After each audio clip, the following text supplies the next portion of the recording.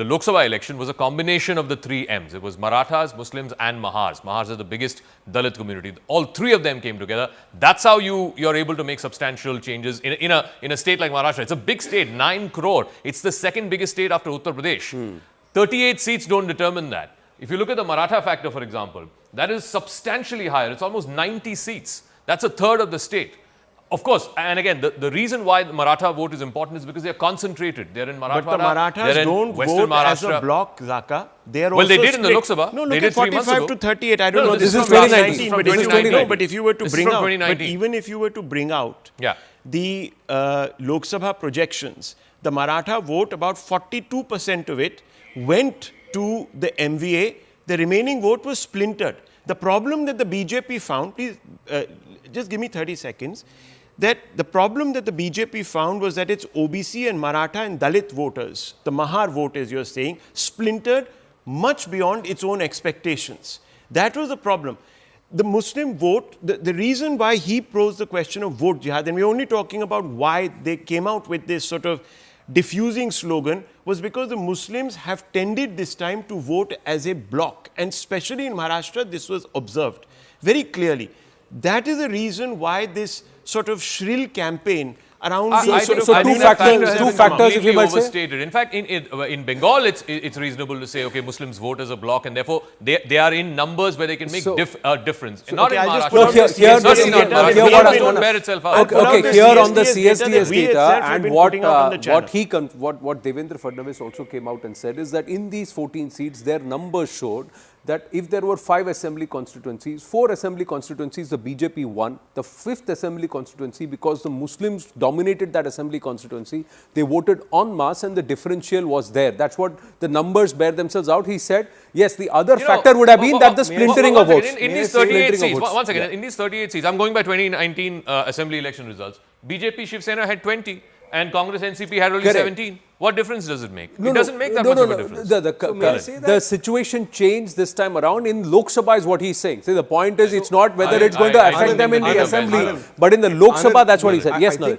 I think a significant part of the momentum against the BJP in Maharashtra and the Shiv Sena started in October last year with the Maratha agitation, and that was with Manoj Jirange Patil. So that is what led to that was the beginning of the entire discontent.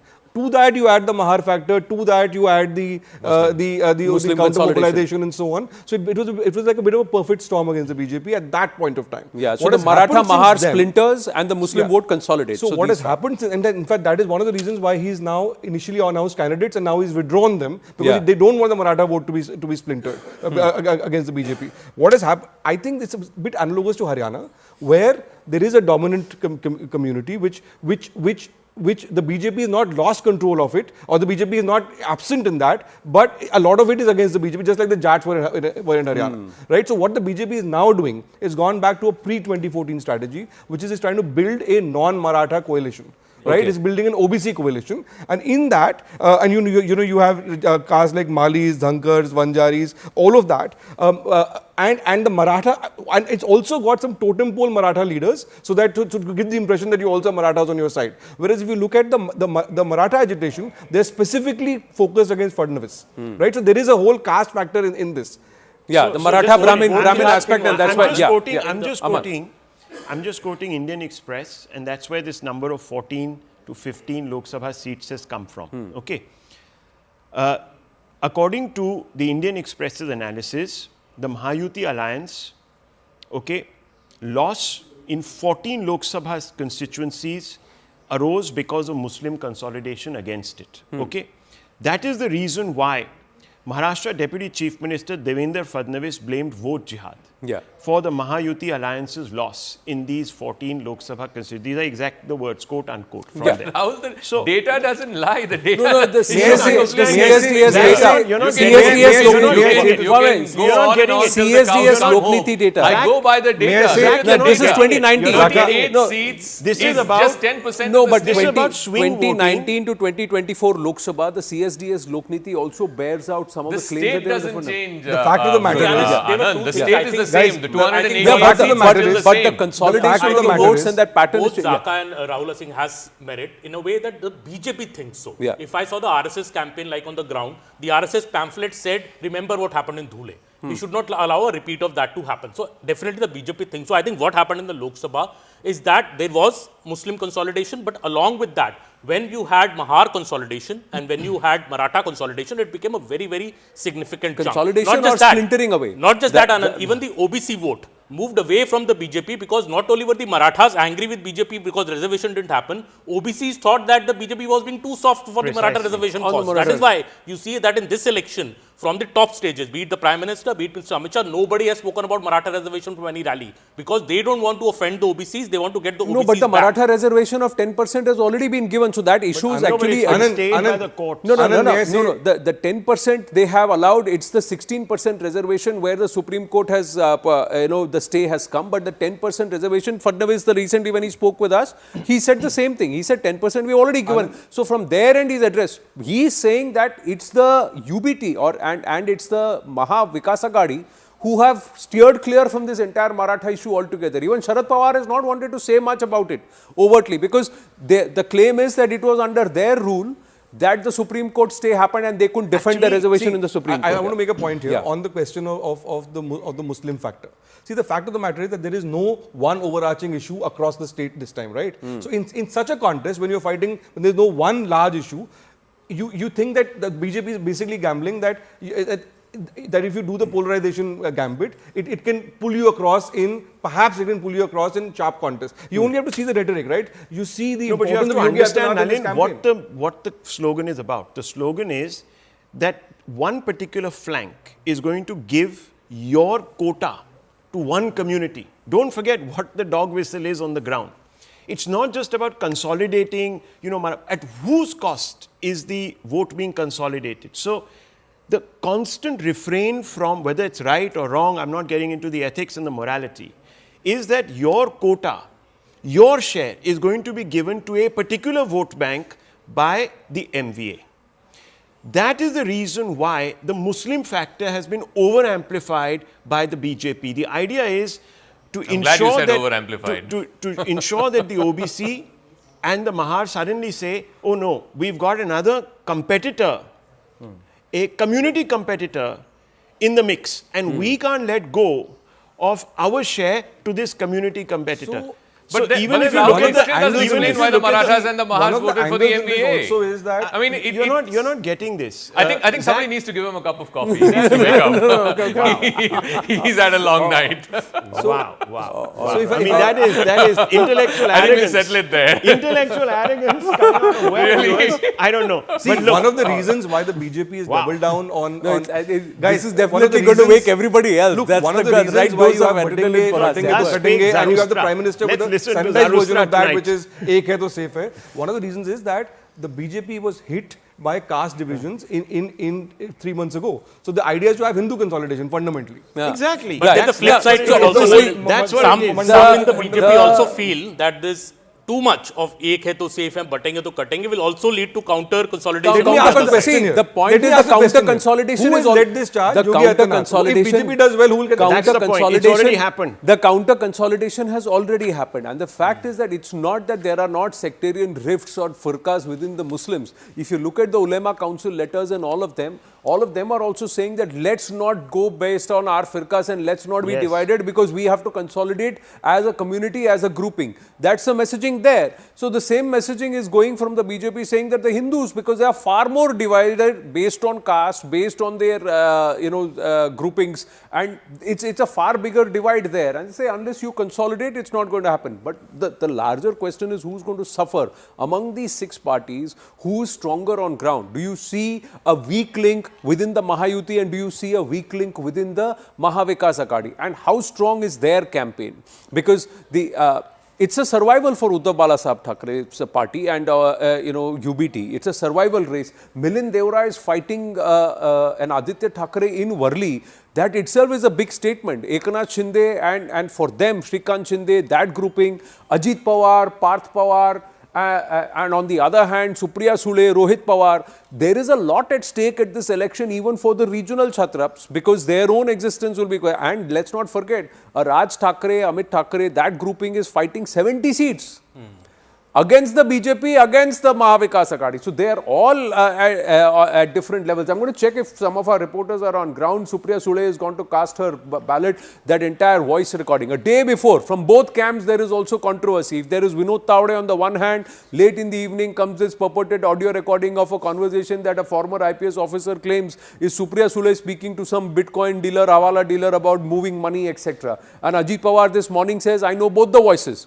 So is this all going to affect the voting pattern? This is after campaigning has ended. This is on the nth hour. What is the voter thinking when they go into the ballot box? So the larger question is, did you get a sense that the voter will go out to vote? Okay, we got Mayuresh from Bandra East, Yesha live from Thane, Pallavi live from Baramati, and Payal is in central Nagpur. Morning to everybody. Supriya Sule is speaking. Let's just see what we can hear from her. Let's just go to that. Police यंत्रणा या सगळ्यांचे आभार मानते की त्यांनी खूप तयारी ह्याची केलेली आहे आणि दिवसभरात ते शांततेच्या मार्गाने व्हावं एवढीच विनंती करते आणि प्रत्येक मतदाराला विनंती करते की त्यांनी She's urging every voter and she's hoping that it's a peaceful polling day. Everybody has worked very hard. Let it all come to a fruition where the voter can come safely and comfortably to the polling booth. And she's asking everybody in Baramati to come out and vote. प्रश्न मला काल भारतीय जनता पक्षाने केलेत 5 questions they asked me last evening. उत्तर देते. पहिला प्रश्न त्याचा आरोप आहे नाही माझा एक तर ती ऑडिओ क्लिप मध्ये माझा आवाज नाही. So first, it's not my voice. My voice in the audio clip. कुठल्याही संबंधात नाही आणि I have got no connection with these people. त्रिवेदींनी अशी मला सांगितलं की सुप्रिया सुळेंनी बाहेर येऊन यावं. मी काल रात्रीच बाहेर आले आणि आज तुमच्या माध्यमातून अतिशय विनम्रपणे मी त्रिवेदीजींना विनंती करते की ते म्हणेल ती जागा, ते म्हणेल ते चॅनल, ते म्हणतील तो कॅमेरा, ते म्हणतील ते शहर, तिथे मी येऊन मन मोकळेपणे ते स्वतः किंवा त्यांच्या पक्षाचा कुठल्याही व्यक्ती. So she is like, you name the place, you name the channel, you name the reporter. I am happy to sit down and debate and answer every question that you have to ask, and perhaps somewhere indicating towards what Ajit Pawar had to say in the morning. हा, रवींद्र पाटील एक IPS officer आहे आणि तुमच्याच सगळ्यांच्या चॅनलवर असं सांगण्यात आलं की 2 वर्ष ते जेलमध्ये राहून आले. बरोबर, 2 वर्ष ते ग्रहस्थ जेलमध्ये राहून आलेले आहेत. त्यांनी काही माझ्यावर आरोप केलेले आहेत. एक खोटी. So an IPS officer who spent 2 years in jail and just come out, are you going to give credibility to the allegation and claims that he is making? Copy मिळाली आहे का? हा, तर काल संध्याकाळी माझ्याकडे जेव्हा ती क्लिप मीडियाच्या माध्यमातून आली, मी त्याचं एक कंप्लेंट ही सायबर क्राईमला केली. I have already filed a cyber crime complaint after last evening via the media channels itself, a purported audio clip claiming to be mine and my conversation has out. I have already claimed, I have filed a complaint. पुण्याचे commissioner of police आहेत, त्यांना मी phone केला, 2 वेळा phone केला. दोन्ही वेळा आमचं बोलणं झालं. मी त्यांना काय प्रॉब्लेम हे सांगितलेलं आहे. मी त्यांना एवढीच विनंती केली. So I have called the Pune commissioner माझा आवाज कोणीतरी काढून हे करते, मला न्याय मिळावा. त्यामुळे and she said that I have spoken with him twice and I have urged him to give me justice and speedy justice. A complaint has been also filed on my behalf, alleging that this is a purported audio deliberately aiming to defame me. It's not me, it's not my voice. सगळ्याच गोष्टींवर पार्लमेंटमध्ये सगळ्यात जास्त विरोधात कोण बोललं असेल तर ते मी बोलले. So I am being deliberately targeted because I was perhaps the most vocal voice in parliament against the government, against the center. Try and understand this entire chronology. ती फेक माझ्याबद्दलची फेक बातमी आली. ती बातमी आल्या मी क्रोनॉलॉजी सांगते तुम्हाला. काल संध्याकाळी माझ्याकडे ती फेक बातमी आली. मी फेक बातमी आल्या लगेच मी पोलीस कमिशनरला फोन केला. Last evening, this purported fake audio of mine came. She's explaining the chronology. Soon after that, I have immediately filed a complaint. त्यानंतर तुमचे सगळ्यांचे फोन आले, त्याच्याशी मी बोलले. After that, all of you called. I have responded. About 11 p.m. last night. पक्षाने दिल्लीला एक press conference घेतली. BJP does a press conference late evening. 5 प्रश्नासाठी asking me 5 questions. ते म्हणतील ते चॅनल, ते म्हणतील तो platform. And I am willing. wherever you want me to come, whichever platform, whichever place, I'm willing to come and answer each of your 5 questions. कारण काय हे हास्यास्पद आहे हे सगळे आरोप. It is a laughable matter, all these allegations against me. माझ्या वकिलांना रात्री phone केला. And after all of that, I have called my lawyers defamation ची नोटीस ही त्यांना पाठवली. to send a criminal defamation notice to the BJP. मतदानाच्या आदल्या दिवशी पण आता ही टायमिंग कसं काय? हां बघा तुमच्या प्रश्नातच माझं उत्तर आहे. So she's like, the question is, what do you think about the timing? She says, your question has my answer. आवाज आहे. आणि बिटकॉइन क्रिप्टो ह्याच्या सगळ्यात जास्त विरोधात मी पार्लमेंटमध्ये बोलले. मी त्या I have been the most vocal against Bitcoin and crypto. And they are making allegations that I myself am dealing in them.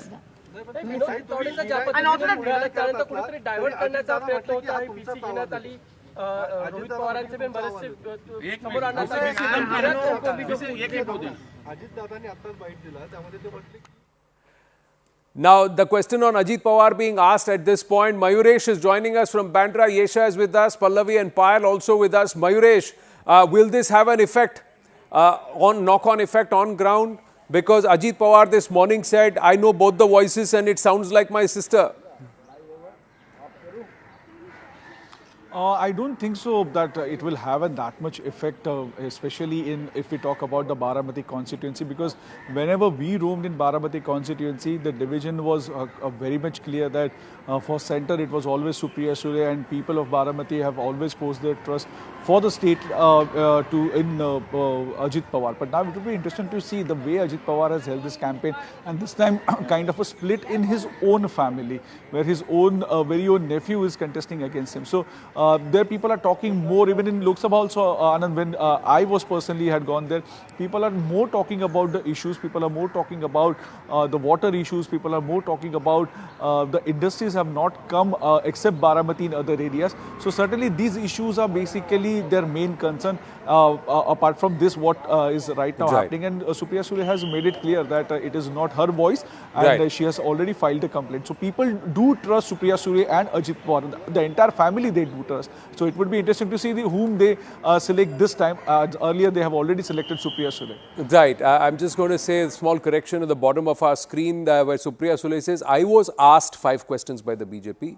And she's not asked 5 questions. She says those 5 questions, any platform, any place, I am ready to answer those questions. And she's also said that I'm somebody who's been most vocal against Bitcoin and crypto, and they're alleging that I'm dealing in the same. But Bandra East, Mayuresh, quickly coming back to you before we go across to Payal and Nagpur and Thane. Yesha is joining us from there. Are the voters coming out to vote? Will Mumbaikars come out to vote? Because Mumbaikars crib a lot, but they don't come out to vote. Overall voting percentage in Mumbai is far below the Maharashtra average. Exactly, and Mumbai has always disappointed the entire nation when it comes to voting. But I'll show you the visuals outside here, and you can see most of them are senior citizens who are here.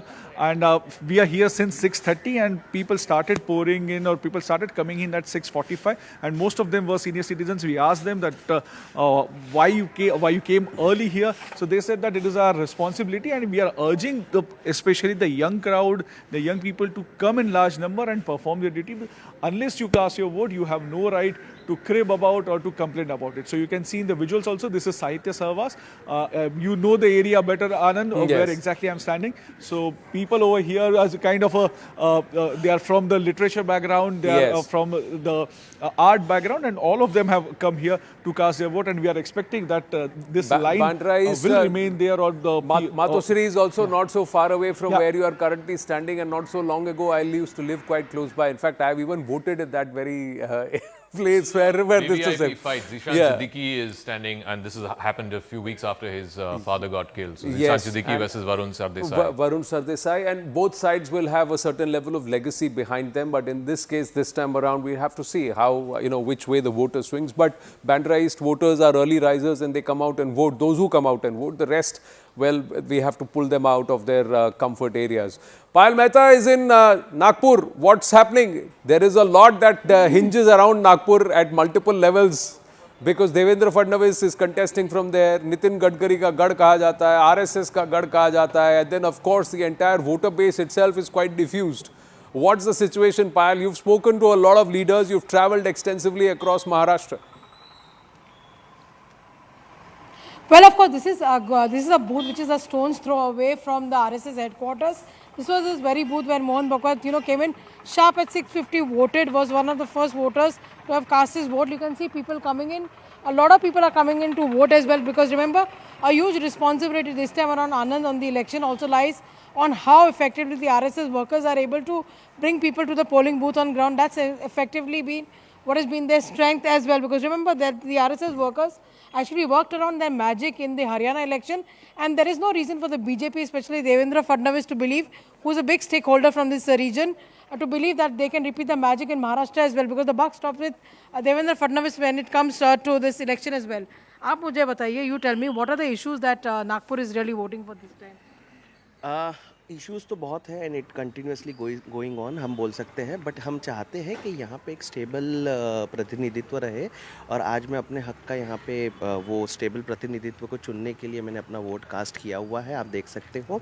And I am positively looking after के future में जो भी आने वाला 5 साल रहेगा central Nagpur के लिए, महाराष्ट्र के लिए और अपने देश के लिए, कहीं ना कहीं ये हम बोल सकते हैं कि this huge argument that you've seen in the narrative, whether it's going to be vote jihad versus dharma yuddha, do you think it's going to cut ice with the people? Actually it is, but it keeps on going. It again depends upon the parties also, because they need to focus on that parameter only, but we need to focus on कि individual जब भी vote दे रहा है तो they have their own sense of belongingness, and they are basically focusing on कि उनके जो भी problems है, whatever the problems they are coming up with in coming future, they need to be addressed and solved in a time. Well, of course, we'll try and get in a couple of more voices, because a lot of senior citizens, Anand, are coming here as to come out and really vote. We'll try and wait for them to actually come out and vote. But like I said, this is where the RSS belongs to. This is their headquarters. Mohan Bhagwat sent a very strong statement by saying that no matter where you are, no matter what you're doing, it is your responsibility to come out and vote. Good to see. He in fact cited his personal example, saying that he was in Uttaranchal. Yesterday just came back to cast his vote, and so did the other RSS office bearers. Well, let's hope that everybody does this, goes ahead and also go ahead and dispenses of their responsibility, and very responsibly they do go out and vote. Maharashtra must vote. We'll talk about Jharkhand also in a bit. Is very critical. Is very, very critical for the fortunes of both sides. It's also got the largest number of one-on-one contests between Congress, BJP. And if you really look at the map of Maharashtra, I've had my coffee, but I must tell you, if you look at the map of Maharashtra, the 5 other regions pretty much will vote according to party affiliations, and they're pretty much split down the middle except for a couple. But Vidarbha is the unknown quantity. That's where the BJP really lost the election in 2024. So the BJP will be hoping that all the farmer distress, all the SOPs that they've given really hit home. See, they promised... It's actually the flip region. I'll give you context. In 2014, the BJP won 44 of the seats in Vidarbha. Out of 62. In 2019, that number went down to 29, right? Okay. And in the 2024 Lok Sabha election, the major reason why the BJP's number went down was because of advances by NCP, Sharad Pawar, and the Congress in Vidarbha and Marathwada. In Vidarbha and Marathwada. So that's why Vidarbha is fundamentally crucial. Where Vidarbha had to focus 62 seats, Anand, then out of the 10 Lok Sabha seats in Vidarbha, BJP could win just 2 in the Lok Sabha. That was the major reason. If the BJP has to win Maharashtra, Vidarbha needs to flip for the BJP, because Vidarbha is a region, 62 seats, as Rahul was saying, 36 seats. There is direct contest between the BJP and the Congress. There are 2 major issues in Vidarbha. Number 1, of course, farmer distress, cotton, soybean farmers. Number 2, the Mahar vote is in big numbers in Vidarbha. So these 2 issues need to flip, and it is a big challenge for the BJP. All their top leaders come from Vidarbha. Devendra Fadnavis. But I'll come back. We'll come back to Vidarbha in a bit. Just quickly going across to Yesha, who's been waiting for a while. Yesha, you're in Thane. Now, this entire Thane district, again, Eknath Shinde would want to come out and show Thane, Mumbai, that region is very, very critical for the Shiv Sena led by Eknath Shinde. What is the mood on ground? And will what happened with Vinod Tawde in the Vasai Virar region, will that have an impact? So Anand, I'll show you the mood of what it looks like here at Thane. It is a slow start at all the 18 Vidhan Sabha constituencies which come into the Thane area. But here of course we've seen an early morning start, but a slow start. Particularly at Pink Booth, we saw how the first few voters were given a small plant as a gesture of coming in and being among the first people to have casted their vote. But apart from that, it's a slow start. We'd expect the Chief Minister to be coming in here in the next half an hour or an hour from now. And of course, like, discussing about what happened with, Tavre earlier. We've in fact heard how even Mahayuti spoke about this. So yes, there have been several allegations, counter allegation comes to cash for vote. But whether coming into the voters is something that's a little skeptical about this, because when you speak of these charges, they were still under investigation until late last night. Cops said they would take a couple of days to understand whether these allegations were actually true or not. So that would not really be playing on the minds of voters, because as of now those were just allegations. And usually we've seen that even during Lok Sabha elections, for several of such candidates in Mumbai itself, there were allegations that were levelled just 1 or 2 days before people could in fact vote. So these kind of tactics are usually played out by both the parties a day or two before people actually cast their vote. You're saying that the voters are wise to all of this. Interestingly, Vinod Tavre said that the Thakur brothers or the Kshitij Thakur himself dropped him later on after making all this ruckus and hangama. He says, they only dropped me to wherever I was. So all these allegations are baseless. Daniel Francis with us. Daniel Francis, let's circle back. Morning. We were having a conversation in the studio about Vidarbha and Marathwada. These are two critical areas, and they also carry a huge bulk of the seat share with respect to sending MLAs to the Vidhan Sabha. How critical is this time around? Between June and November, do you think there is a change? And where do you see the direct fight spanning out between the Congress and the BJP? That is again a dominance ki ladai, because the Congress will have bragging rights if they steal a march on the BJP. The BJP will turn around and say the Congress has been decimated by us again. Yeah, means both these regions, Marathwada and Vidarbha, are critical for government formation, and particularly for the numbers of the BJP. If the BJP has to do well, it has to do well, particularly in Vidarbha, which has been a stronghold shared by Congress and the BJP. During the Lok Sabha, the BJP was decimated in Vidarbha, in Marathwada also, and the Congress performed really well. If you talk to Congress leaders, they think that they will repeat the performance, a marginal improvement for the BJP in both these regions. And if you talk about the overall mood from what it was not just Samvidhan Bachao or 400 Par in Vidarbha and Marathwada. It was Marathas versus BJP. It was also soybean. It was cotton, Kunbis, and a lot of other factors that went against the BJP. This, and also a collapse of the BJP leadership in Marathwada and in OBCs in Marathwada and in Kunbis in Vidarbha. So I really feel that there'll be a marginal improvement as I hear, but no much improvement for the BJP there. And will bring down if there is not going to be much improvement for the BJP, then they have serious worries. Then to get up to 145, 150 for the BJP is not going to be easy. And then the MVA should be looking at things. As of now, they say that the Mahayuti has played some amount of catch-up in the last 4-5 months to the MVA, who had stolen a march during the Lok Sabha elections. Is it 50-50, or does someone still have the edge? The Maratha, Vidarbha conundrum for the Mahayuti. Which are the strong areas and must-win regions for the Maha Vikas Aghadi? On the wall with our guests, the conversations, even as we urge the voters to come out for a vote and come out and vote in Maharashtra. Plus, we'll also talk Jharkhand very, very soon. Stay with us in our continuous coverage here this Wednesday morning on polling day. Back after a very short break.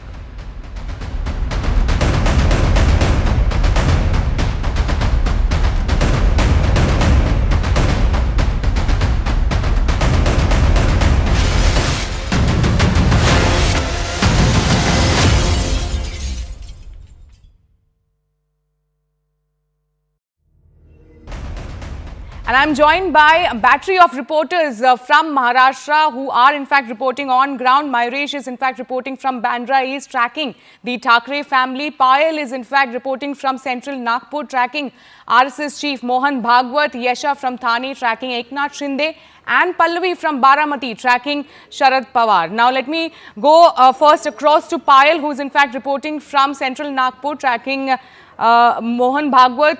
Payal, tell us what time is Mohan Bhagwat supposed to arrive there, and also given the fact that in Haryana we have seen how RSS played a very crucial role. What are you observing when it comes to Maharashtra, the role of RSS in the Maharashtra elections? Well, to begin with, Mohan Bhagwat, the RSS chief, is already in the polling booth. He should be out within the next couple of minutes after having cast his vote. Remember, he came here at least 10 minutes before the voting really began. Because, you know, this is where the RSS headquarters really is. And this is a very, very important center as far as the BJP is really concerned. Because, you know, both, whether it's Devendra Fadnavis or whether it's Nitin Gadkari, both son of the soil, or their allegiance to the RSS, and of course have been part of the RSS from their very, very childhood as well. So the RSS contribution is extremely important as far as the BJP is really concerned. The Jan Sangh is, you know, what they date back to. And we've seen what they were able to do, you know, in Haryana. So even if sources are to be believed over here in Maharashtra, they're working overtime. Their basic agenda, you know, Sharon, is to in fact encourage people to go out and vote. That last ditch effort to, I mean, campaigning has shut about 24 to 48 hours ago, but the last bit of effort to in fact take people, you know, to the polling booth, that's exactly what the RSS specializes in. And you know, the workers have been working overtime. I'm given to understand that they're working in not just the constituency of the BJP is very strong, but also the constituencies where the Mahayuti is in fact, you know, contesting as well. So that's something which is going to be important to see. We'll see Mohan Bhagwat stepping out in a bit from now, and he'll probably be giving us a soundbite as well. But a very, very crucial election as far as Vidarbha on the whole is really concerned, given the fact that Deputy Chief Minister Devendra Fadnavis is contesting from the Nagpur south-west seat as well. So that's something which is going to be very important to watch out for. We're just keeping our cameras waiting for Mr. Mohan Bhagwat to step out, and he's of course accompanied by the other RSS you know, office bearers as well. Any moment from now, Sharon, he should be out, and it will be important to see what his message really to the people of the country is, people of Maharashtra is concerned. And let's just see what message he gives to people of Maharashtra in terms of their importance to cast this particular vote, and whether he makes any other statement as well. That remains to be seen. Absolutely, Payal. In fact, please stay with us. We'll keep coming back to you as and when Mohan Bhagwat will cast his vote and will come out. Let me now directly go across to Pallavi, who is in fact reporting from Baramati.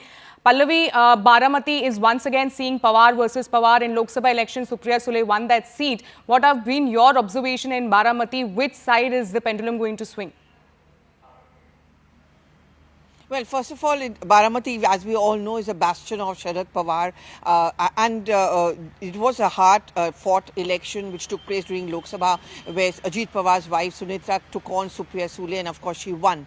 Well, over here, the Pawar versus Pawar factor pretty much plays out on the ground, but you know, no one is going to talk about it openly. But many people do indicate that what works in the Lok Sabha may be very different as far as the assembly is concerned. In many more ways than one, it is a prestige battle really for Mr. Sharad Pawar himself. As we know, he's almost the fulcrum of the MVA. Both the Congress as well as the Uddhav Shiv Sena are depending a lot on his good performance. And should there be, and there's a big if about it, a hung assembly, then they are depending on Mr. Sharad Pawar's and his acumen, his maturity, and the fact that he has good equations across political spectrums to be able to swing the fortunes in favor of the MVA. But interestingly, in a late night development, there were huge allegations which were made by the BJP against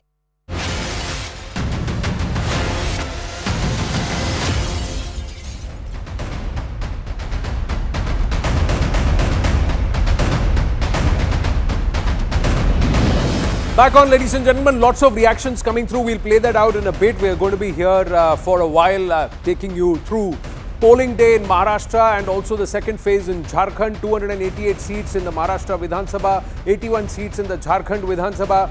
Let's focus on the two big regions, Vidarbha and Marathwada.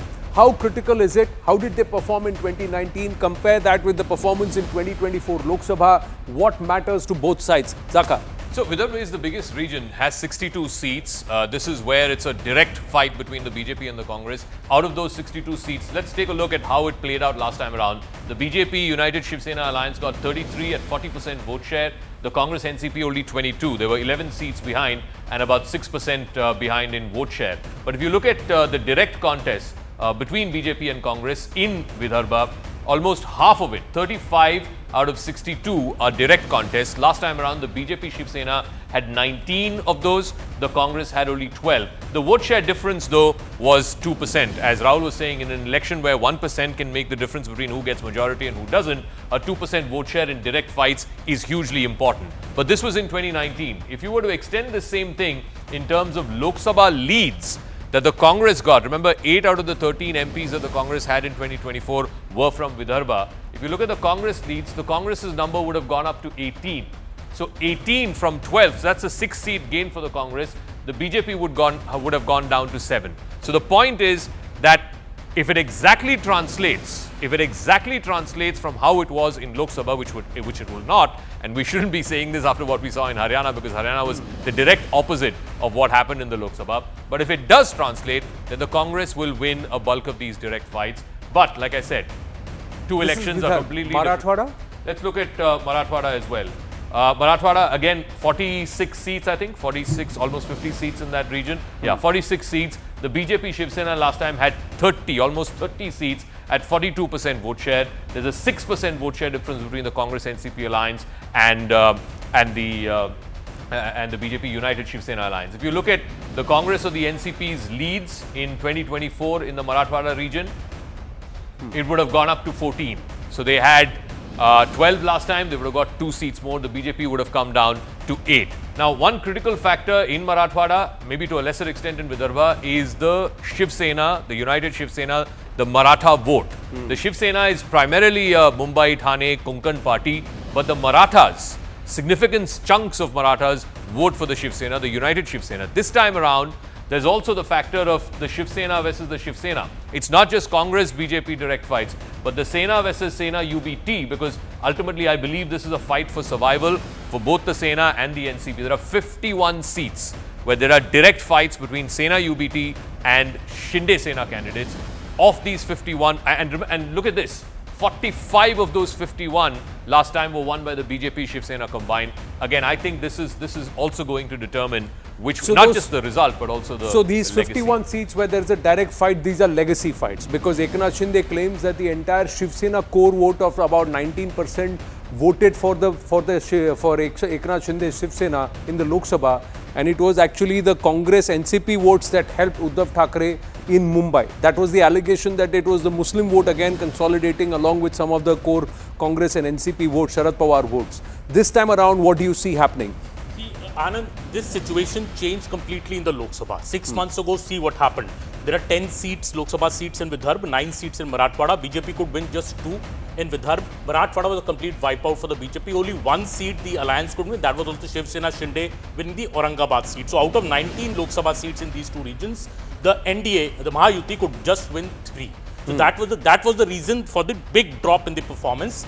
This time, now there are 62 plus 46, 108 seats at stake in Marathwada and Vidarbha.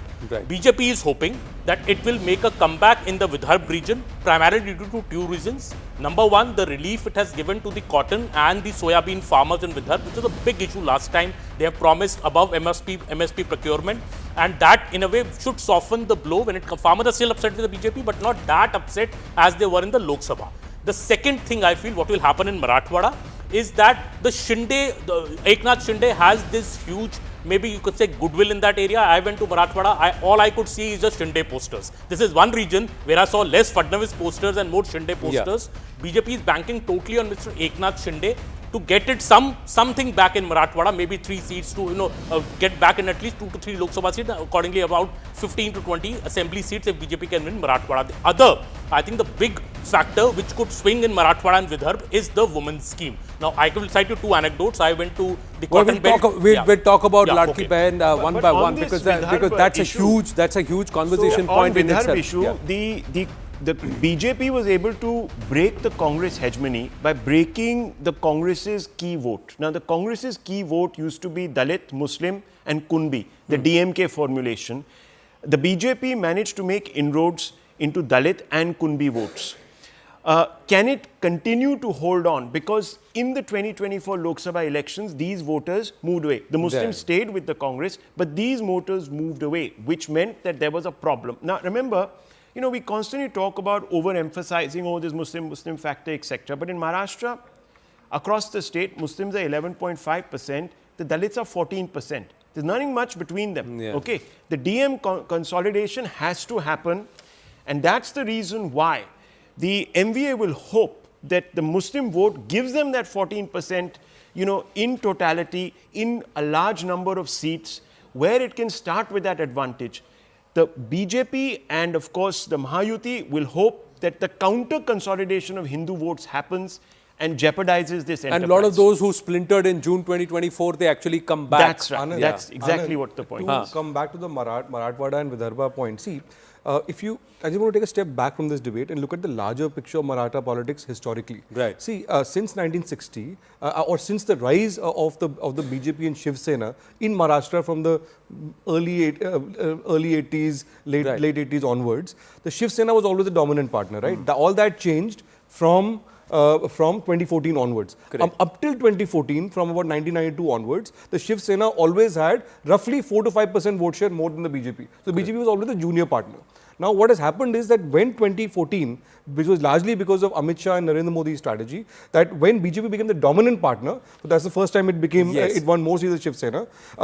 That was fundamentally possible because of the inroad BJP made into Marathwada and Vidarbha. So it's not just in now. For the last 10 years, this region has been important to the BJP's dominance. So the BJP is now positioning itself as the preeminent Hindutva party in Maharashtra, as opposed to the earlier pattern where Shiv Sena was the Hindutva party and BJP was like the tag-along party. So therefore, and this is where the Congress made a comeback. This is where the NCP, Sharad Pawar, made a comeback in the 3 months ago. And that's why the BJP is... See, if you look at the last 2 elections, 108 seats in Marathwada and Vidarbha, the BJP won 59 of these in 2014 and 55 of these in 2019. So basically around half. Correct. So this is where the election is going to be won and fought this time. So this 50% conversion for the Mahayuti is critical. Devendra Fadnavis, while speaking with us at CNN News 18, said that the issue of kapas and also soybean was addressed. Soybean, the moisture content was 18%. As soon as the soybean was dried, it was all bought back, and the farmers are not so distressed now because 12% moisture is when you get the MSP. The manifesto promises 6,000 rupees, but the Maha Vikas Aghadi has countered that with saying we'll give you 7,000 rupees. Now, will that make a difference on ground, or the fact that the money has already come, a certain amount of money for cotton and soybean, previous installment, previous crop has already come? Plus the Ladki Bahan Yojana. We have not spoken about the woman voter and this big Yojana where there seems to be confusion what position to take with respect to the Maha Vikas Aghadi. It's polling day. We'll talk about all that's played out in the campaign and the run-up to this big day, ladies and gentlemen. But most importantly, as we take yet another break, please get up, go out and vote, and then come back and watch us.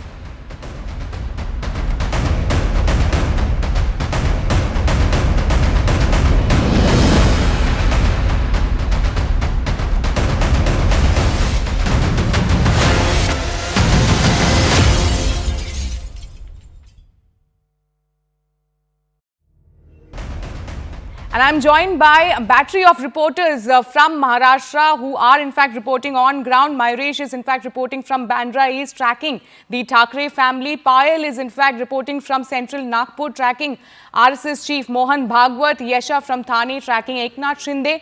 And Pallavi from Baramati, tracking Sharad Pawar. Now let me go first across to Payal, who is in fact reporting from central Nagpur, tracking Mohan Bhagwat.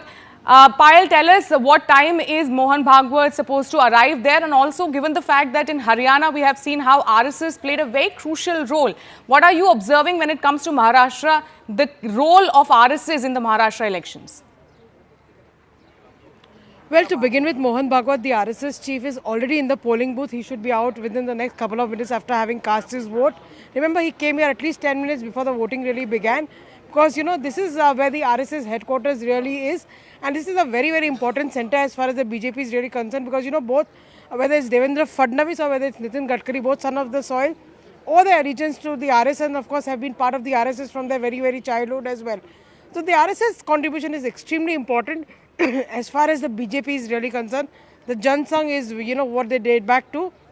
And we've seen what they were able to do, you know, in Haryana. So even if sources are to be believed over here in Maharashtra, they're working overtime. Their basic agenda, you know, Sharon, is to in fact encourage people to go out and vote. That last ditch effort campaigning has shut about 24 to 48 hours ago, but the last bit of effort to in fact take people, to the polling booth, that's exactly what the RSS specializes in.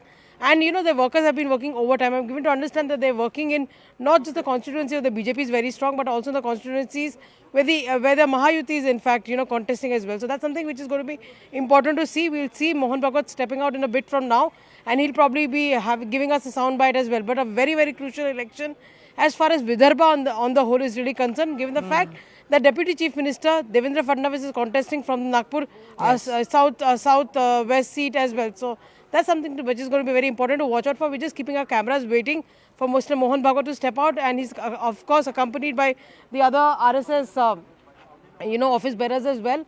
Any moment from now, Sharon, he should be out, and it will be important to see what his message really to the people of the country is, people of Maharashtra is concerned. And let's just see what message he gives to people of Maharashtra in terms of their importance to cast this particular vote, and whether he makes any other statement as well. That remains to be seen. Absolutely, Payal. In fact, please stay with us. We'll keep coming back to you as and when Mohan Bhagat will cast his vote and will come out. Let me now directly go across to Pallavi, who is in fact reporting from Baramati. Pallavi, Baramati is once again seeing Pawar versus Pawar in Lok Sabha election. Supriya Sule won that seat. What have been your observation in Baramati? Which side is the pendulum going to swing? Well, first of all, Baramati, as we all know, is a bastion of Sharad Pawar, and it was a hard-fought election which took place during Lok Sabha, where Ajit Pawar's wife Sunitra took on Supriya Sule, and of course she won. Well, over here, the Pawar versus Pawar factor pretty much plays out on the ground, but no one is going to talk about it openly.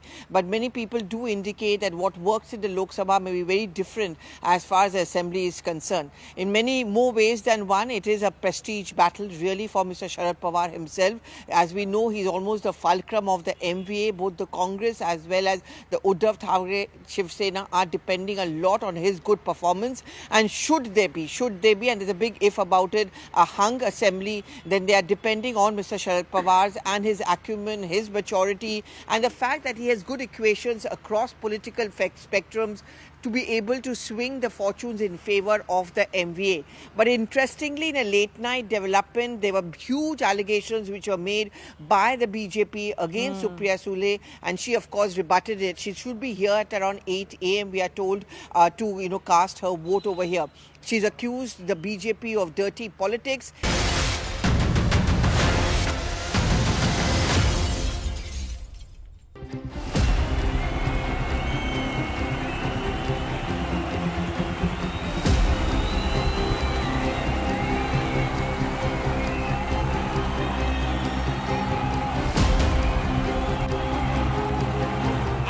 जगाने आया हूं आपके लिए, मैं लड़ने के लिए मैदान में आया हूं।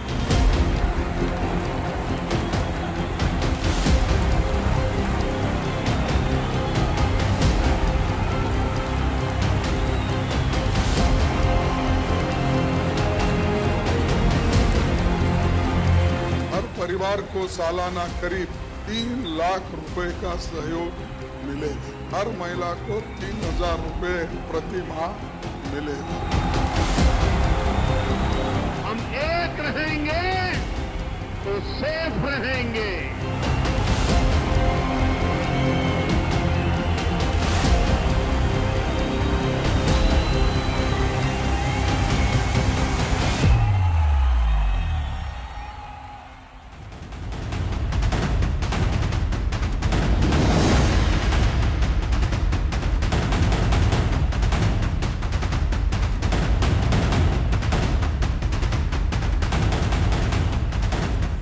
Good early morning, ladies and gentlemen. The coverage continues in the battle for the states. I'm Anand Narasimhan. Ladies and gentlemen, 288 seats in the Vidhan Sabha of Maharashtra will be going to the ballot today. The voters have to go out and vote. More than 9 crore voters have the right to exercise. It's their fundamental duty to go out and vote and decide the fate of the state over the next 5 years.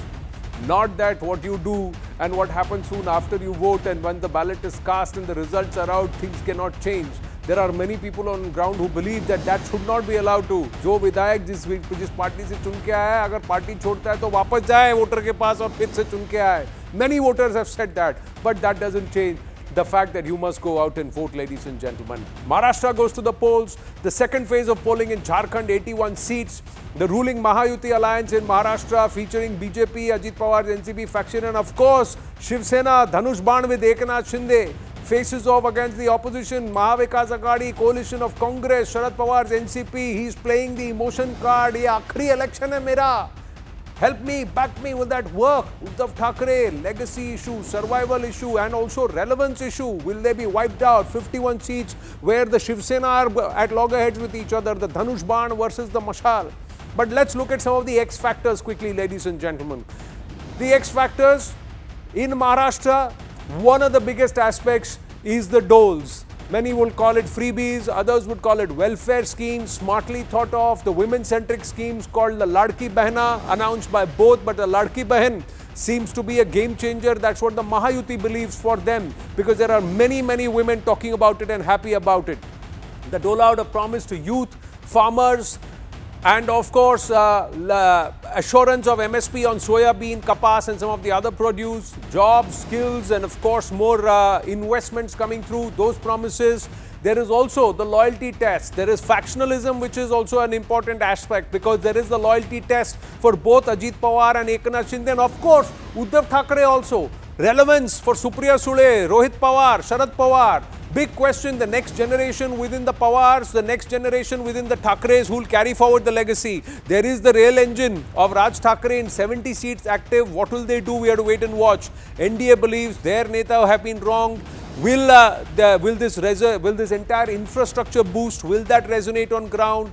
Big ticket projects, opposition putting projects of focus on the projects being shifted out of Maharashtra and those that have gone to Gujarat. These questions have been asked of multiple leaders and they will all put forth their point. But what is going on in the mind of the voter? No mention of the word Maratha or Maratha quota in either manifesto, although the ruling NDA claims they have already given the 10% there. The bid to consolidate OBCs, Dalits to counter the MVA.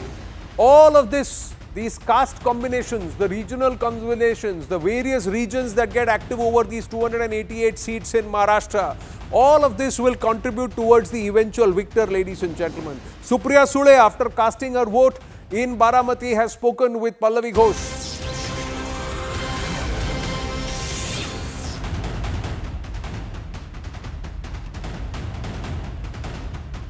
The timing is something you've been talking about. 5 questions thrown at you by the BJP. Your response to the BJP on this? I'm very happy to answer them. I'm more than happy because I'm somebody who believes in complete transparency and I live by the Constitution of India.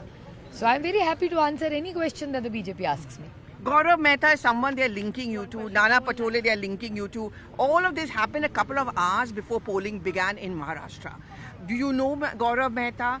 You, I remember, correctly said just now that on Bitcoin, you have been very vociferous inside the parliament. I've spoken against Bitcoins. Yes. I've spoken against cryptocurrency. I'm somebody who has raised very serious issues about all this. So when I have raised, I'm spoken against something. And I am with full humility, honesty and transparency and my commitment to the Constitution of India. All the 5 questions, I'm happy to reply to them. A place of their choice, a time of their choice, and a platform of the BJP. Ajit Pawarji, your own relative, of course, in the family, insists that it's your voice, it's not AI. Your rebuttal to him and a criminal defamation against him as well? I am first making a criminal defamation case against Mr. Trivedi, who's done 2 things I've done.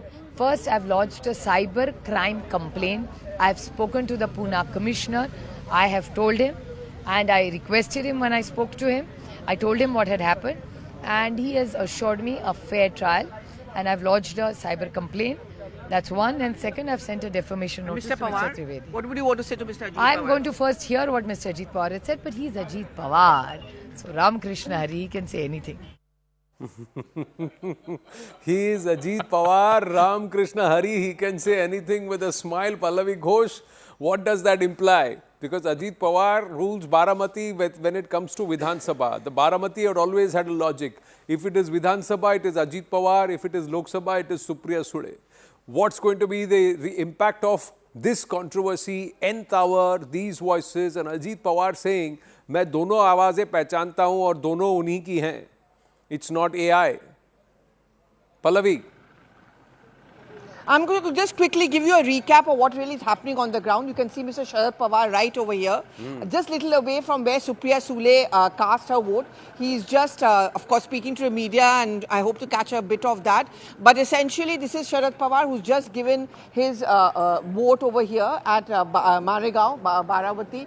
And apart from that, well, just to go back to the Supriya Sule factor, we know that this is the bastion or the turf or the ilaka of Sharad Pawar and the Pawars as it's called. In the Lok Sabha elections, it was a huge aggressive battle which took place between Supriya Sule and, of course, Ajit Pawar's wife. And at that point of time, Sharad Pawar was out and about. I mean, he had to ensure that this prestigious battle is won by his daughter. Similarly, this is also a prestige battle now for the turf of the NCP, for Sharad Pawar to prove his mettle and also to show that he very much resonates on the ground as far as the Maharashtra politics goes. Some within the MVA, particularly the Congress party, look at him as a possible kingmaker in case it's a hung assembly. But as far as these allegations against Supriya Sule and Nana Patole is concerned, well, the MVA's rebuttal to it is with the kind of controversy which was there around Vinod Tavade. The timing is being questioned by both the sides. Will that resonate on the ground? Ladki Behan Yojana, the women voters, I saw a lot of them early this morning coming out and voting, no surprises over there. And of course, the corruption issue, does that really matter? And of course, the kind of promises which are being made on both the sides. But let me ask you, Pallavi, what is the sense that you get with the next generation within the Pawar? This is also a legacy battle both within the Shiv Sena and also within the NCP. Eknath Shinde, the true heir of the Dhanush Ban, versus a matter of relevance for Aditya Thackeray and Uddhav Thackeray. On the other hand, Parth Pawar, Ajit Pawar combined on the one hand, Supriya Sule, Rohit Pawar, Sharad Pawar combined on the other. Is Sharad Pawar yet again playing the emotional card that this is my last election, I'm retiring after this, back me up, help set up Rohit and Supriya? Is he saying that on ground? Yes, and also a very quick update. I mean, we are hearing Sharad Pawar has just stopped right here, just over here. You can see it. Going to try and catch up with him, but we are going to get that soundbite of Sharad Pawar. It'll be interesting to hear whether he does break his silence on the Supriya Sule controversy. But you're absolutely right, and I would also say it's a little ironical for a party which is often accused of being dynastic in nature. The Congress is not fighting a legacy just pause. I think Sharad Pawar is no speaking well. Let's see what he says. Let's listen to what he says.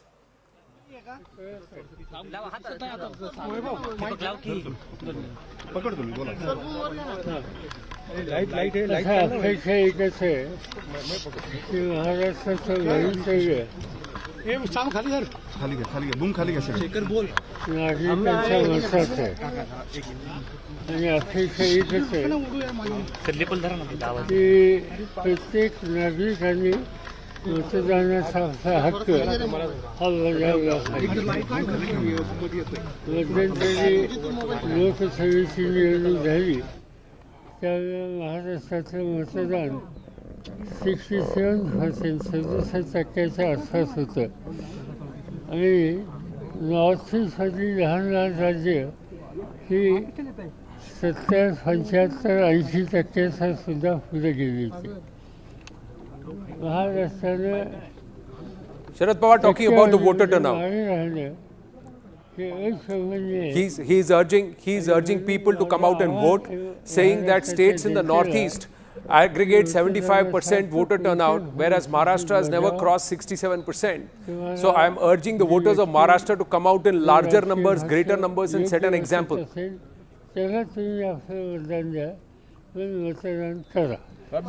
He's urging every single person, voter of Maharashtra, to come out and do their matadan or vote. Bharatiya Janata पक्षाचा आढळून येतो, कुठेतरी गाडीवरती हल्ला होतोय, जीव घेणे हल्ले होत आहेत.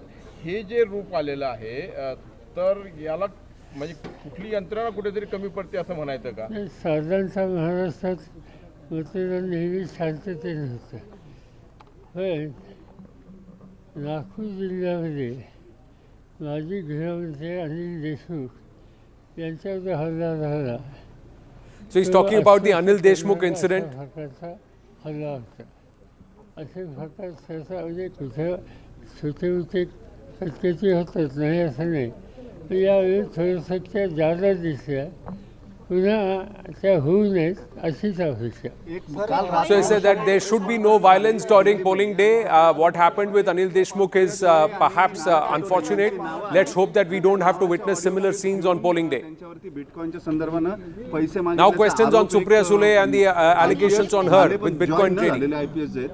जे बडतर्फ झाल्यानंतर त्यांनी केलेले होते ते आताही पुण्यामध्ये पत्रकार परिषद करतात. जी व्यक्ती काही महिने तुरुंगात होती त्याचं म्हणणं काय याची नोंद तरी कशाला घ्यायची. माझ्या मते त्याची नोंदही घेण्याची आवश्यकता नाही. भाजपनं फार त्याच्यावर केंद्रीय पातळीवर पत्रकार परिषदा वगैरे घेतल्या. सो याचा असं भाजप आणि त्यांच्या एकंदरीत सगळ्या कॅम्पेनकडे बघायचा दृष्टिकोन किती खालच्या पातळीचा आहे हे स्पष्ट होते. यापेक्षा अधिक त्याचा मला भाष्य करायचं नाही. So Sharad Pawar laughing off the allegations and saying it looks, it just shows the desperation. There is no need for us to do any of resort to any such measures. बदल अपेक्षित करतात. मतदानाचा निर्णय त्या संदर्भात घेतील असं मला फायनल दिसतं. काल विनोद तावडेंच्या ज्या बाबतीत जो प्रकार झाला भाजपच्याच माणसाकडनं आम्हाला सांगितलं गेलं होतं टाकून. Now questions on Vinod Tavde and the incidents around him. माहिती नाही तुम्ही जी काही माहिती दिली ती बघितली पण लगेचच मी त्याच्यावर काही भाष्य करणार नाही कारण ज्यांच्याबद्दलचा आरोप केला जातो त्यांना मी बरेच वर्ष ओळखतो त्यामुळे माझ्याकडे ऑथेंटिक माहिती असल्याचं मी भाष्य करतो. So Sharad Pawar saying he doesn't want to say much. It is individual party and how their leaders and what they conduct themselves, and it is for the election commission to investigate the matter. I don't want to say much about it. Somewhere he's saying I want voters to come out in large numbers and vote, and if the voters have already made up their minds, I don't need to bother myself with some of these issues that are being raised. Laughing off the entire Supriya Sule matter, wanting to stay clear about making any strong comments on what happened around Vinod Tavde, but very clearly urging voters to come out and vote, saying Maharashtra must set an example. We cannot be one of the states that votes comes out poorly in poorer numbers compared to some of the other states who, despite the adversity and the issues, come out and vote in large numbers. A big message coming in from Sharad Pawar. How much of an influence is he going to be? Let's just bring it back in here. We'll try and go back to Pallavi. Pallavi said she'll aim to try and attempt to speak with Sharad Pawar also. Supriya Sule coming out and saying, I'm willing to come out and answer all the questions. Defamation notice has been charged. But in terms of the legacy aspect, how critical, how important is Sharad Pawar in the mix of things? In because fact, in June he was very critical. The one who's taking on Ajit Pawar has been the MLA in Baramati since 1991. He's not lost a single election since 1991. Yugendra Pawar is the son of Sharad Pawar's brother. So it is again really a matter of legacy. But in Western Maharashtra, which is really the gud of the NCP, Mr. Pawar, the reason, I mean, you go even in 2019, where the Congress-NCP alliance lost and lost quite badly to the BJP United Shiv Sena, in Western Maharashtra, the Congress-NCP was higher in terms of seats. They were almost 10 seats higher than the BJP Shiv Sena. And if you look at the breakup in the Congress alliance, the vote share is the same. Yeah, the NCP is higher than the Congress, again twice, 21 to 10 of the Congress. The NCP's vote share was 26%, and the reason for that is Mr. Sharad Pawar's vote is concentrated. It's highly concentrated in Western Maharashtra, in in Sangli, Satara, Kolhapur, Solapur, anything south and west of Pune is basically his stronghold, and his vote is much more concentrated than the BJP's vote or the Congress's vote, which is spread across regions, which is why even in the 80-odd seats that he's fighting this time around, a bulk of those seats are in Western Maharashtra. 58 seats, like I said, he has to get in the numbers in this region and of course whatever spillover that he will find in Marathwada or in Vidarbha, but his vote is far more concentrated. For example, in Mumbai, I don't think the NCP Sharad Pawar is even fighting a single seat. So they have hardly any votes in Mumbai. So the point is that his vote is restricted largely to this 58 seats in Western Maharashtra, where it is one part is Maratha politics, there is the sugar cooperatives. He's controlled the sugar cooperatives for the last God knows how many years. But really this battle, this time's battle, is really about who will take forward his legacy? Will it be his nephew or will it be his daughter? Well, in the fight within the family, somewhere Ajit Pawar had said soon after the Lok Sabha elections that it was a mistake to field my wife against Supriya Sule. I shouldn't have done that. But then he now finds that his own nephew is fighting against him. He's laughed that off and he says, I'll go ahead and do my work. Some people got back to campaigning, got back to setting right things in the Mahayuti. In the Maha Vikas Aghadi, Sharad Pawar this time around is a reluctant campaigner compared to the Lok Sabha where he had found that second wind, that energy. After that book launch where he said, I want to retire, and the whole drama that played out, and they said, no, you cannot leave this party. And then the split that happened, Sharad Pawar took it upon himself to teach Ajit Pawar a lesson perhaps at that time. What's the situation this time around on ground? Well, Anand, I think even the BJP's assessment is that Sharad Pawar is the strongest pillar in the Maha Vikas Aghadi. Even now, two reasons. Number one, they think that in this whole seat distribution which has happened in MVA, Sharad Pawar has smartly picked the best seats. His strike rate could be higher than even Uddhav or the Congress. That's what the BJP's own assessment is, that Sharad Pawar will be strong in this election. In fact, they believe Ajit Pawar may not be able to make that big a dent in Western Maharashtra when there is Sharad Pawar is involved. So that is number one. They also feel that amongst the number 5 and number 6 party in this election, which will end up, there's a competition maybe between Uddhav Thackeray and Ajit Pawar. Sharad Pawar could do well.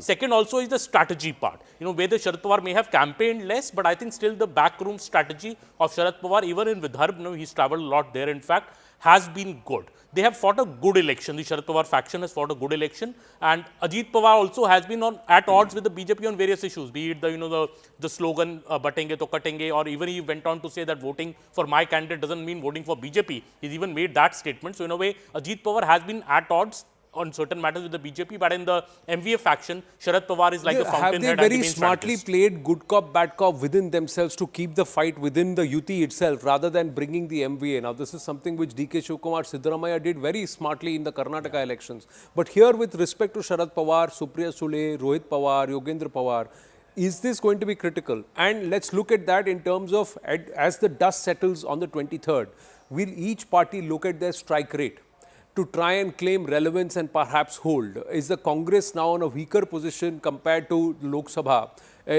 on ground in terms of campaigning because it's Vidhan Sabha elections? Or is this the chance, right time for the Congress to come out and say, we deserve the maximum number of seats, even though we were the third party in 2019? What a turn of fortunes for the Congress between 19 to 24 in Maharashtra itself. Lok Sabha and Vidhan Sabha. Yes, Nalin, and then everyone. One of the things that I am hearing from the BJP is that the Congress may have done better. It may have missed a trick by contesting in lesser seats this time. Yeah. That because of the gains they made 3 months ago, they seem to have given up a lot more.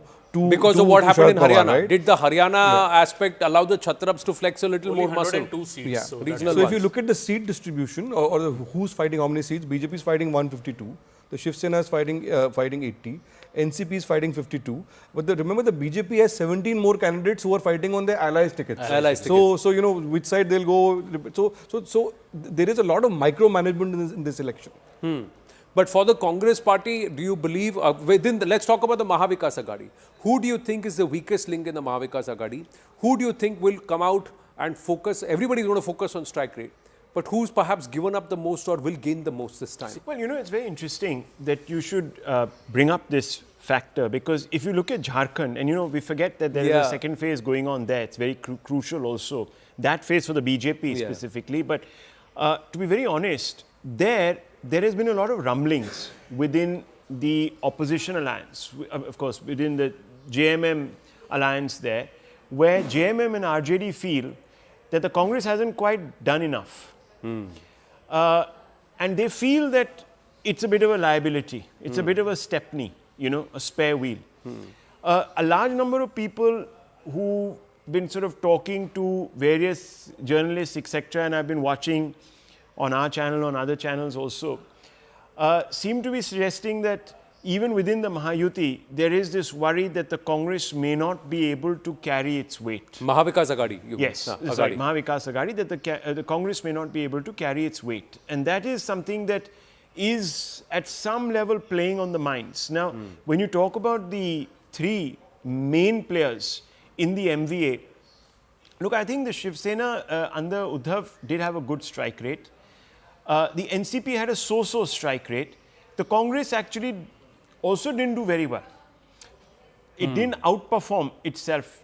Even within these three, it was the third party, even during the Rahul, Lok Sabha. I mean, did you get your shot of coffee?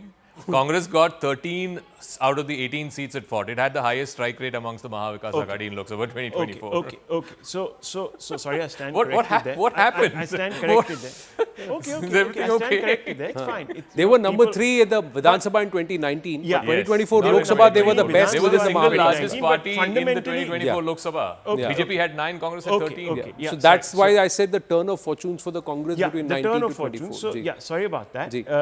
The fact of the matter is that fundamentally speaking, this time after Haryana and the so-called reversal in Jammu, there is a fear that the Congress may not be able to go up against the BJP in straight contest. That's the worry. But the straight contest, BJP straight contest, maximum number of contests are against the Congress again in Maharashtra. 75. Correct me if I'm wrong. Daniel Francis is also with us. Daniel, your thoughts? You've been listening to this conversation. Strike rate, who's the weakest link, who's the strongest one on both sides, and especially within the MVA, what do you think are going to be the critical aspects?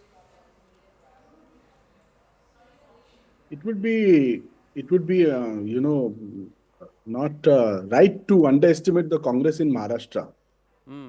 One is that Lok Sabha has shown that a certain caste base, which was the original Congress caste base, has come back to them. Secondly is that Congress at least had 40 to 50 micro satraps, who control their talukas, who control their regions, who control their districts. And most importantly, the alliance, this MVA, this Uddhav and Sharad Pawar and the Congress and their vote coming together is a workable alliance. We have seen in Lok Sabha that it works on the ground. People come, Muslims can join with Uddhav, the backwards can join with Marathas. So there is a lot of combination, permutation. It's a real threat to the BJP in particular. You believe the Congress should have contested more seats? The Congress wanted to contest more seats, but they couldn't contest more seats. There was a lot of... Did the Haryana reversal have to have a role to play there? I don't think Haryana, what Haryana, they could actually command? Haryana, Jammu Kashmir has any impact on this election. Haryana is a very different election. No, not the impact. I'm saying the perception of the party. In the sense, had they won Haryana, would they have been able to flex muscle over UBT and NCP Sharad Pawar and say over the Mashal and now you take Congress on one side and the BJP on the other side. They cannot do without the regional parties. Cannot do without the regional parties. Do you think that if Mr. Shinde... No. What I'm asking is very clear. The Mashal and the Tutari would have had to bow to the hand had the hand demanded 120 seats. Had the Congress won Haryana. Since the BJP won Haryana, then did the Congress have to backtrack, and did the NCP and the UBT thereafter get more seats? Each one is getting the vote transferred to one another, and each one is benefiting. The Congress party wanted to contest on more than 100 seats, but they couldn't contest because the regional parties didn't allow them to posture the way they wanted to posture. Why didn't they allow them? That's what I'm saying. Did the Haryana reversal... It's because of the impact, the psychological impact, not the psephological or the electoral impact of the Haryana and the Jammu election to some extent. But look at the vote shares. Okay, even in this last 2024 election, it's very confusing, but in the last 2024 Lok Sabha election, the Congress only got about 16.9% of the vote. The BJP got significantly more than the Congress did. I'm not saying that it was, the seats and all of that. Forget about that. My point is that the Congress, even beyond the Shiv Sena UBT, didn't do much better on vote share terms. I think one was 16.9 and the other one was 16.3%. Yeah, but or something like that. So but when it they were comes in the same ballpark. What I'm trying to say is that the Congress, even in 2024, even when there was this massive wave in its favor and it did very well, in vote share terms, didn't dramatically increase its number. No, but please educate me here. Are there too many multi-cornered fights in this election, or despite it being 6 parties, largely most of the seats are direct fights? I agree with you. I think even though there are 6 parties, I think the choice really before the Maharashtra voters is twofold. It's either Mahayuti or it is. So then that means three parties combining their vote share and transferring the vote towards one candidate. Whoever can do that better will have the advantage. Yeah, absolutely. What happens to a Raj Thackeray who's contesting in about 70 seats? What happens to the BVA? What will the impact they'll make? There are also independents, about 30 independents who are contesting. What is the impact that they will have? See, Anand, there are two very important factors, I think, which will determine this election. Number one is these 76 direct fights between the Congress and the BJP. Congress is contesting 102 seats.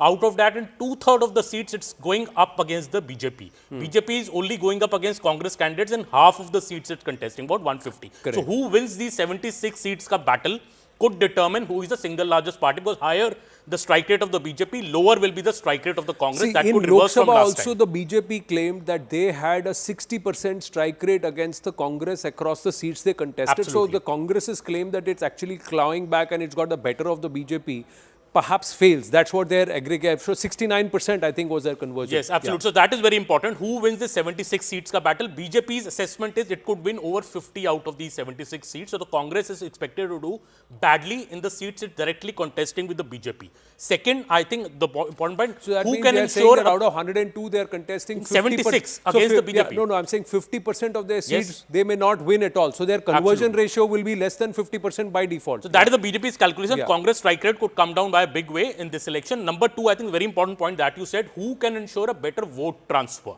You know, who can ensure? Because parties can be very strong independently, but can you ensure a vote transfer inside your alliance? In that way, I think the BJP is better placed because there is a more coordinated strategy rather than on the other side. Is it better placed, Rahul, or if does the Lok Sabha and Nalin, does the Lok Sabha actually show the MVA had a better vote transfer than the Mahayuti did?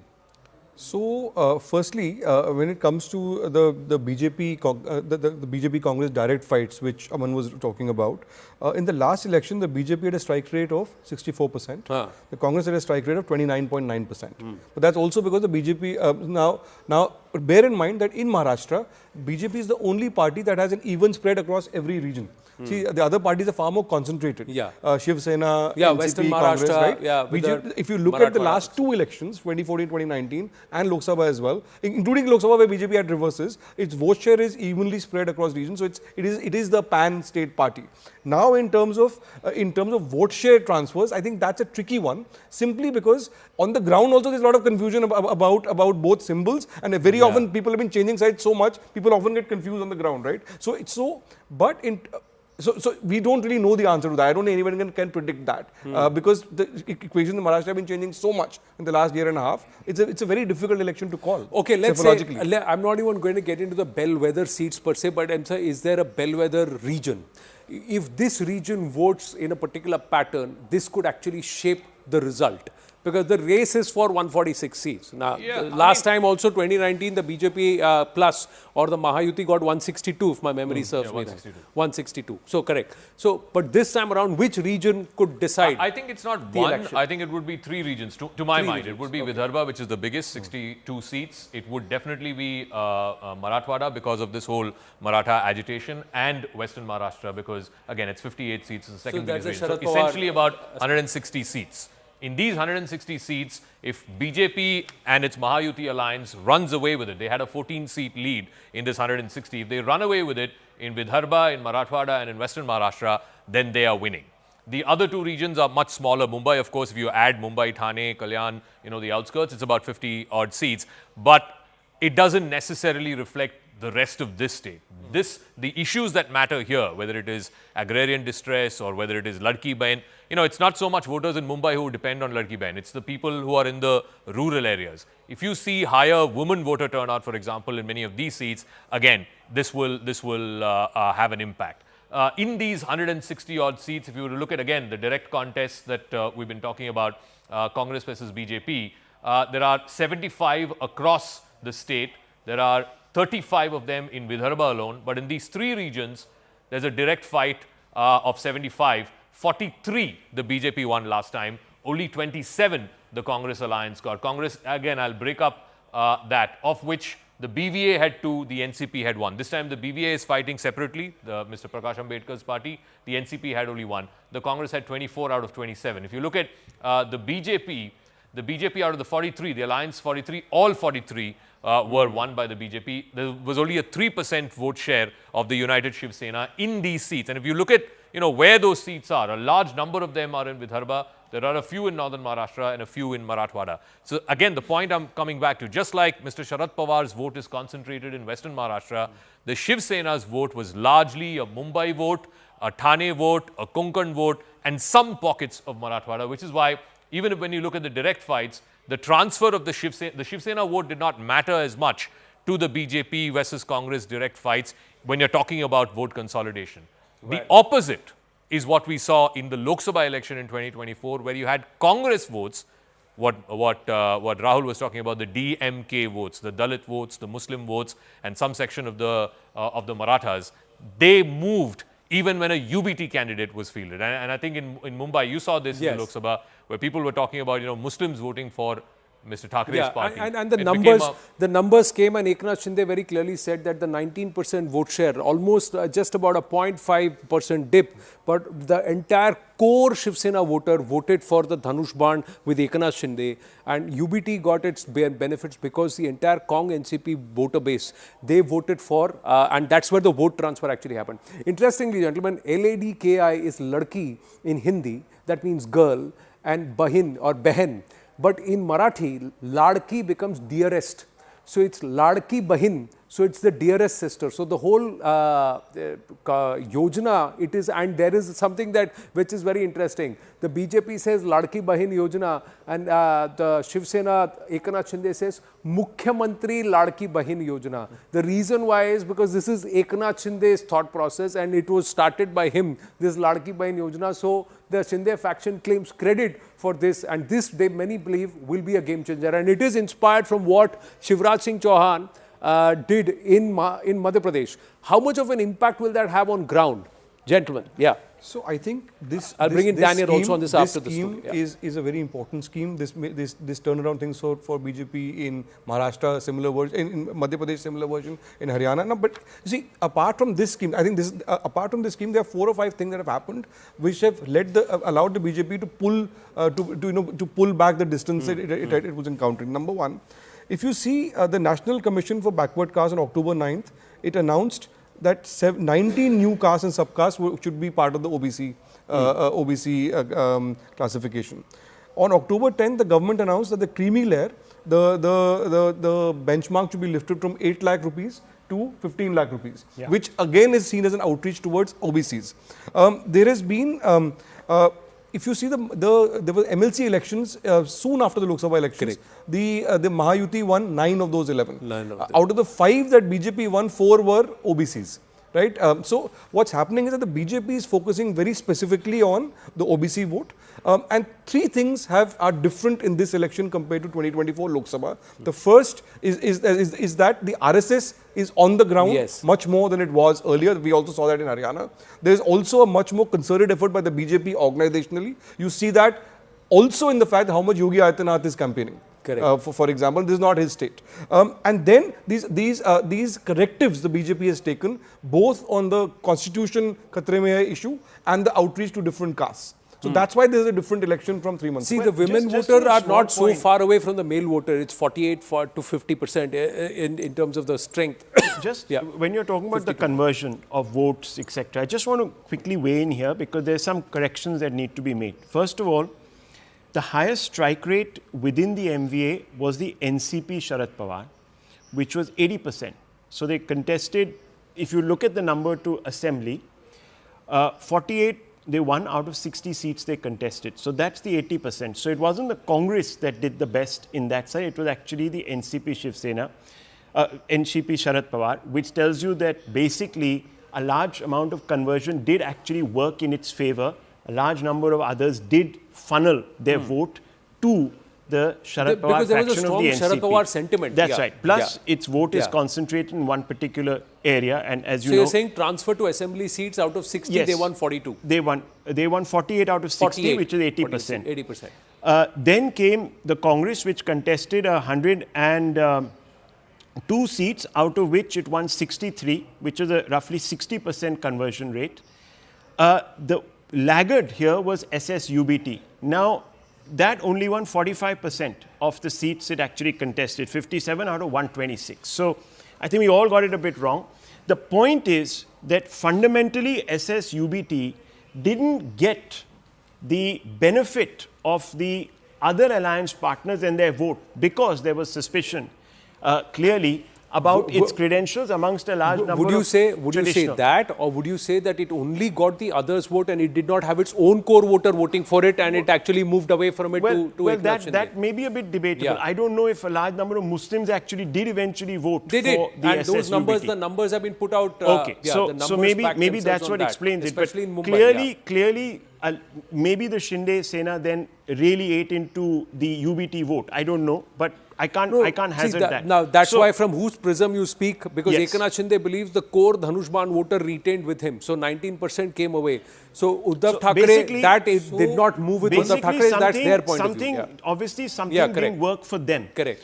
The other two parties seem to be fairly decently placed in the MVA to either transfer interestingly, votes or the 63% strike rate of the Congress party over 102 assemblies constituency. It's the same 102 seats that is it the same 102 seats that the Congress is fighting this time, which will be very interesting. No, he's made a Lok Sabha to Assembly No, conversion. I'm just saying. Yeah, but I that's don't the know why only he's one. doing that even after Haryana. But that's the only one we can do. Absolutely. No, I think it's flawed. I think we should not do a Lok Sabha to Assembly conversion. See, Anand, no two elections are the same. We'll keep the cameras rolling even after the break, during the break, for you Anand, to know what's Anand, happening. Coming back to the Ladki Behan Yojana impact, which you were 2019 to 2024 when nothing applies. So, It's assembly to assembly. I mean, that's how the comparison. Yeah, should but be. It can never be Lok Sabha to. I'm just very keen If to it was Lok Sabha to Vidhan Sabha, Congress would what I'm have won interested in Haryana. understanding Now you're is that stressing the the point. Congress is fighting 102 seats this time. Is it somewhere reflecting the 102 seats where they were actually in action? If we were to translate from Lok Sabha seats into assembly seats for 2019, June 2024, where they had a 63% strike rate, have they come back to those 102 seats trying to capitalize? We'll have to capitalize, we'll have to wait and watch. Yeah, Ladki Behan and also Ladki Behan and with Daniel also. Yes, See, Aman coming and back then to the Daniel. Ladki Behan Yojana, the impact, I think, Anand, on the ground. See, 2.5 crore women have got 5 installments of 7,500 rupees. There are about 4.7 crore women voters in Maharashtra. Yes. So effectively, every family, because it's not going to every woman, every family in Maharashtra has got the money. Now, my experience of this schemes in other states is whoever gives it first has the advantage, because once you give the money in somebody's pocket, the people feel that this money is like coming for sure. Our budget is made. We don't want to trust another party promising another amount. वो आएगी नहीं देगी कुछ पता नहीं है. 1,500 to 2,100, I think was also a master stroke by the BJP, because when I went to the ground, some women who got 1,500 were complaining कि 700 का cylinder आ जाता है, 500 का तेल आ जाता है. By Eknath Shinde. By so Eknath Shinde or the Mahayuti. The Fadnavis also seems he's the architect of the scheme. He also claims. Anyways, so that is the major point. I think the impact of this on the ground, what the BJP is hoping for, that this scheme can transcend caste barriers. I will cite you quickly 2 anecdotes. I went to the cotton farmers in Vidarbha. Farmers were angry with the BJP still saying cotton ka price, but I saw these women cotton farmers who plucked the cotton saying, no, we have got the money. And it is a good thing. Second anecdote, I went to this Dalit colony, Ambedkarite Dalit colony in Nagpur. Again, people were saying that, we don't vote for the BJP, we don't. But women there were saying that this money has come, and we are very sure if another government comes, this money will not come. So I think BJP is hoping that this scheme can transcend caste barriers. It can work like the way it worked in Madhya Pradesh, like the promise worked in states like Odisha and Chhattisgarh, where BJP promised this money. So I think who gives it first matters. What is the counter promise? People really don't believe in that. The women vote matters. It always did, and it's mattering more now. That's what's happening. 4.7 crore voters. If a bulk of them vote one way, they can change the election. Vote matters in this election is that after the Ladki Behan Yojana was launched, look at what the Congress has promised on the women vote. The Congress said, we will give you 3,000 rupees a month. The currently women are getting about 1,500 rupees a month. The BJP is in its manifesto said will increase it to 2,100. Look at the promises the Congress made apart from that, so just the women vote itself. Free travel in buses, similar like Karnataka, free vaccines for cervical cancer, 2.5 lakh government jobs, and 6 cylinders in a year, and about 2 days leave for menstrual leave for women, and 1 lakh for girls who reach 18. Now that is a direct attempt to get at the women vote, right? Exactly taking on what the BJP has done. But I think Aman is on to something here, that in the in direct benefit transfers, it is the party which has first mover advantage or often takes it all in that election at least. No, and not just that, in other Congress ruled states, have all these schemes been implemented to the way they have been committed, or has there been some backfire? There was also a lot of dissonance on ground with these guarantee credit cards, which they say, which a lot of women went and queued and they said, sorry, it's not going to be honored. Daniel, 1 second, Jets. Let's just get Daniel in and then I'll come back. Yes, Daniel. The schemes that Eknath Shinde government has launched after the Lok Sabha did change the narrative a little bit, the kind of negativity that was there against the NDA in Maharashtra, that really changed, and the focus was completely on welfare schemes. And there are many schemes that for women in particular that they launched, keeping in mind the women voters, which I feel is having a decisive impact on the electoral fortunes of this government. You know, and they have been able to, I agree with Aman that they've been able to break some of the Muslim women, some of the Dalit women in particular through this scheme. Also, the whole credibility of Eknath Shinde also plays out. You know, somebody who understands poverty, somebody who's come from the kind of, who speaks the language of the poor and the women in particular. There's a lot of resonance in that, and the impact of this scheme, how much it will have an impact, we'll have to assess after the results come. But will it surely have an impact? Yes, because it's a massive rollout, very well rolled out scheme, very well implemented scheme, and very well marketed scheme. So I think that Ladki Behna will be a game changer against all the caste and other combinations that we see. Well, so the Ladki Bahin could play a role of a game changer. We're compelled to take a break. We'll take this conversation forward. I'll just leave you with a thought, ladies and gentlemen. Does the voter always want to vote those who are not just the underdog, but in whom they see someone who struggled hard, worked on the ground and made a name or carved a name for themselves, and those who have not forgotten where they came from or what their origins are? Does that actually matter to the voter, irrespective of the political party? And should that also matter to the Neta? They should never forget their roots and where they came from, and always remind themselves and the voter too. Stay with that thought. We'll see you after the break.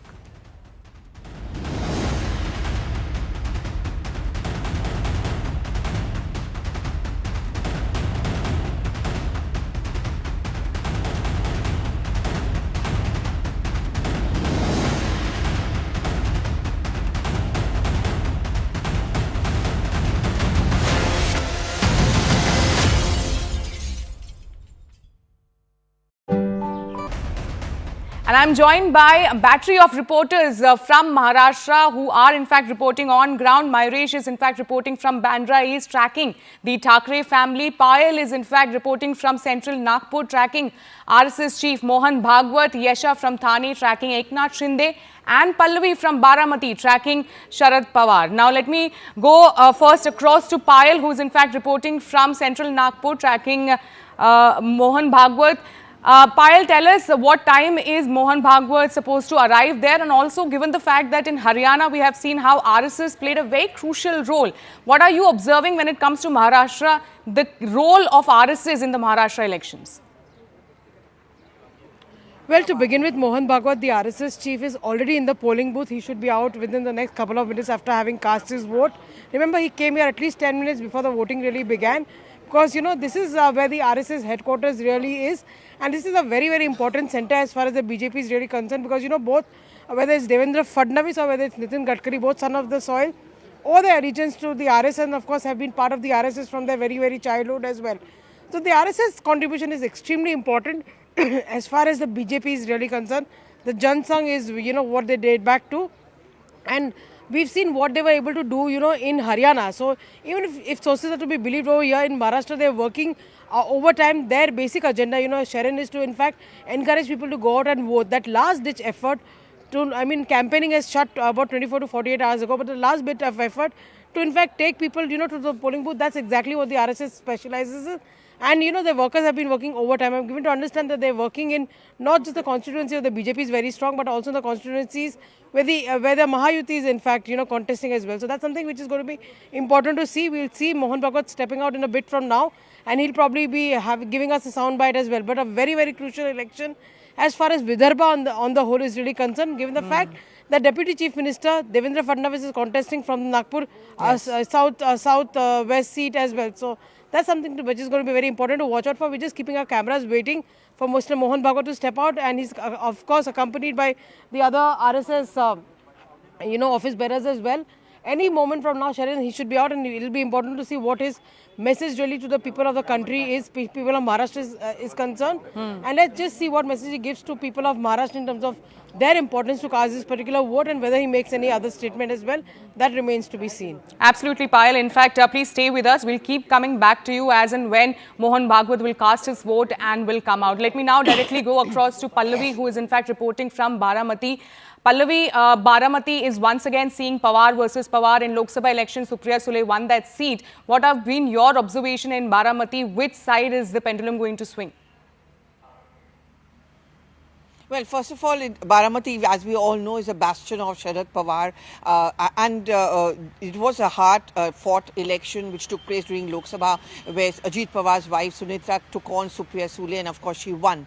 Well, over here, the Pawar versus Pawar factor pretty much plays out on the ground, but no one is going to talk about it openly. But many people do indicate that what works in the Lok Sabha may be very different as far as the assembly is concerned. In many more ways than one, it is a prestige battle really for Mr. Sharad Pawar himself. As we know, he's almost the fulcrum of the MVA. Both the Congress as well as the Uddhav Shiv Sena are depending a lot on his good performance. And should there be, and there's a big if about it, a hung assembly, then they are depending on Mr. Sharad Pawar's and his acumen, his maturity, and the fact that he has good equations across political spectrums to be able to swing the fortunes in favor of the MVA. But interestingly, in a late night development, there were huge allegations which were made by the BJP against Supriya Sule, and she of course rebutted it. She should be here at around 8 a.m. we are told to cast her vote over here. She's accused the BJP of dirty politics. The BJP hit by the Vinod Tavre, hit by those allegations of distributing money among the party workers and the voters. So those factors are going to be important. But I think at the end of the day, the local factors, Baramati is pretty well developed, is the sugarcane hub or bowl of Maharashtra. In that sense, there's a lot of development on the ground. But people are also deeply divided. The Pawar.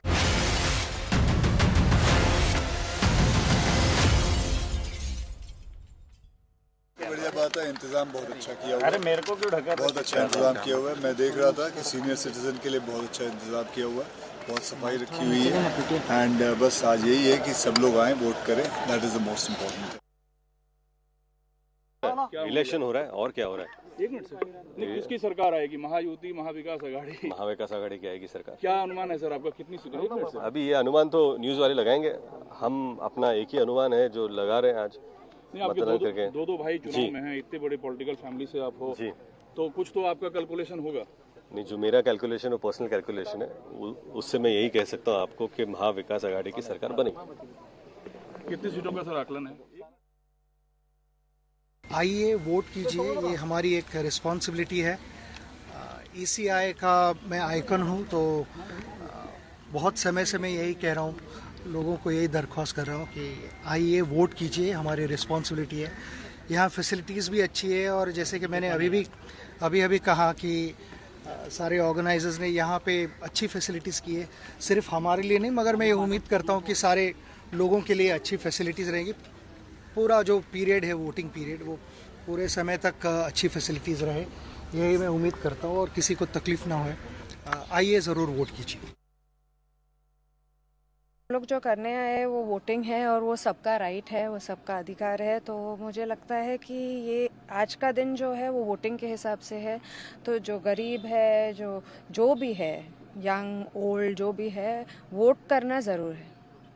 उसमें आजकल महिलाएं ज़्यादा line में खड़ी होती है, vote percent में भी महिलाएं या तो इक्वल होती है या ज़्यादा होती हैं। तो महिलाओं में आजकल डेमोक्रेसी को लेके, वोटिंग राइट को लेके ज़्यादा समझदारी है, ज़्यादा अवेयरनेस है। शायद हो सकता है। आप कुछ अपील करेंगे, क्योंकि अभी पूरा दिन बाकी है वोट के लिए? नहीं, मैंने तो अपील किया, आज का दिन जो है इम्पोर्टेंट दिन है, आप प्लीज़ जाके वोट कीजिए, ये आपका राइट है। और you can make a big difference.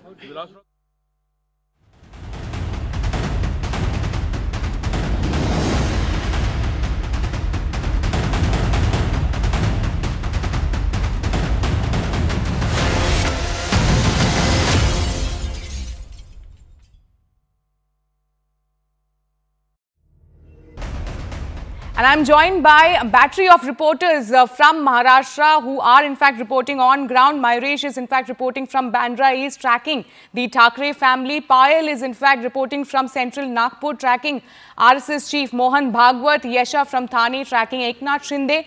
And Pallavi from Baramati, tracking Sharad Pawar. Now let me go first across to Payal, who is in fact reporting from central Nagpur, tracking Mohan Bhagwat. Payal, tell us what time is Mohan Bhagwat supposed to arrive there, and also given the fact that in Haryana we have seen how RSS played a very crucial role.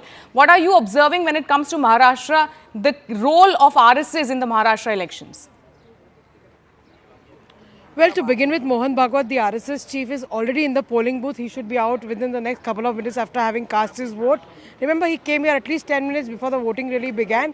Because, you know, this is where the RSS headquarters really is. And this is a very, very important center as far as the BJP is really concerned. Because, you know, both, whether it's Devendra Fadnavis or whether it's Nitin Gadkari, both son of the soil, or their allegiance to the RSS, and of course have been part of the RSS from their very, very childhood as well. So the RSS contribution is extremely important as far as the BJP is really concerned. The Jan Sangh is, you know, what they date back to.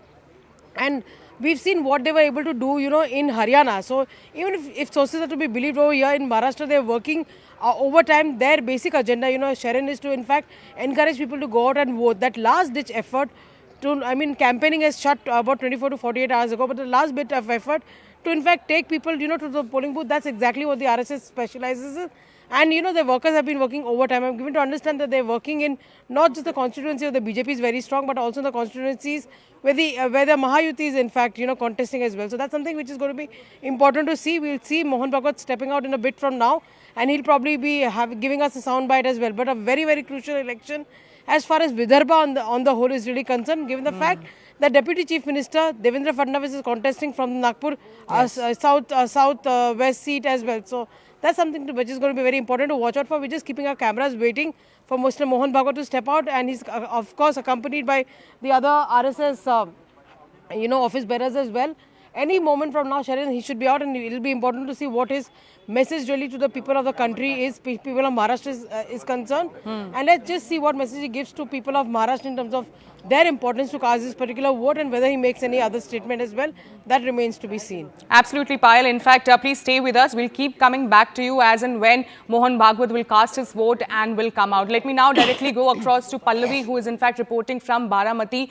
Pallavi, Baramati is once again seeing Pawar versus Pawar in Lok Sabha election. Supriya Sule won that seat. What have been your observation in Baramati? Which side is the pendulum going to swing?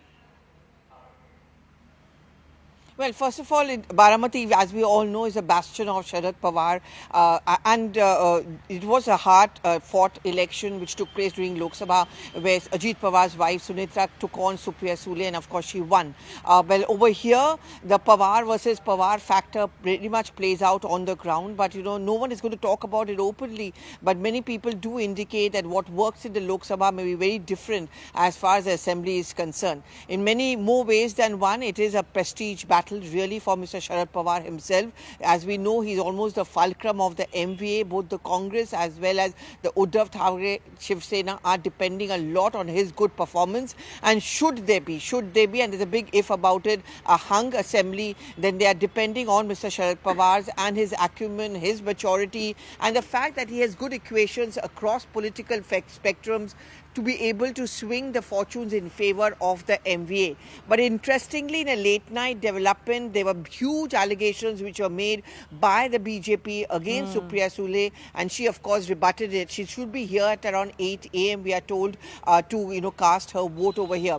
She's accused the BJP of dirty politics. The BJP hit by the Vinod Tavre, hit by those allegations of distribution.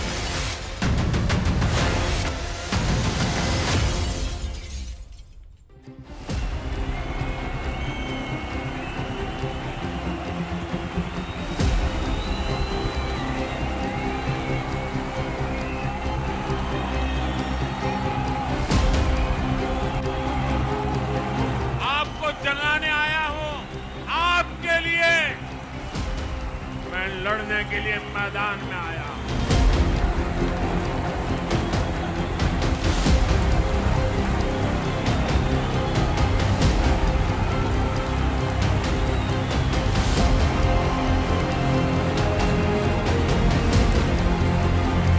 हर परिवार को सालाना करीब 3 लाख रुपए का सहयोग मिलेगा। हर महिला को 3,000 रुपए प्रति माह मिलेगा। हम एक रहेंगे तो सेफ रहेंगे।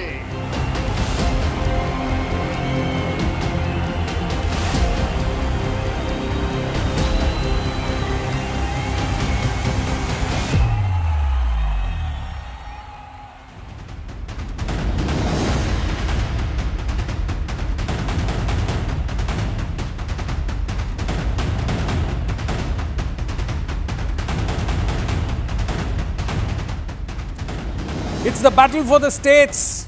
Maharashtra and Jharkhand. Phase 2 in Jharkhand across the 81 seats. Phase 2, Jharkhand, which way will it go? Maharashtra, single phase polling. Today is the big day. 288 Vidhan Sabha seats.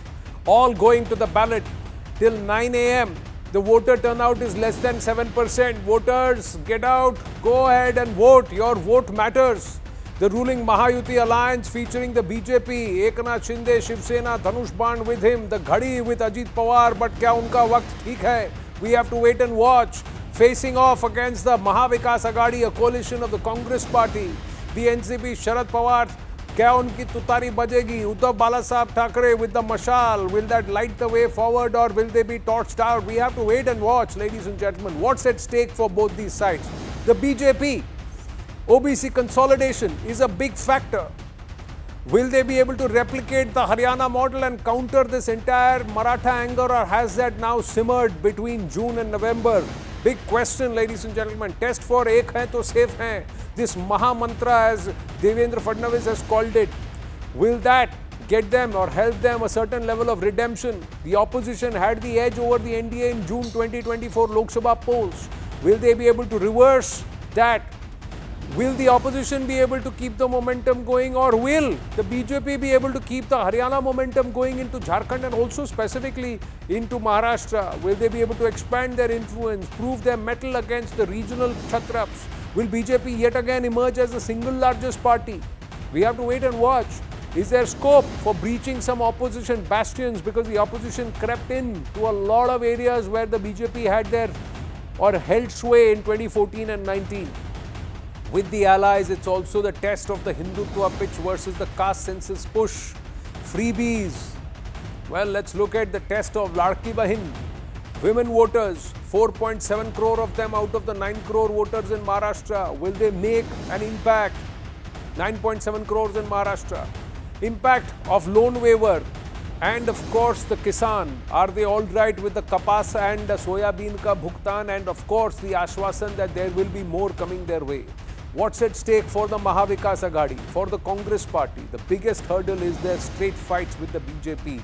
Can they return a higher strike rate? Can they say that in straight fights with the BJP, nearly 75 seats, if my memory serves me right, will they be able to get more than 50 to 55% conversion? That's when the Congress can say, we can thump the BJP.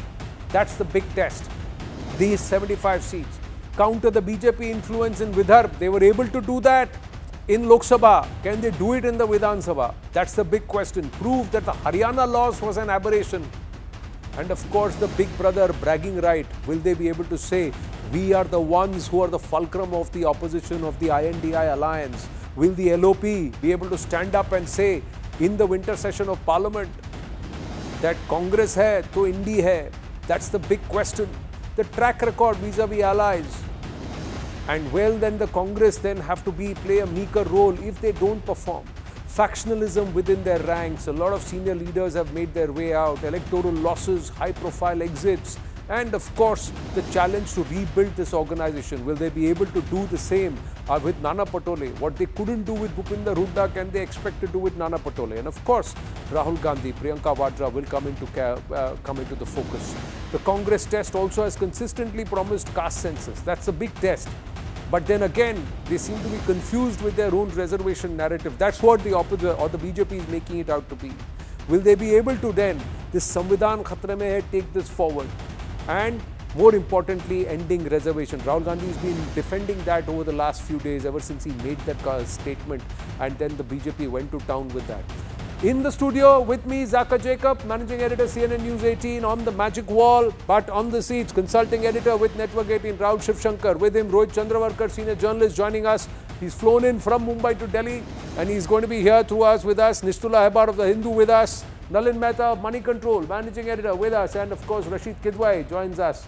Madhya Pradesh छोड़कर कुछ दिन हमारे साथ बिता रहे हैं till result day if you are going to be there. Rashid bhai, let's start with you. We'll not start with Zaka on the wall, let's start with you.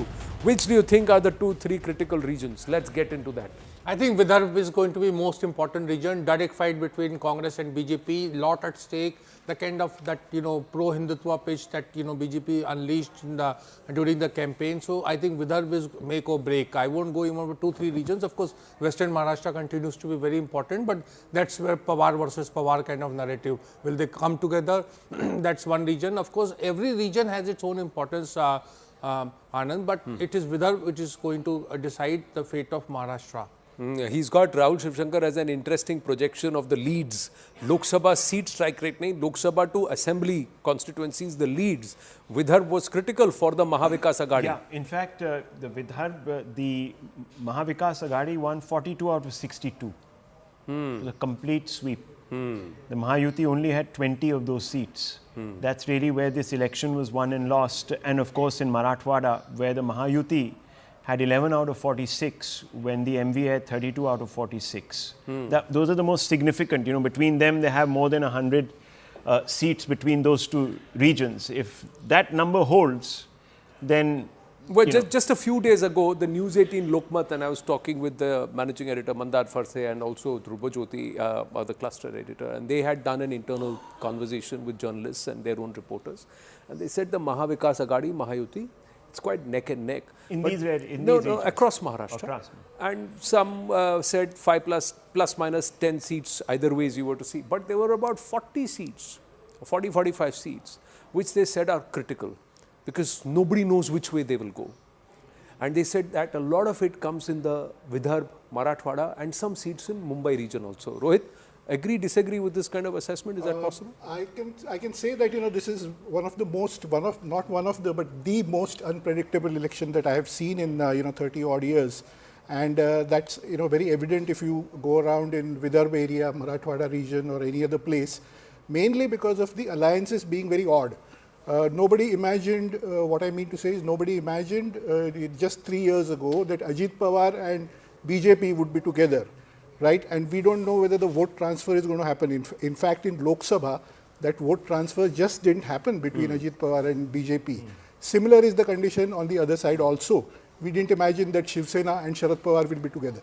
Now, this brings that unpredictability because you don't know what the voter is thinking. We don't know what is going to happen on the ground. Is it so difficult to get clarity? Can they establish Mashal, Tutari, etc.? But if we have to go by Lok Sabha, it actually didn't matter. Anand, the only thing that I could see when I went there was that this was not the situation that was there on June 4th. So there has been some recovery by the Mahayuti, and there has, just as reporters and observers are looking for clarity, political parties are also looking for clarity because they're as much in the dark as the rest of us on whether this vote transfer is going to happen or not. So what we now see towards as the campaign season came to an end were these two overarching narratives which were kind of sought to be placed on the two alliances. So you have the Mahayuti with the Ladki Behin, which is giving an income support of 1,500 per month to women. Much like in Madhya Pradesh, that's the Madhya Pradesh model, and that was credited by turning around the Madhya Pradesh election. This was adopted by the Mahayuti pretty like a few months ago. And you have the agrarian distress Chhattisgarh model, which is being taken over by the Maha Vikas Aghadi, which is that they promised rupees 7,000 per quintal bonus to soybean farmers. So soybean farmers have been really troubled. They're saying that we're not getting enough remunerative prices for our crop. It depends on the moisture content of the soya plant. and that is determined by whoever is procuring it. So their income was pretty stagnant or low. 12% to 18%. Fadnavis himself said that. So there's an agrarian distress with regard to them, the onion farmers and the cotton farmers. And whatever the Mahayuti government had done, obviously that didn't seem to be quite enough for the farmers there. So I think the Maha Vikas Aghadi saw what they did in Chhattisgarh in 2018, which is that they promised a paddy bonus and managed to vote out a 15-year BJP rule in that state. So they said, okay, we are going with agrarian distress. Mahayuti says we are going with women. These are two big overarching constituencies that can be carved out or carved above that of caste cleavages and those kind of categories. Interestingly, what Devendra Fadnavis said when he spoke with us at News18 is that this 12% moisture rate, it was 18%. We asked the Kisan to go ahead and dry out the soya because there was excessive monsoon, the moisture content was high. And it says, we've bought the soya now. So the dried up soya has been bought and we'll buy more. And that money is gone. That's what he said.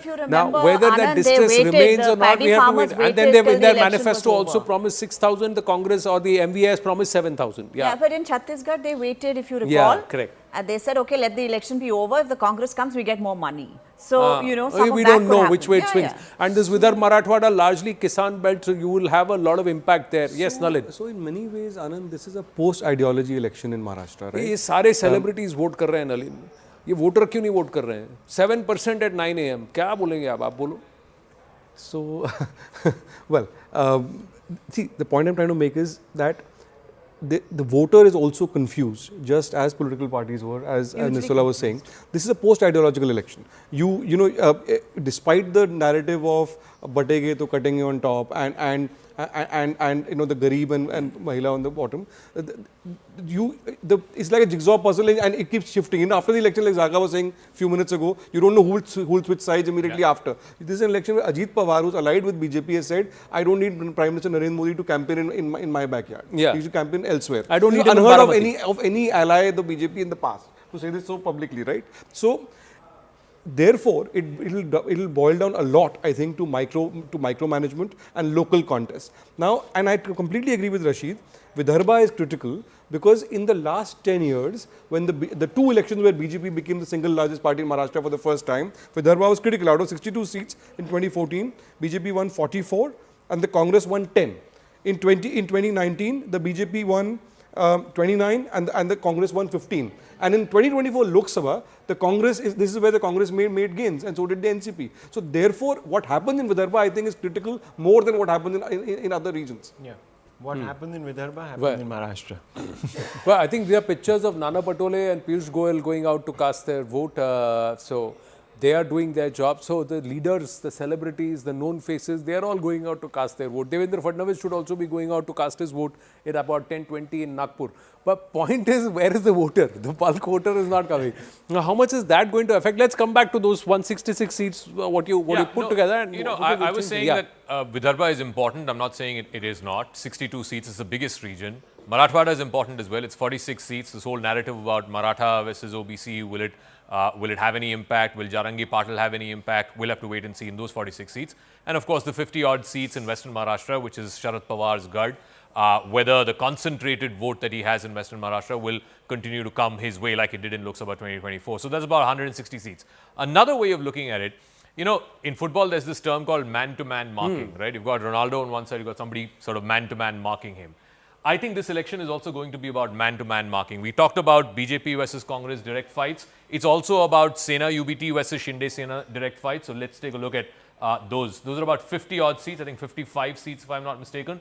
51 seats. There are a large number of them are in Mumbai, Thane, some of them in the Konkan belt as well. There are a few in northern Maharashtra, in the Nashik belt, in the Nandurbar belt. There are very few outside of that. There are very few. If you look at Vidarbha, there's only one constituency, or two, I think, two constituencies where there is a Sena versus Sena fight. So there are about 50-odd seats where it's Sena versus Sena. The BJP United Sena won 45 of those 51 last time around. The Congress NCP had only 2. So again, this is going to be a critical factor. There is also NCP versus NCP. Let's take a look at that. This is Chacha Bhatija fight, as they say. NCP versus NCP Ajit Pawar versus NCP Sharad Pawar. The Sharad Pawar Congress, United NCP Congress won 37 out of these 37 seats. So you're basically looking at 75 direct fights Congress BJP, 51 direct fights Sena UBT, another 37 direct fights NCP AP versus NCP SP. That again is 160 odd seats. So whoever wins, so this is basically literally man-to-man marking. There are very few seats, for example, where NCP Sharad Pawar, for example, is taking on Shinde Sena, or Shinde Sena outside of the Mumbai region is taking on a Congress candidate. It's, I think, man-to-man. Whoever wins these individual battles in the straight fights between Congress and BJP, whoever emerges victorious in the straight fights between NCP Sharad Pawar and NCP Ajit Pawar, in the straight fights between SSUBT and Shinde Sena, whoever emerges in those mini fights ultimately will. So you said three regions could prove bellwether that had Maratha, Vidarbha, Marathwada, Vidarbha and also Western Maharashtra. That's about 166 seats. You say the street man-to-man marking, again 160 odd seats that come into play. I'm just saying it. Some of these seats will overlap. Some of these seats will overlap on the ground. Yes. It's actually the candidate that's going to pull in the votes. It's not so much the party and the alliance, but the candidate will all come down to a large connect with the candidate. Rahul, see, point is, Amit Thackeray is contesting, right? Amit Thackeray, किसका vote खींच रहा है? मनसे का vote खींच रहा है? Is he pulling all of the Mahayuti vote? Eknath Shinde in Thane will get, perhaps the BJP vote also will transfer. That also was not transferring as far as Vashi, Navi Mumbai, Nerul was concerned. During Lok Sabha, there were people who had a problem with that. Is that going to happen, Rohit? That this vote transfer happens, and in both sides there is a problem. Congress vote transfer will happen for NCP, NCP vote transfer will happen for NCP Congress. But will the UBT get any votes, transfer votes, core Shiv Sena votes, will it transfer to Congress, NCP? Or will they do that? Same thing with Ajit Pawar and Eknath Shinde and this one BJP. Anand, that's what answers your question on voter apathy till now. The voter is probably thinking, हम किसी को भी vote करें ये जाएंगे कहीं और ही, they're going to like suit their own purpose. Mean you don't vote. So let's not take the trouble. No, let's just watch what happens. Vote. That then belies the mandate. Or is this a factor? कि यार 19 में तो मैंने जिसको vote किया. See, some people in Mumbai told me this when I was in Mumbai and I had a chat with some of the community there. And they said, क्या जिसको vote किया वो तो किधर और चला गया. ECI should make a rule.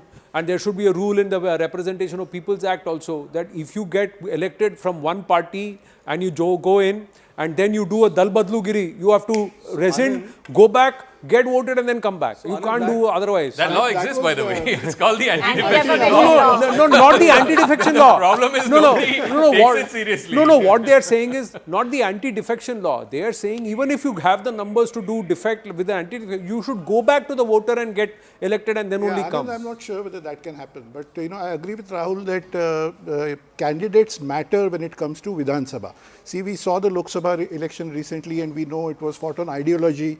It was fought with Narendra Modi's face or BJP's, ideology and all of that. At the Vidhan Sabha level, I think it's much more about the candidate because it's day-to-day matters that work.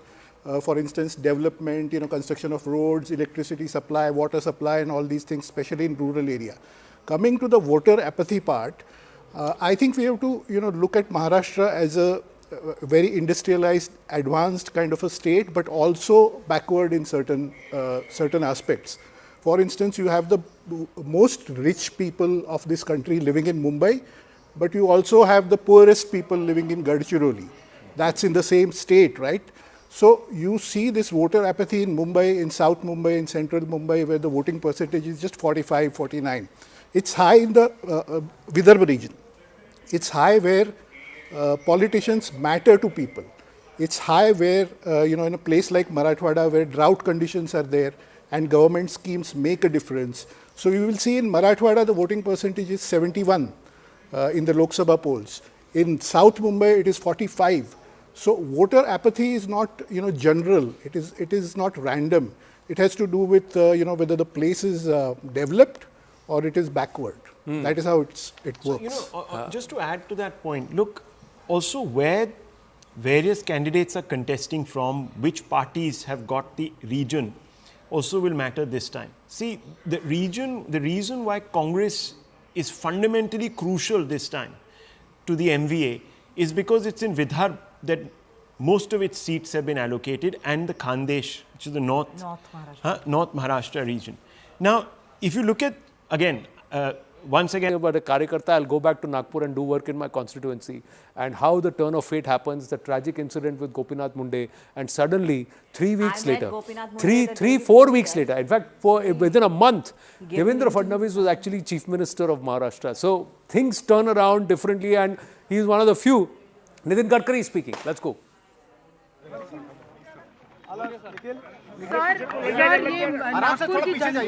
Sir ये नागपुर की जनता के लिए और महाराष्ट्र की जनता के लिए कितना important है इलेक्शन है, कितना इम्पोर्टेंट नागपुर की जनता के लिए और महाराष्ट्र की जनता के लिए ये इलेक्शन कितना बड़ा है? देखिए, महाराष्ट्र ये देश का एक प्रगतिशील, समृद्ध और संपन्न राज्य है और ये राज्य को सबसे ज़्यादा फॉरेन इन्वेस्टमेंट मिलती है, इंडस्ट्रियल डेवलपमेंट अच्छी हो रही है और सबसे इम्पोर्टेंट बात है कि महाराष्ट्र में खेती भी बहुत अच्छे तरीके से, एग्रीकल्चर एक्सपोर्ट भी बढ़ रहा है, तो देश के लिए एक रोल मॉडल है और इसलिए महाराष्ट्र के विकास के लिए और यहाँ के गांव, गरीब, मजदूर, किसान के कल्याण के लिए अच्छी सरकार और अच्छा नेतृत्व यही महाराष्ट्र के भविष्य को बदल सकता है। आज हमारा चुनाव यानी लोकतंत्र का उत्सव है और मुझे सभी जनता से अपील करनी है कि वो किसी भी हालत में वोटिंग करे और अपना जो अधिकार है, एक प्रकार से मूलभूत अधिकार है, उसका वहन करे और निश्चित रूप से लोकतंत्र को मजबूत। सर, भाजपा के लिए क्या माहौल देख रहे हैं आप? क्या आप 80 से ज़्यादा सभाएं कर चुके हैं पूरे राज्य में? महाराष्ट्र में मेरा विश्वास है कि इस समय निश्चित रूप से हम लोग अच्छी मेजोरिटी मिलाकर चुनाव जीतेंगे। बहुत सारे नारे दिए गए, बटेंगे तो कटेंगे, उन नारों का भी असर है क्या जमीन पे? अभी सब छोड़ दीजिए, अभी सबसे इम्पोर्टेंट बात है कि लोगों को वोट देना और वोट जो है वो डेवलपमेंट के लिए, विकास के लिए, महाराष्ट्र के भविष्य को बदलना। 10 साल से केंद्र में सरकार, सर 10 साल से वो कम नजर आया था। सर 10 साल से केंद्र में सरकार रही है भाजपा की, यहाँ राज्य में भी है। आप इस बार जब महाराष्ट्र की 80 सभाएं आपने की है कम से कम, क्या आप लोगों को में क्या देख रहे हैं, क्या डिफरेंट देख रहे हैं? आप कहीं भी महाराष्ट्र में जाइए, आपको कहीं भी विकास दिखेगा। चाहे महाराष्ट्र के सिंचाई प्रकल्प होंगे जो टेम्बू, मैसाल जैसे, वो 12,000 करोड़ में जब वाटर रिसोर्स मंत्री था तब महाराष्ट्र को दिए। 6,000 करोड़ बड़ी राजा योजना में दिए, जो 50% से ज़्यादा जिनका काम होकर बंद पड़े थे, और 6,000 करोड़ प्रधानमंत्री सिंचाई योजना में दिए। रोड तो आप हर जिले में जाके देखिए और पूरे महाराष्ट्र की तस्वीर हमारी सरकार ने बदलाई है और मोदी जी के नेतृत्व में महाराष्ट्र को एक नई दिशा दी है और महाराष्ट्र की सरकार और हम मिलकर डबल इंजन की सरकार आएगी और महाराष्ट्र प्रगतिशील, समृद्ध, संपन्न होकर महाराष्ट्र की जनता की पूरी अपेक्षा पूरी। 23 तारीख को कमल खिलेगा? कम रहा है अभी तक वोट का प्रतिशत कम रहा है। इसलिए मैं सबको आह्वान करता हूं कि लोकतंत्र का ये उत्सव में आपका अधिकार है वोट करने का, आप बाहर आइए और वोट करिए, ज़्यादा से ज़्यादा वोटिंग प्रोसेस। हाँ, Marathi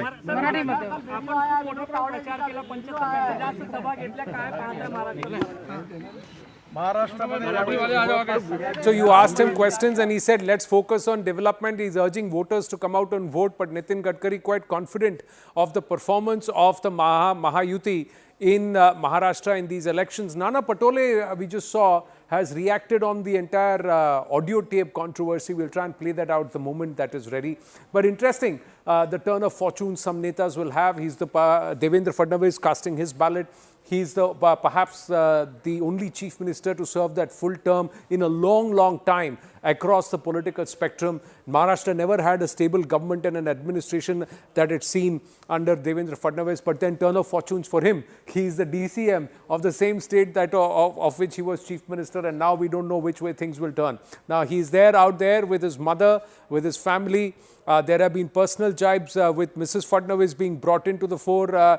There is one reason very clearly that he was very clear that no matter what, BJP will not support Nawab Malik despite his candidature being announced by Ajit Pawar and backed by Ajit Pawar in Mankhurd, where there are two candidates, one officially from the Mahayuti, and then of course you have Nawab Malik also fighting that constituency. His daughter Sana Malik is actually fighting from Anushakti Nagar in Mumbai.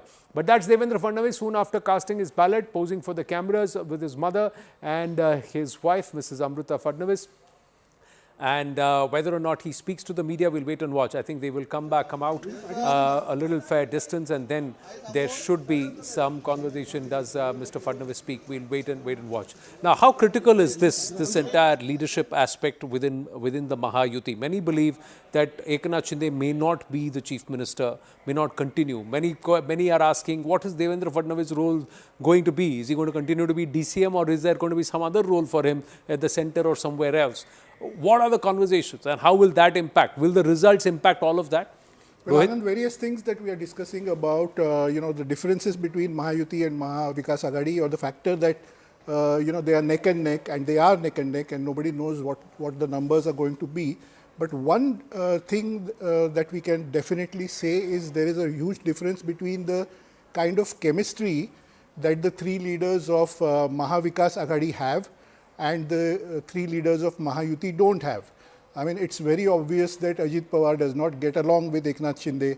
It's very obvious that Devendra Fadnavis is uncomfortable defending Ajit Pawar. It's very clear that Eknath Shinde is trying to dominate the situation. On the other side, you see that all these three have very good chemistry: Rahul Gandhi, Sharad Pawar, and Uddhav Thackeray. And maybe because they are in the opposition, they have that chemistry. No, why should it be Rahul? Should it be Nana Patole? No, the whole seat sharing business in Aghadi, because of Nana Patole can't stand, or vice versa. I think the Thackerays can't stand Nana Patole, so it's just as bad there. No, not just bad. But the other thing is, in the last 1.5 to 2 years, you've seen smoother administration with two DCMs in Fadnavis and Ajit Pawar with Eknath Shinde, and all three of them at least sitting together and on the same page on multiple issues. Political ideology wise also there is clarity that two are ideologically linked and the third is politically linked, and there is political opportunity. Compared to the time through COVID, etc., when it was Ajit Pawar running the administration, Uddhav Thackeray was indisposed and he never even came to the Mantralaya. That's what was the question, that he never came to the Sachivalaya Mantralaya for about 18 months. At that time, they said, who's leading? And Sharad Pawar was the one who's sitting there outside calling the shots, and the Congress said, Hamari to koi sunta nahi. Everybody was trying to push their own bureaucrats. Do you see that situation currently, or a faster execution of projects, completion of projects, and also things moving faster all around? So, I think I'm giving you a comparative picture. When I said that the chemistry is there or it is not there, I'm not saying that, Nana Patole and Sanjay Raut are the best of friends. Obviously, they are fighting openly against each other. But I'm saying, when it comes to comparison, I told you what the difference is. Now, the thing is, maybe it is because they are in power and there is too much at stake, and there is some dispute about some file getting cleared, not cleared, which we hear between Ajit Pawar and Eknath Shinde especially. But I think, politically speaking, because things are controlled a lot from Delhi, in case of Mahayuti and the government, you see better kind of discipline, or you see decisions coming out fast or whatever, because there are no questions asked, and things get controlled from top and disputes get resolved. But in politics, doesn't this discipline matter? In administration, doesn't discipline and control matter? Hasn't Devendra Fadnavis been a better sutradhar in being able to moderate and manage both Eknath Shinde and Ajit Pawar, and still being able to push administration over the last 18 months? And you cannot take away from the fact that all three of them are hard workers. It's not that they are hardly working. You cannot say Ajit Pawar was one of the most able administrators, hard working person. Eknath Shinde, tireless. So much so he's gone through ill health over the last, and Fadnavis has been on display over the last 6-7 years. So three hard working individuals versus, on the other side, equally hardworking individuals, or in some factions. You cannot take hard work away from Sharad Pawar. But can you say the same from some of the other political parties? So what you are saying right now is related to administration and running the government. And I agree with you, this lot seems better in terms of administration, decision making and other things. But when it comes to politics, electoral politics especially, you can't depend only on the leaders. You have to take your cadre, party cadre, your karyakartas, everybody along. And what you see on the ground is what I'm telling you. So the past master is in the Aghadi camp. As far as electoral politics, past master is in the Aghadi camp, that's Sharad Pawar. Last point, the vote transfer not happening, for instance, just one example. The vote transfer not happening between Ajit Pawar and BJP is mainly because of the karyakartas being unhappy at the BJP end. And that's what I mean when they no, know obviously that the chemistry 30 is not साल से there. तो आपस में लड़ रहे हैं अभी साथ में कैसे आएंगे? See, about Indian politics, it is said whatever you say about Indian politics, the opposite is equally true. You look at the situation. You are saying that long live Newton. That Mahayuti is very cohesive and all. You look at the kind of that allegation that came yesterday about Mr. Tawde. The buzz is this is a political grapevine that it's some insider's job all over the people who are chief ministerial candidates or chief ministerial aspirants are being edged out as far as the BJP Shivana is concerned. You have Nawab Malik's picture. I think we can go back to that picture. This is a man that BJP and Shiv Sena, United Shiv Sena, they went so hard against him, even called him an aide of Dawood Ibrahim. He spent, I think, 2 years or 2.5 years in jail. And he went equally hard against... He went equally hard against Mrs. Fadnavis. Personal allegations and he refused to back down. He's contesting. He was asked to back down. He said, no, I'm not going to. And Fadnavis is still clear that we will not support him. There have been BJP flags at his meetings, even though in public BJP has said we are not supporting this. That's exactly but what I'm the flags saying. were there at his public meetings. So it's a very strange No. Fadnavis has very clearly said that the BJP is not going to back, and there is a personal issue. But they are not giving up on their candidate. There is a reason there also, because the kind of comments that he made against Amrita Fadnavis and made it very personal, and that happened soon after his own son-in-law was caught in that entire drug net. So there is a lot of personal feud and political feud also which is there, but despite that, Nawab Malik is Nawab Malik, and Ajit Pawar has said, I'll back him. And as I said, BJP flags were there at his public meeting. The BJP voters, what will they do there? No, it's about Nawab Malik supporters, what will they do there? No, Nawab Malik supporters want to win. In this case, that is true. Yeah, Nawab Malik, there is absence of ideology. He is not driven by, he wants to win. What I'm saying is, what is, the BJP The BJP will back the official candidate of the Eknath Shinde Shiv Sena Mahayuti. That's what they will back. That's what Fadnavis has said on record. So they are supporting. That's what Fadnavis has said on record. But my question to you is also, Rashid Kidwai, there are so many other seats where despite Uddhav Thackeray's warning, there are independents who are standing there and who are fighting those seats. So who will the voter vote for there then? That is what I'm saying. So like your own thing, no, politics, the opposite is also true. And therefore I disagree with Zaka Jacob when he says there is man-to-man marking. I feel in this Maharashtra election there is no man-to-man marking, because both the key ideological players, Congress and BJP, they are helpless, bystanders. They cannot do anything. So there is going to be emergence of one Sena which will emerge as a sort of politically strong and one NCP. So these people cannot do anything. And what I also believe, and Rohit may disagree with me. The election will be decided in the 75 seats between Congress and BJP. No, I don't know how Rohit sees it, but I see the real election will start. No, I'm talking about Rohit. You see, the real elections in Maharashtra will begin after 23rd of November. Real elections in Maharashtra will begin after 23rd of November. Oh. So you are saying or bhi khel hone wala hai. The one thing that we have forgotten in this whole thing is that there are many people who are suggesting, that at least 30 seats might go to the 20 seats independents are there. There are a lot of 25 seats there are independents. So I mean, this could even be hung. This could be MVA hung. Which was the reason? This has been hung. This is likely to be hung. There is a chance. And in 1999, we saw almost 30 independent candidates getting elected. And they were the ones who decided who should, come to power. And many of them, in 95 also, we saw many independents, and in fact, many independents became ministers. And, the party leaders who were there for 20, 25 years were sidelined, and independents Is became that ministers. Then good for Maharashtra? The voters have to decide, you have to decide. Is such a situation good for Maharashtra? Yeah.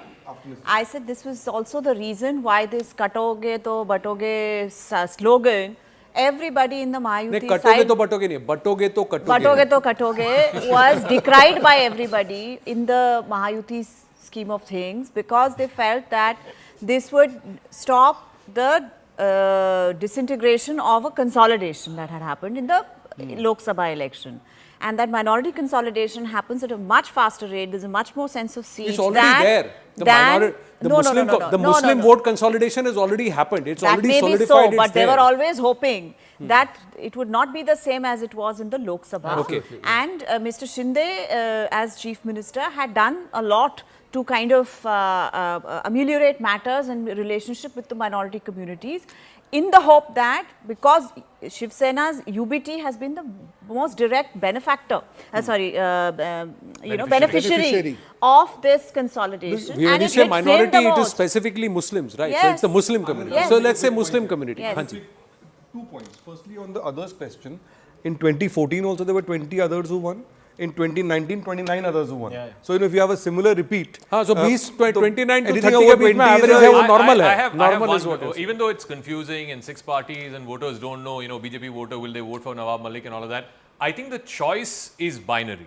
Either you're voting for the Mahayuti or you're voting for the Maha Vikas Aghadi. I think whenever it's a binary choice, you'll more or less have a decisive eventually you'll have a decisive let's say if Nawab Malik wins Mankhurd, is he going to break away from Ajit Pawar? No, I'm not He's saying going to be that. I'm part saying of for that Mahayuti. He's going to be in the mind of the voter, it's very clear. It's either this choice or that choice. No, he will be part. Yeah, so he will be part of the Mahayuti only. That's what's going to happen. Since we are talking about Nawab Malik was the one who created headlines just 7-8 days ago.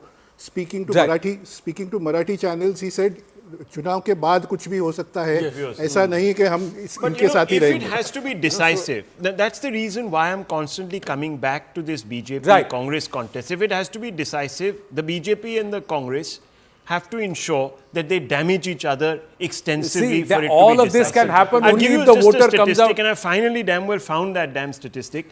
90 assembly seats, 52 the Congress led, BJP 38. In the in the Lok Sabha projected onto the assembly in Maharashtra. Which obviously. In Maharashtra, not across region specific, overall. Across the state. Overall, all right, overall. So that's the case. But all of this, ladies and gentlemen, can happen only if the voter of Maharashtra and Jharkhand goes out to vote. You have to vote in large numbers for any number to come and for it to have any relevance or any stake or any purpose, ladies and gentlemen. Don't crib if you have not voted. That's something which we believe. If you have voted, then you have every right to question and ask. Otherwise, don't, because you've not done your own fundamental duty. We're taking a very short break. Stay with us.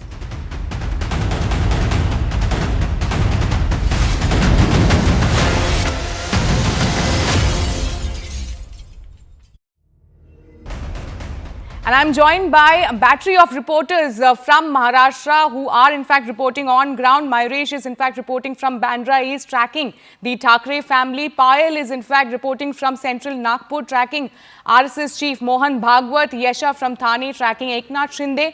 And Pallavi from Baramati, tracking Sharad Pawar. Now let me go first across to Payal, who is in fact reporting from central Nagpur, tracking Mohan Bhagwat.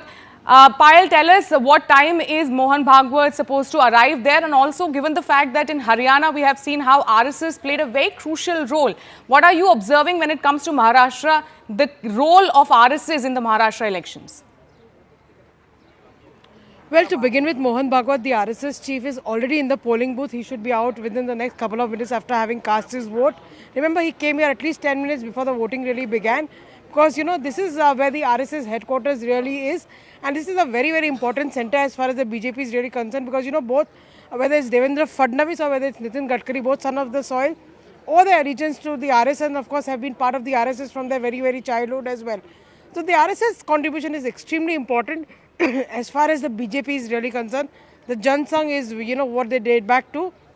And we've seen what they were able to do, in Haryana. So even if sources are to be believed over here in Maharashtra, they're working overtime. Their basic agenda, Sharon, is to in fact encourage people to go out and vote. That last ditch effort campaigning has shut about 24 to 48 hours ago, but the last bit of effort to in fact take people, to the polling booth, that's exactly what the RSS specializes in.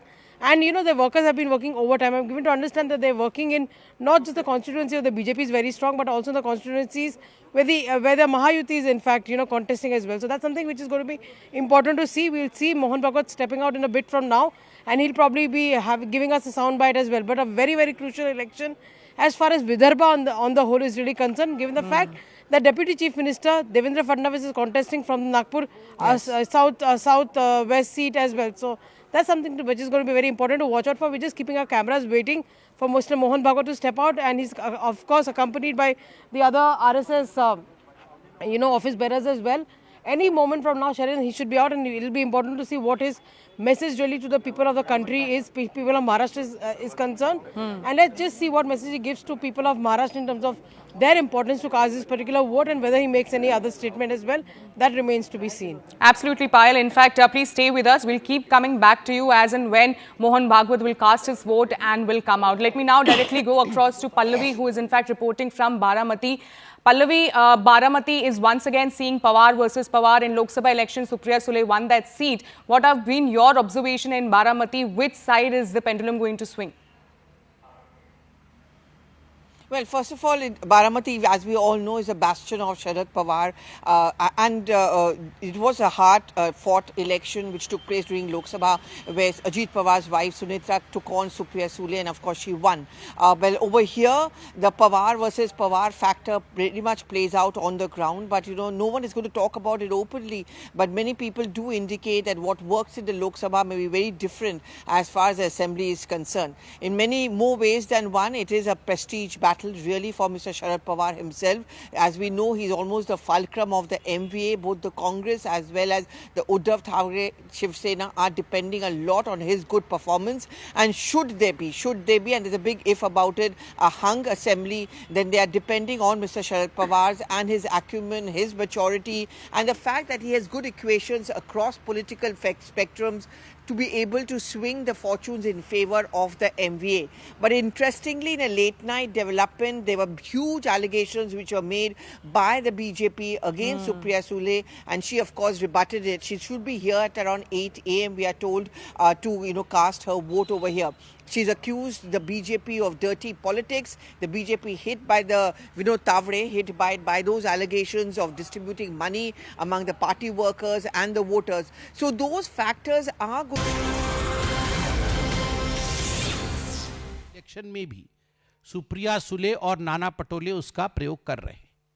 केवल इतना नहीं, जो chat box में signal में chattings आई हुई है, उसमें तो सुप्रिया सुले और नाना पटोले के अलावा few other big players, और भी कुछ बिग प्लेयर्स हैं. मुझे तो पता है कि कांग्रेस पार्टी में द बिगेस्ट प्लेयर तो आप भी जानते हैं, द मॉम एंड द सन. उनसे बड़ा प्लेयर तो कोई नहीं. इस लूट पर खसौट के खेल में, करप्शन के खेल में अगर इस देश में सबसे बिगेस्ट प्लेयर कोई है तो वो सोनिया जी और राहुल जी हैं. और एलिजेडली जिस प्रकार की ये बातें हो रही हैं और करोड़ों करोड़ रुपए इसमें इन्वॉल्व है, 235 करोड़ जो हमें सुनने को मिल रहा है, तो इसमें किसी प्रकार का संदेह नहीं होना चाहिए कि मार्केट में आज जो लोग चर्चा कर रहे हैं कि कहीं ना कहीं इसमें राहुल जी का निर्देश अवश्य होगा. ये मैं केवल ये न कहूंगा कि ये हम एलेज कर रहे हैं. हम तो चाहेंगे कि राहुल जी इस पर प्रेस कॉन्फ्रेंस करें और अपनी तरफ से सफाई भी दे कि क्या उन्होंने नाना पटोले को निर्देशित नहीं किया. क्या सुप्रिया सुले जी जिस प्रकार से निर्देश दे रही है कि don't play games with me, I want the money immediately, और ये 235 करोड़ रुपए का ट्रांजैक्शन दुबई से हो रहा है, इसके पीछे का हकीकत क्या है. आपको ये लग रहा होगा कि आखिर ये गौरव मेहता ये 2 दिन पहले चुनाव के समय ये सब बातें क्यों कह रहा है. हमें भी लगा कि आखिर अभी क्यों खुलासा हो रहा है. तो बड़े ध्यान से मैंने रविंद्र पाटिल के इंटरव्यू को सुना, रविंद्रनाथ पाटिल के इंटरव्यू को सुना.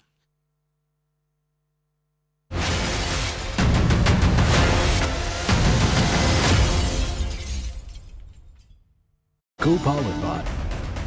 And I'm joined by a battery of reporters from Maharashtra who are in fact reporting on ground. Mayuresh is in fact reporting from Bandra East, tracking the Thackeray family. Payal is in fact reporting from central Nagpur, tracking RSS chief Mohan Bhagwat. Yesha from Thane, tracking Eknath Shinde. And Pallavi from Baramati, tracking Sharad Pawar. Now let me go first across to Payal, who is in fact reporting from central Nagpur, tracking Mohan Bhagwat. Payal, tell us what time is Mohan Bhagwat supposed to arrive there, and also given the fact that in Haryana we have seen how RSS played a very crucial role. What are you observing when it comes to Maharashtra, the role of RSS in the Maharashtra elections? Well, to begin with, Mohan Bhagwat, the RSS chief, is already in the polling booth. He should be out within the next couple of minutes after having cast his vote. Remember, he came here at least 10 minutes before the voting really began. Because, you know, this is where the RSS headquarters really is. And this is a very, very important center as far as the BJP is really concerned. Because, you know, both, whether it's Devendra Fadnavis or whether it's Nitin Gadkari, both son of the soil, or their allegiance to the RSS, and of course have been part of the RSS from their very, very childhood as well. So the RSS contribution is extremely important as far as the BJP is really concerned. The Jan Sangh is, you know, what they date back to. And we've seen what they were able to do, you know, in Haryana. So even if sources are to be believed over here in Maharashtra, they're working overtime. Their basic agenda, you know, Sharon, is to in fact encourage people to go out and vote. That last ditch effort to, I mean, campaigning has shut about 24 to 48 hours ago, but the last bit of effort to in fact take people, you know, to the polling booth, that's exactly what the RSS specializes in.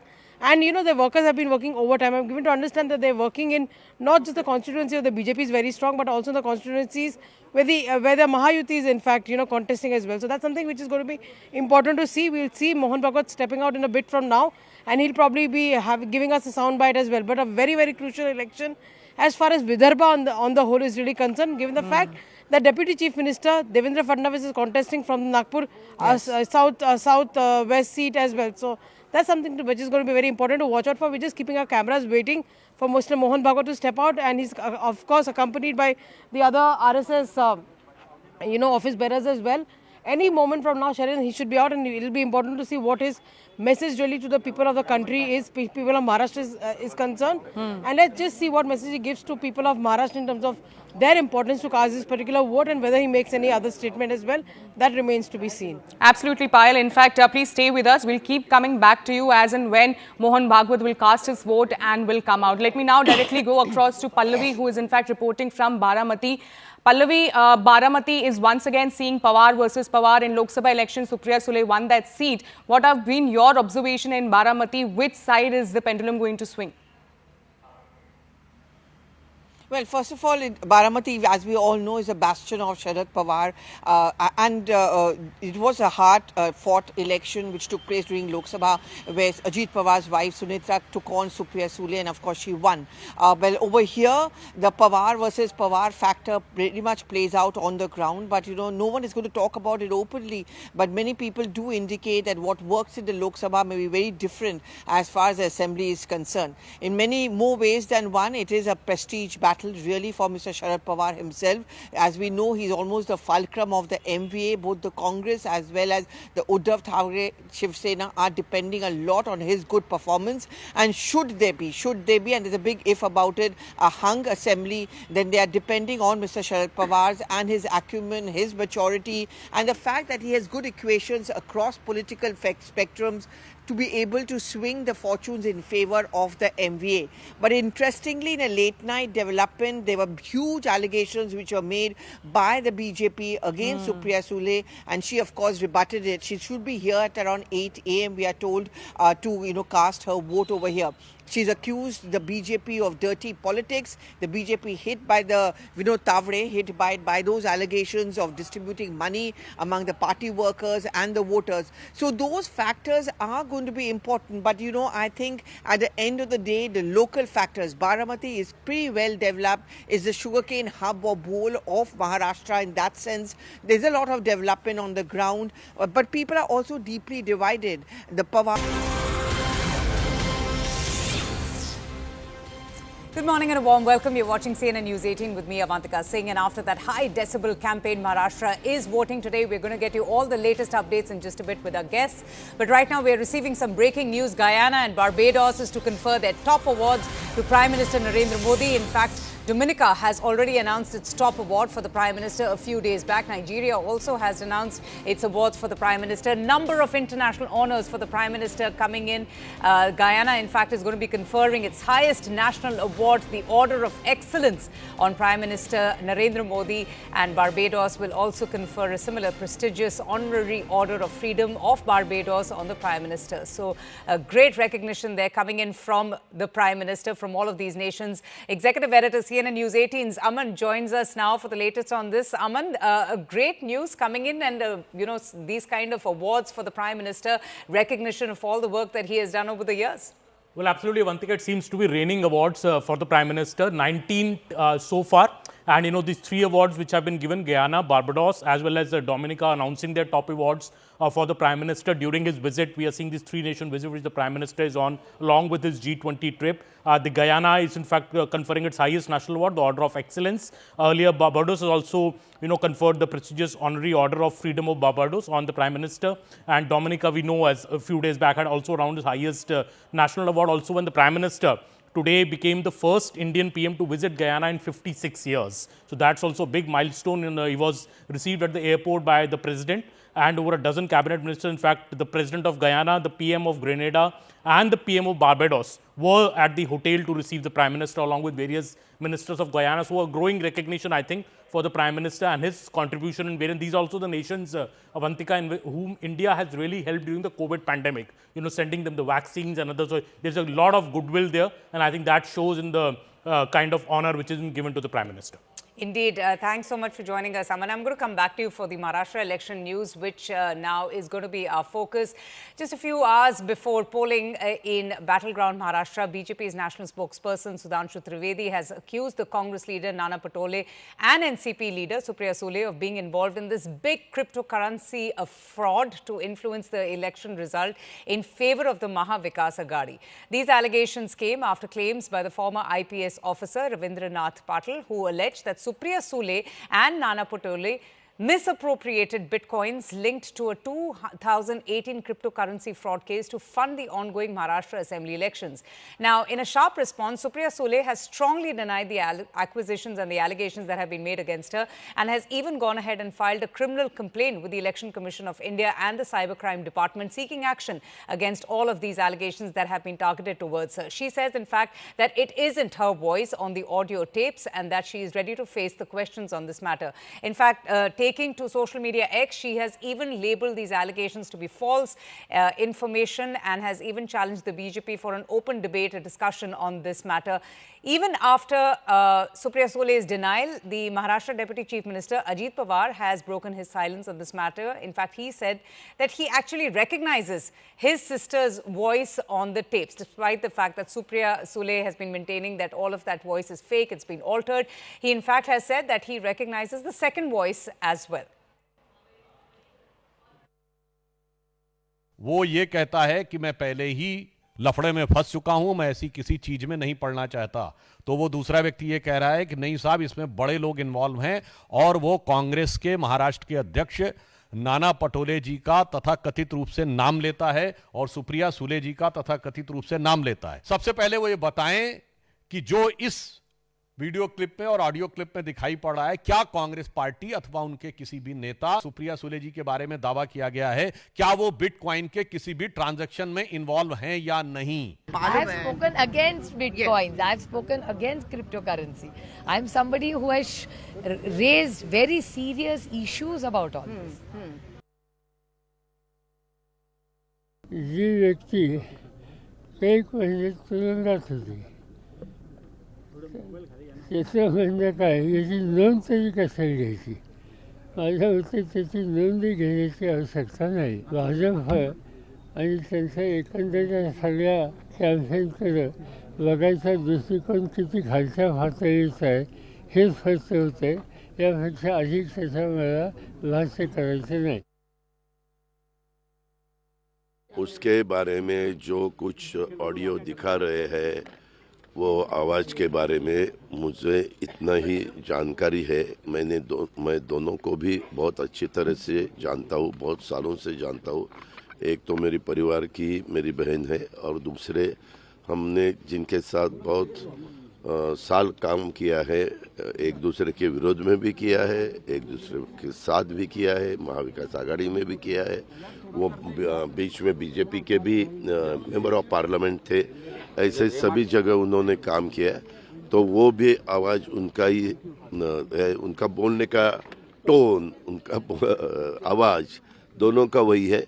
अभी इसके बारे में inquiry हो जाएगी. Inquiry होने के बाद पता चलेगा कौन है, क्या है, इसके पीछे सच राज क्या है, वो पता चलेगा.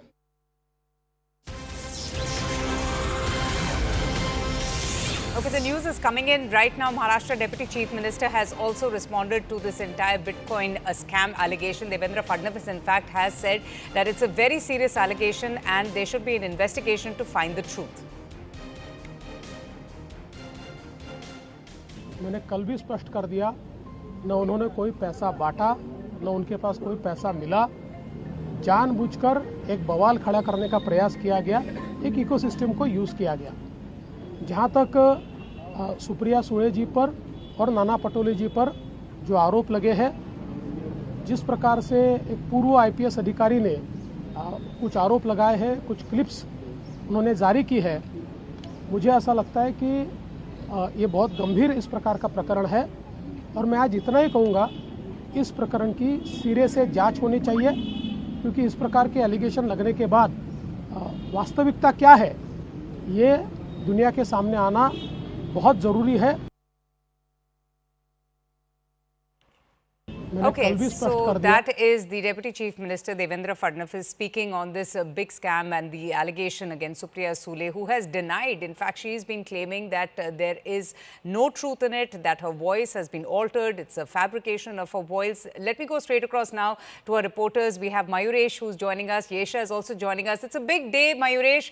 Finally, after a very bitter, personal, acerbic campaign, the people of Maharashtra are going out to vote. So how has it been? You know, Mumbai and Maharashtra is known for the voters coming out and trickling in very small numbers. They take their time. How's it looking out there? Since morning, if we see that it's just a 6% voting which had happened across Maharashtra till 9 a.m. and the highest voting has happened that is in Gadchiroli, which is somewhere around 12.33%. So you can imagine that the morning session was really bad, and as expected that Mumbai is known for a lower voter turnout. So it would be interesting to see whether Mumbaikars break the record or not, because this time there are a lot of issues. There are 6 parties which are in 6 parties which are in fray. A lot of issues are there, and Mumbaikars are always vocal about the issues, but when it comes to voting, the voter percentage basically disappoints everyone, and we have seen that in Lok Sabha also. So it would be interesting to see, because since morning we are here at the Bandra East polling booth, one of the polling booths over here, and since morning we are seeing that senior citizens are coming in a large number, but the younger generation or the mid-age people are basically not come in a large number. We are expecting that once slowly the day passes, that people will come out of their houses and they will cast their vote. Right now I'm standing at this particular polling station called Sahitya Sahwas, which is a residential colony where they have created the polling station, because this time the election commission has thought that creating a polling booth inside the society or in the societies will help them to get more voters, and that's why this one of the booths have been placed here. This is the booth where a Thackeray family is expected in a while to come, and I'll ask my camera person Rajesh to show the visuals. You can see that all the media, especially I'll say that the Mumbai media is basically waiting for the Thackeray family, Uddhav Thackeray, Aditya Thackeray, Rashmi Thackeray. They are expected here in a while. So it would be interesting to see that how much voter percentage this time, voter turnout this time happens in Mumbai as well as in Maharashtra, because if the Gadchiroli district, like Gadchiroli, which is a remote district, if it can basically create a good number, then why not Mumbai city or any other district in Maharashtra? Back to you. Absolutely. Just kindly stay on with me, Mayuresh. We're going to keep coming back to you. Let's also get in all our guests. We have Rohit Chandravarkar, who's a senior journalist, Rashid Kidwai, a senior journalist as well, Nistula Heber, who's a political editor of The Hindu, and Aman Sharma, executive editor, CNN News 18. Let me come to you, Rohit, first. You know, this has been a very bitterly fought contest. You have had personal attacks, both the sides, in fact, you know, hurling these attacks and making very controversial speeches ranging from corruption to communal polarization. How have you viewed this entire election? It's a mighty Maha election between these two huge alliances. That's correct. In fact, like I said sometime back, you know, this is a very unpredictable kind of a situation in Maharashtra right now, because we never saw so many parties fighting, firstly. Secondly, we didn't see these kinds of alliances happening where, you know, yesterday's enemies have come together today and formed alliances, etc. The other factor, of course, is Maharashtra battle is always a high-stake battle, because it is India's most industrialized state, a developed state. It attracts 52% of entire India's foreign direct investment. it has Mumbai city, it has Bollywood, cricket, everything there. Maharashtra has the X factor. So this election, we see that the margins perhaps are going to be very low for candidates who win the election. And there is also going to be a lot of uncertainty after the results come, because as many observers have been saying, these alliances don't seem natural. The alliance partners on both sides perhaps don't look like they are natural friends, if you want to call it that. But it's a very interesting battle, very unpredictable, and a close fight. That's what I can say. High stakes involved in it. And we are eagerly watching, the polling that's happening today and the results that will come out on Saturday. Absolutely, Rohit, you're right. It's been a high-stakes contest with just so much at stake for both the alliances, and both, in fact, doing everything to outdo each other by the freebie frenzy that one got to witness. Nistula, would you also agree that this has been a cloak and dagger contest, a very cluttered one with just so many people involved, so many independents as well? And do you feel from your observations and your travels in Maharashtra that Vidarbha and Marathwada are the two battleground regions which actually hold the key to Mantralaya? So I have frequently referred to these elections as confused and confusing, not just for observers, but for the participants and certainly for the voter as well, because there has been so much of toing and froing between all these parties and alliances, splits, very opportunistic politics, plus at the same time, very ironically, each breakaway faction trying to invoke ideology and saying we are the authentic ones. So there are just too many things that are going to come out of the reckoning of this election. Who is the authentic Shiv Sena? Who is the authentic NCP? Is Congress a good alliance partner, or is it a parjivi or a parasite on its other alliance partners, as Prime Minister said right after the Haryana debacle that the Congress suffered? There are too many questions that are to be answered in this particular poll. The point is that, will we get a proper cohesive sort of a government out of it is the actual question that is to be decided. All the other things just contribute to that particular this thing. It is after 1999, the most complicated election that the state has seen. And there are too many unknown factors that are affecting it. So if anybody is telling you at this point of time that they know who's going to be coming to power, they're either lying or just, deluding themselves. So that's my really very short take on this particular election. Oh, it's been an interesting one, really. And you're right. Aman, you have also spent a lot of time, too many things and too many people and too many parties. And Aman, you were also there in Maharashtra.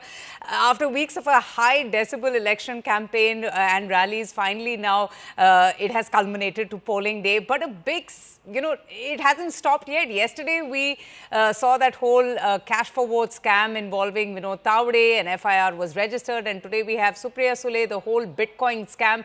So it hasn't even stopped even while the people are going out there and voting. Well, certainly, Avantika, there is allegations from both sides on each other, but I don't know how much these events have an impact on the election. I think people's mind is made up, and these events I don't think have a major impact on the way people may change their voting preferences. I don't really buy into that. That said, as Nistula was saying, that this is an extremely complex election. I think the fight is really between that the narrative in the Lok Sabha of the Maha Vikas Aghadi that Samvidhan khatre mein hai. Does that narrative continue into the Lok Sabha election? If it continues in the Lok Sabha election, I think the MVA will ultimately have the edge. Or is the alternate slogan from the Mahayuti camp that sab ek hai to safe hai, given by the Prime Minister, is that slogan gonna reign supreme in this particular election? Because if ek hai to safe hai reigns supreme, it shows that the coalition on the other side of the voters, the Maratha, the Muslim and the Dalit voter, there will be a break in that. BJP is trying to break that gutshot on the other side, which happened in the Lok Sabha. It is trying to consolidate the OBC vote in its favor in this particular election. If the OBC consolidation happens... Has there been a lot of effort to do that, the OBC consolidation? Well, absolutely. That's been the #1 agenda of the BJP in this election. They want to consolidate the OBC vote, which is like 37-38%, the biggest vote bank in the state. Okay. We must remember that in Lok Sabha, the Marathas were against the BJP, but even the OBCs in some measure turned against the BJP because they thought BJP is being too soft on the Maratha cause. Yes. So it was a double whammy for the BJP, for the Mahayuti rather, in the Lok Sabha. This time, if you see, Maratha reservation has not been mentioned by any of the top leaders of the BJP from the election stages. They are very clearly looking at consolidating the OBC vote, getting a bit of the Dalit vote, a chunk of the Dalit vote back with them, especially the Ambedkarite Buddhist vote, around 11%. If that reversal happens, I think the Mahayuti will be in a stronger position. If that reversal doesn't happen, I think the MVA would continue with its theme, which we saw in the Lok Sabha election. Interesting. We've just received also some breaking news, Aman, while you were speaking, that Maharashtra Congress chief Nana Patole has also spoken up on this raging Bitcoin scam controversy. In fact, he said that Ravindranath Patil is a fraudulent IPS officer, so they're even casting doubt on the investigating officer. The audio that was shown yesterday by Sudhanshu Trivedi doesn't feature my voice. Everyone in this country, including the Prime Minister, knows my voice, is very familiar with my voice as well. So let's listen into what he has to say. Ravindra Chavan Patil जो नावाचा व्यक्ती आहे तोच तोतिया IPS आहे. आपल्या सगळ्या मीडियाला त्यांनी सांगितलं की मी IPS आहे, होतो, रिटायर झालो, पण तोच तोतिया IPS निघाला. भाजप आणि जो सुधांशु त्रिवेदी भाजपचा प्रवक्ता ज्यांनी ज्या पद्धतीने ते ऑडिओ ज्या पद्धतीने दाखवले गेलेले आहेत, आता त्याच्यात माझा आवाजच नाही. सगळेजण माझा आवाज ओळखतात महाराष्ट्रामध्ये आणि देशामध्ये. माझा देशातही आवाज आहे, नरेंद्र मोदींनाही माझा आवाज पाठ आहे. नाना पटोले शेतकरी आहे, शेतकरी राहील आणि इतके वर्ष राजकारणामध्ये राहिला, तर मला खरं तर हे बिटकॉइन हा शब्दच मला माहिती नाही काय व्यवहार होतात. Okay, so the Bitcoin scam really raging on. Yesha joins us now from Thane. Yesha, over to you. Fill us in with what's happening out there. How many people are coming out to cast their vote? It's been a bitterly fought election campaign, and today is D-Day. Absolutely. In fact, right here you see that ever since this morning, people have been trickling in. Of course, like we've been discussing how people in Mumbai and nearby areas do not really come out and vote. But right now, of course, there are people who've gathered here. Right here, in fact, you see that Chief Minister Eknath Shinde's father, he is already here to cast his vote. And parallelly, we've seen Chief Minister Eknath Shinde come in. Now, Chief Minister would be casting his vote. In fact, before leaving this morning, we also saw how he had, his wife and his daughter-in-law had offered him some prayers, and which is where now Chief Minister Eknath Shinde is here. In fact, over the last couple of days, we've seen the kind of massive support that Eknath Shinde has received. In fact, apart from Eknath Shinde, his son, Dr. Shrikant Shinde, who's the MP from the Kalyan Dombivli area, and also his wife and daughter-in-law are here. So yes, they'll be casting the vote now. Over the last couple of weeks, in fact, Antika, like we've been telling you, while we were here covering Eknath Shinde's campaign fails, there's been massive support that Eknath Shinde has received in this very constituency. In fact, he's been 3 times MLA here. While we spoke to some of the women who gathered here, they've given a word saying that Eknath Shinde has worked well in this very area, and it is the 4th time mandate that he seeks. Thousands of people gathering to meet him to kind of express their gratitude towards him is something that shows the kind of popularity that he has here, right? Oh, absolutely. In fact, he does enjoy a lot of popularity, and it's interesting how Eknath Shinde has also come into his own. He's going to be fighting Thane against Kedar Dighe, who's from the Shiv Sena UBT. Yesha, I'm going to keep coming back to you. Stay on with me. It's clearly the day of the Maharashtra Assembly polls. People are coming out. They're casting their vote. In fact, we've seen a lot of celebrities, big prominent leaders coming out to cast their vote because all the 288 seats are set for polling today. The ruling Mahayuti alliance featuring the BJP, Ajit Pawar, NCP faction, Eknath Shinde, Shiv Sena, they're all facing off against the opposition Maha Vikas Aghadi. It's a coalition of the Congress, Sharad Pawar's NCP, Uddhav Thakrae's Shiv Sena, from Maharashtra Deputy Chief Minister Ajit Pawar and Devendra Fadnavis to NCP, SP, MP Supriya Sule. Political leaders are coming out in huge numbers to cast their vote. In fact, when asked about the poll verdict, Ajit Pawar, the Deputy Chief Minister, exuded confidence, saying that the people of Maharashtra will shower the alliance, Mahayuti and all of their leaders with a lot of love. On the other hand, the Maha Vikas Aghadi is also exhibiting the same confidence. The leaders also said that the alliance is committed to the development of the state and are extremely confident of a resounding victory. Joining us right now from central Nagpur, where we are standing at, is a group of women who just come out and cast their vote. सबसे पहले voting जो आपने किया उसका sign दिखाइए ताकि हम सारे लोगों को बता सके कि उनको जाकर के वोट करना है. कितना अहम होता है वोट करना? बहुत ही अच्छा है करना. अपना जो अधिकार मिला है उसका अपने पूरेपूर फायदा लेना चाहिए. उसको वेस्ट नहीं जाने देना चाहिए। आप यहाँ की वोटर है सेंट्रल नागपुर की, कितना ज़रूरी है वोट करना? क्या मुद्दे सोचती है महिलाएं यहाँ पे? प्रगति होनी चाहिए, इसलिए वो तो करना ही चाहिए। कोई भी आए जो आए उन्होंने अच्छा ही करना चाहिए। महिलाओं को लेके कुछ विशेष आपकी मांग है कि जो भी सरकार आए वो उनको क्या करना चाहिए आप लोगों के लिए? महिला को ये दे रहे वो अभी स्कीम दे रहे, वो देने के अलावा काम दिया तो अच्छा होगा। घर में बैठे काम दिया तो ज़्यादा बेहतर है। ऐसे पैसे देने से वो ज़्यादा और आलसी हो जाएंगे। Well of course important issues. आप बताइए, आप युवा है, आपका फर्स्ट टाइम वोट है? Yes ma'am, first time vote है। What would you want to tell the voters, why should they come out and vote? क्यों वोट करना चाहिए? क्योंकि अच्छी सरकार चाहिए, अच्छे अपने हित में चाहिए और सबको पता चलना चाहिए कि वोटिंग का महत्व क्या है, एक हक मतलब एक वोट क्या क्या कर सकता है। और बेटर सरकार तो अपने को चाहिए, विकास है, प्रगति की राह पर चलना है। सांस्कृतिक से दिखाने से कुछ नहीं होता, करना भी पड़ता है, ऑन ग्राउंड लेवल पे उतरना पड़ता है। आज के युवा ये देखेंगे तो आगे जाके उनको भी पता चलेगा ना कि आप अपना नेता कैसा है, अपना वार्ड मेंबर कैसा है।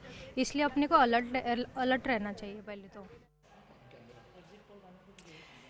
Yesha, you know, you've also spoken to Eknath Shinde. Do you think that the person that he is, his accessibility, in fact, Payal also spoke to him, and the fact that RSS is so involved in these elections, their ground role could perhaps give the BJP alliance an edge in these elections? So, you know, when you speak, when we spoke to Chief Minister Eknath Shinde, he of course sounded confident. In fact, you know, when we spoke to him, apart from it, we also spoke to Deputy Chief Minister Ajit Pawar. There was one bit that Ajit Pawar happened to mention, was that Ladki Bahin Yojana would be the game changer in this very elections. Of course, we've seen that when it came to the Lok Sabha election results, there were certain comments that were made by RSS, by also a mouthpiece of RSS, critiquing the role of Ajit Pawar in this election. But all throughout, when you speak of Eknath Shinde has been someone who has, in fact, followed to the T about the instructions that usually come in, and which is where now, you know, when it comes to his popularity amidst people, amidst Sthanikars, it is quite evident the kind of role he plays.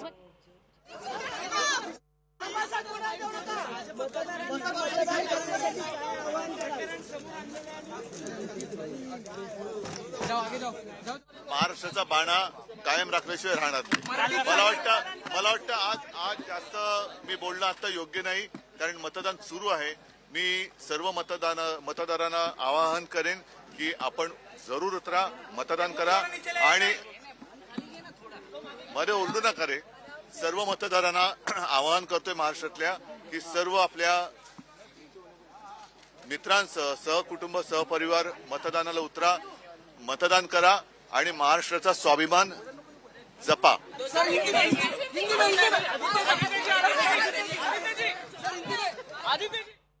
All right, so all the reactions coming in from the big political leaders. We just heard from Eknath Shinde as well. Let me also get in Mr. Rashid here for, you know, on this political battle that we're getting to see. I wanted to understand something from you, that yes, the Maha Vikas Aghadi had seen great electoral success in the Lok Sabha polls, but the BJP has also changed its strategy. In fact, very interestingly, they have completely recalibrated their campaign strategy. Do you feel that this perhaps will benefit them in these elections? Perhaps we'll get to know only on 23rd, but the real point is that, you know, stakes are very high.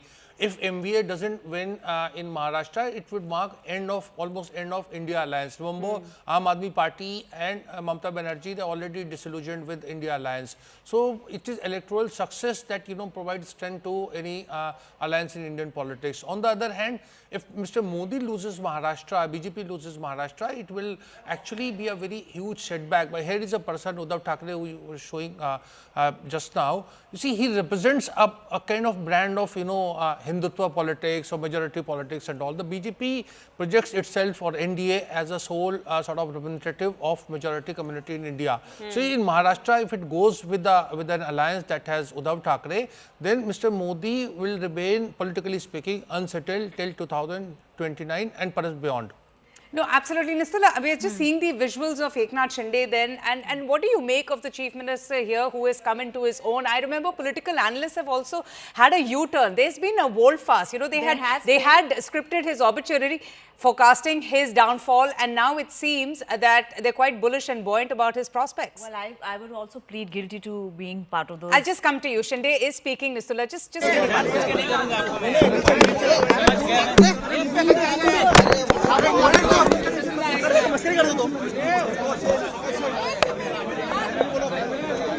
अरे family सगळे मागे जा ना अक्षय थोडं मागे चला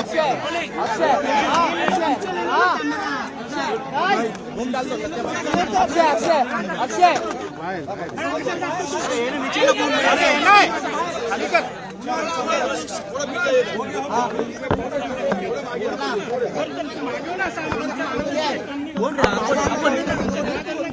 अरे नाही खाली गेला बुमेल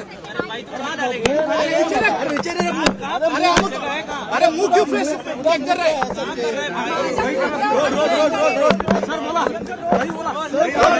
सर मतदान करून फिर से ऊपर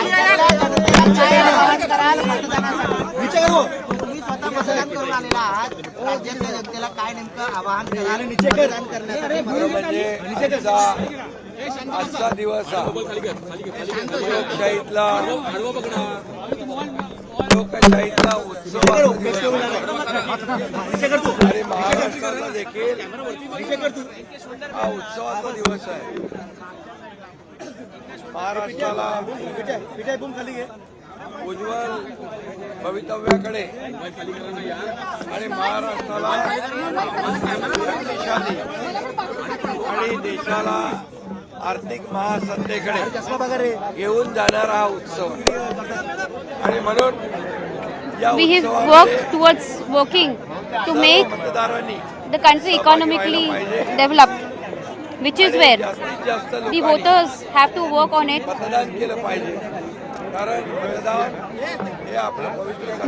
A lot of people should come ahead and cast their vote because it is for the development of the state. लोकशाहीच्या उत्सवामध्ये सामील झालं पाहिजे असं माझी सगळ्यांना नम्र विनंती आहे. It is a celebration for democracy which people need to gather and work towards. मतदान करावं आणि लोकशाही समृद्ध आणि प्रगल्भ Everyone should come ahead and vote अशा प्रकारची विनंती मी करतो so that we can maintain the democracy. गेल्या 5 वर्षाचा कारभार या महाराष्ट्रातल्या जनतेने पाहिलाय. In the last 5 years, 2019ला मतदान झालं आणि Maharashtra has seen the kind of work that was done from 2019. People have seen, though people had voted for a particular government, but despite that, the mandate of people were changed. गेल्या 5 वर्षामध्ये या राज्याची कोणी दशा केली And which is where विकासाची दिशा कोणी दाखवली the way हे लोकांना माहित आहे. people took those in government took Maharashtra against development या राज्यामध्ये सुरू and the plight of state या is योजना something that people have seen. आणि विकास हा लोकांना माहित आहे. मुख्यमंत्री माझी लाडकी बहीण योजनेसारखे अनेक All the development, the schemes that have been put in place is something that people have seen. Ladki Bahin Yojana is something that has benefited people. लाडक्या शेतकऱ्यांसाठी, लाडक्या कामगारांसाठी, लाडक्या ज्येष्ठांसाठी आम्ही केल्या आणि नक्कीच We worked on strengthening women, गेल्या 5 वर्षामध्ये old people, youngsters, या राज्याला all of them alike.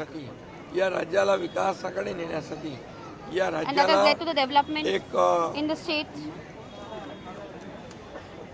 खरं म्हणजे या राज्याचा सर्वांगीण विकास आणि या राज्यातल्या सर्वसामान्य लोकांच्या जीवनामध्ये बदल घडवण्यासाठी या Overall development of the state महाराष्ट्राला and to bring about the एक change in the शक्तिशाली life राज्य of common people बनवण्यासाठी आम्ही is महायुतीने how we प्रयत्न work केलेला आहे to also आणि मला वाटतं make Maharashtra या an राज्यातली empowered and Janata developed state. आज समाधानी आहे.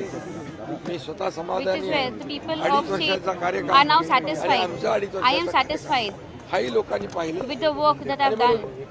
या आजच्या दिवशी our work has been done, has been looked up by several voters, by people, and which is where today the people of Maharashtra आणि म्हणून will vote for us. मतदानाचा टक्का, मतदान हे लोकशाहीला प्रगल्भ करणार आहे, लोकशाहीला मजबूत करणार आहे आणि म्हणून सगळ्यांनी मतदान करावं is how one can maintain democracy, which is where I request people to go ahead and vote. येणारं सरकार महायुतीचं बहुमताचं थम्पिंग मेजॉरिटीचं असेल. It is going to be a government of Mahayuti. म्हणून आम्ही विकासाला प्राधान्य दिलं, कल्याणकारी योजनांना प्राधान्य दिलं. 2.5 वर्षाचा कार्यकाळ या महाराष्ट्रातल्या जनतेने पाहिलं.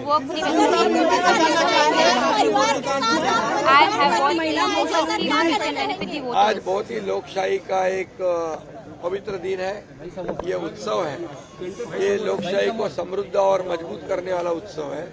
इसमें सभी ने मिलकर इस उत्सव में सहभागी होना चाहिए, सभी ने वोट करना चाहिए, क्योंकि ये महाराष्ट्र को शक्तिशाली बनाएगा, देश की अर्थव्यवस्था को मजबूत बनाएगा. इसलिए आज का दिन बहुत ही महत्वपूर्ण है. ये मतदान सभी लोग करें और हमारी लोकशाही समृद्ध करें, प्रगल्भ करें, मजबूत करें. और पिछले 5 साल का कारोबार लोगों ने देखा है. 2019 में क्या हुआ था लोग आज भूले नहीं है. लोगों का मैंडेट क्या था और लोगों का मैंडेट था महायुति, जनता का मैंडेट था महायुति, लेकिन सरकार महायुति की नहीं बनी. इसलिए वो लोगों के ध्यान में है पूरी तरह. और 2.5 साल का कार्यकाल भी देखा है उन्होंने और हमारे 2.5 साल का भी देखा है. और इसलिए हमारे 2.5 साल में एक तरफ विकास, जो विकास को रोका था हमने उसको शुरू किया. जो कल्याणकारी योजना है जैसे लाडली बहन, लाडला भाई, लाडला किसान, कई योजनाएं मैं अभी सब में खुलकर बताना नहीं चाहता, लेकिन विकास और कल्याणकारी योजनाएं जो शुरू की है इसका प्रतिबिंब जो है इस चुनाव में दिखेगा.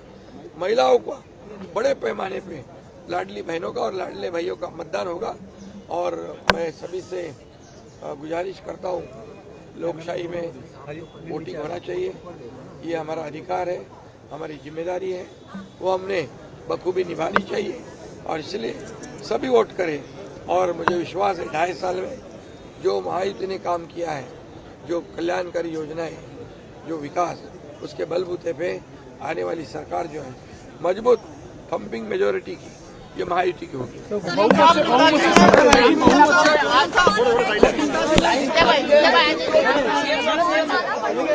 Okay, that's Chief Minister Eknath Shinde, the Maratha face, and someone who has been credited for running a very efficient campaign on development and issues.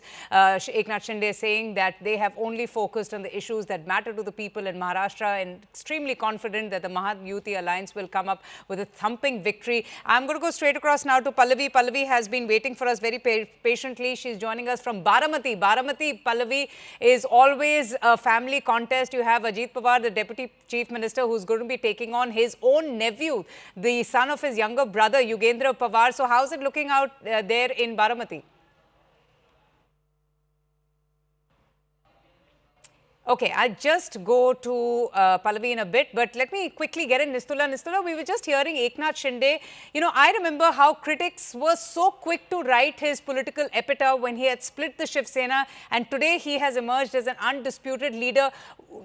What does one make of a person like Eknath Shinde? It's been a journey, and I can say that I was also guilty of kind of also underestimating him because a few months ago I had done a story for the Hindu where you know, I had revealed that the BJP in Maharashtra had requested the central leadership to hold the state assembly and general election, Lok Sabha election for the state together, to bring forward the assembly elections because they wanted to kind of gain from brand Modi, because they weren't very confident about what had happened, you know, with Eknath Shinde coming up, and that they were not very confident of the narrative that they had set by splitting the Shiv Sena. They felt that they were getting too much of this thing, a backlash from Sena supporters, and Mr. Shinde was not really up to telling his side of the story. That has changed over the last few months. He has managed to kind of build a certain narrative around him of being the true Shiv Sainik, with all the virtues that are supposed to be in a Shiv Sainik, that of being, you know, Hindutva warrior, Marathi Manus, and of course keeping away from the Congress, which Mr. Uddhav Thackeray has not done. So he says Bala Sahib would never have done it. I am the actual true inheritor. And he also invoked his other mentor, who's the former Thane chief of the Shiv Sena, Anand Dige. And when I went there for covering the campaign this time, there were two films that were out, Dharamveer 1 and Dharamveer 2, which was on the life of Anand Dige. It was playing in theatres, playing on OTTs, and basically more than Mr. Dige's story, it was about Mr. Shinde's story and his involvement with the Shiv Sena from the get-go, etc. And he's going to be playing on that powerful legacy of Anand Dige in Thane also, UBT right? Shiv Sena has pitted Mr. Dige's nephew, Kedar Dige, against Mr. Shinde in his assembly constituency. I spoke to Mr. Dige himself and he said, look, I am the real inheritor. I don't know why he has come out. Even the movie has many inaccuracies, etc. But it's doing well. The movie is doing well. So the narrative, the movie, and also the Ladki Bahin. And I think he has also gone into the details of what exactly happened during the Lok Sabha. You know, he was on 7 seats and Shiv Sena UBT at 9. So they were not that much far behind each other. And Shiv Sena UBT did not cross the psychological point of a double figure. All right. So he kind of then got into the facts and figures of what happened. Okay. And he realized that this minority consolidation in a huge way did help Shiv Sena UBT. And he has gone out of his way of setting up, this Aurangabad Minority Development Corporation. He has done, increased the salaries of Maulanas across masjids in Maharashtra. He has also played a very soft sort of a role within that Shiv Sena worldview. So he has done a lot to change the way that his story and the way that people look at him. He goes out at night, does inspections of his infrastructure projects, considered very down to earth, approachable sort of a person. Very accessible. And something that even Payal had, my colleague Payal had mentioned. I'll just come to you, Nistula. I really have to go to Pallavi now. She's joining us from Baramati. And Pallavi, it's always a fight of the parivars in Baramati. And this time it's the Deputy Chief Minister Ajit Pawar who's taking on his nephew Yugendra Pawar, who has the backing of his aunt Supriya Sule and Sharad Pawar. How's it looking out there in Baramati? Well, I mean, barring the Congress party, I would say, almost every other political party in Maharashtra as a stakeholder are actually fighting a legacy, kind of a battle to show that we are really the inheritors of that legacy tag, and that applies to the Pawars most. We saw, for example, during the Lok Sabha elections, how it was a prestige battle for Mr. Sharad Pawar, and who can miss those pictures of him very much in the rain, getting wet and still appealing to the people. He's doing pretty much the same as far as the assembly campaigning is concerned, where he says that whether I'm 82 or whether I'm 90, as long as I'm alive, I'm going to fight against the BJP. That has been the kind of battle he's pitching for. In fact, Mr. Sharad Pawar was one of the first ones to cast his vote roughly around 9 a.m. There he did not speak much about the controversy surrounding Supriya Sule as well as a Bitcoin, but what he certainly did was indicate that for him it's a diversionary tactic coming in from the BJP. After that, Avantika, he's actually crisscrossing through the Baramati constituency, then heading back to Pune, very clearly being the main, campaigner. And this really matters. His political prestige depends a lot on how much the NCP performs here, whether the Ajit Pawar faction or the NCP is actually going to be defeated, whether it's going to be the Sharad Pawar supporters who are going to be winning from the turf or the bastion or the killa, as it's called, of the Pawar family or of Sharad Pawar specifically. Within the MVA, he's certainly one who the Congress is counting on, the Uddhav Thackeray is counting on. If there is a possibility of a hung assembly, and I usually tend to think that voters are much, much clearer, there usually isn't a hung assembly. But in case it's a hung assembly, both the Congress as well as Uddhav Thackeray are going to look at Sharad Pawar's acumen very closely.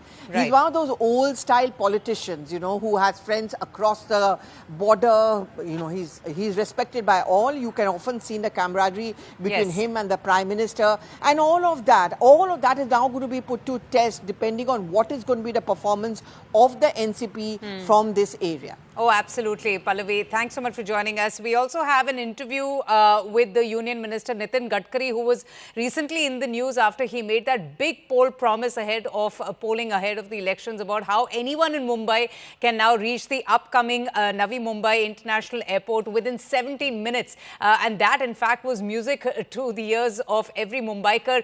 Here he is speaking to CNN News 18's Payal. Listen in.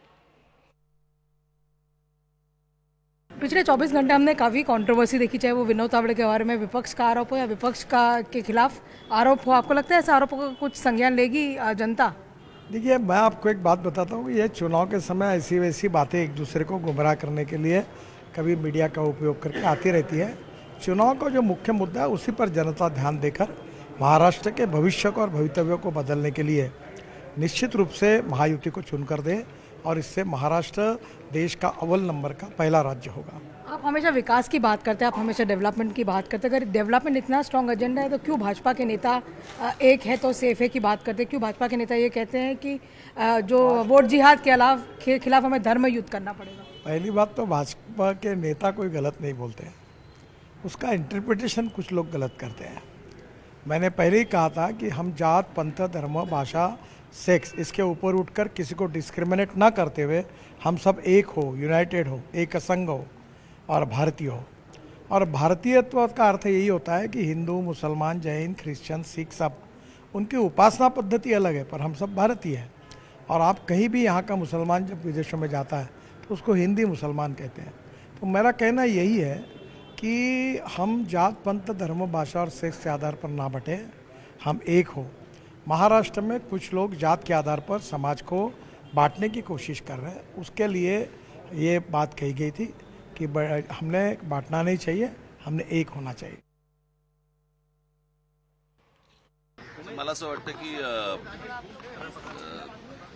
जेवढं मतदान कमी होईल तेवढं त्यांच्या पदरी काय पडेल हे गेल्या 5 वर्षात पाहिलं। जास्तीत जास्त लोकांनी मतदान करून एक तर मतदान केलं पाहिजे सगळ्यांनी, म्हणजे हा तर विषय आहेच, पण आपलं मत व्यक्त करणं, त्यापासून बाजूला हटणं हा काय पर्याय नाही होऊ शकत।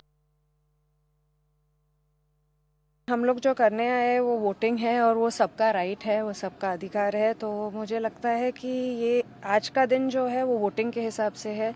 तो जो गरीब है, जो भी है, यंग ओल्ड जो भी है, वोट करना ज़रूर है। बढ़िया बात है, इंतजाम बहुत अच्छा किया हुआ है। अरे मेरे को क्यों ढका? बहुत अच्छा इंतजाम किया हुआ है। मैं देख रहा था कि सीनियर सिटीजन के लिए बहुत अच्छा इंतजाम किया हुआ है, बहुत सफाई रखी हुई है। एंड बस आज यही है कि सब लोग आए, वोट करें, that is the most important.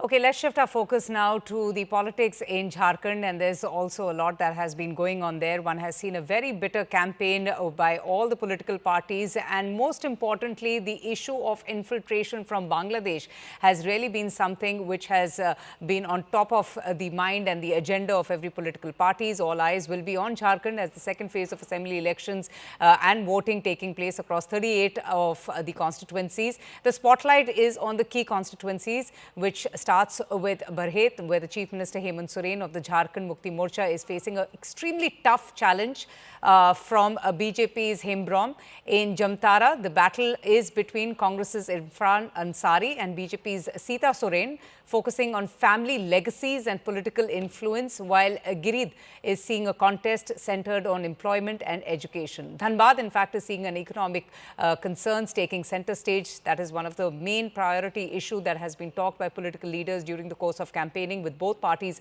focusing on mining industry reforms and local job creations. In Dumka, tribal rights and development have been some of the key issues of contention, key points of contention, with both sides vying for that ST vote.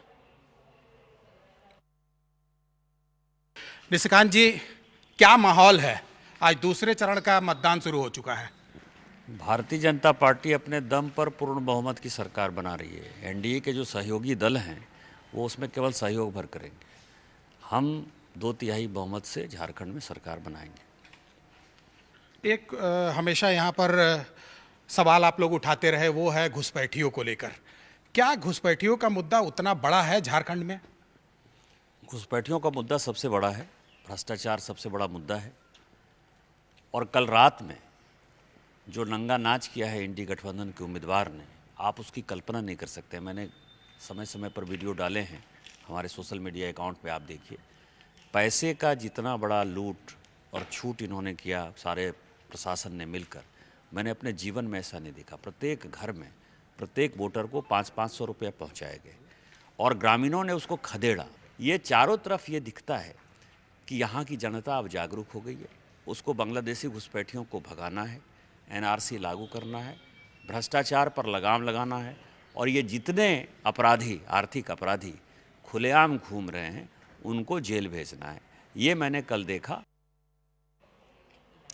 Arunima joins us now for more on Jharkhand. Arunima, the issue of infiltration has been central to the BJP's campaign. Other than that, what has been some of the dominant issues that have been taken up in this very high-stakes political landscape?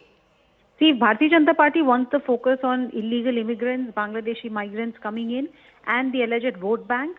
Then the JMM-led India Front wants the focus on economic guarantees that they have allowed. Maiya Samman, for example, is something that Hemant Soren is really hoping will turn the fortunes of his party and his front. He's promising 1,000 rupees. I mean, 3 installments of that money has already been delivered into the accounts of some of the tribal women, and he has promised them that if voted back to power, 2,500 rupees is what he will increase the Maiya Samman Yojana to. Bharatiya Janata Party has also promised 2,000 rupees in the accounts of women. Plus, there are other economic guarantees because unemployment is a big issue for the youngsters there. Reduced prices of gas cylinder is what the Congress's state president also promised, stoking a controversy because he said that he would provide it even to the immigrants. So the big issue here is the BJP pitting it as an existential issue for the tribals or the economic well-being, as JMM wants to put it too. But in reality, this is also about the existence of Hemant Soren, who's facing an ED case, who's out on bail. If he does not win this election, politically and legally speaking, there could be more trouble for him. Absolutely. Arunima, thanks so much for joining us. Aman, I want to ask you that the BJP has continuously accused the JMM and the Congress of encouraging infiltration in order to get votes. In fact, they also say that this has impacted the demographic makeup of that space. Do you think that the arrest of Mr. Soren and all the ED cases against him will play a significant role in these elections? Well, Avantika, did play a role in the Lok Sabha elections. BJP could not win any of the 5 ST in marked seats in Jharkhand in the Lok Sabha election, and that was seen as a result of BJP not having a clear tribal leadership. Last time BJP contested an election, assembly election in Jharkhand, they lost because they had a non-tribal chief minister. So that is, I think that is why the big reason for the BJP to this time reach out to the tribal community, paint this entire campaign that infiltrators are coming in, taking away tribal land, marrying tribal women, and that is what the BJP has pinned its entire campaign on.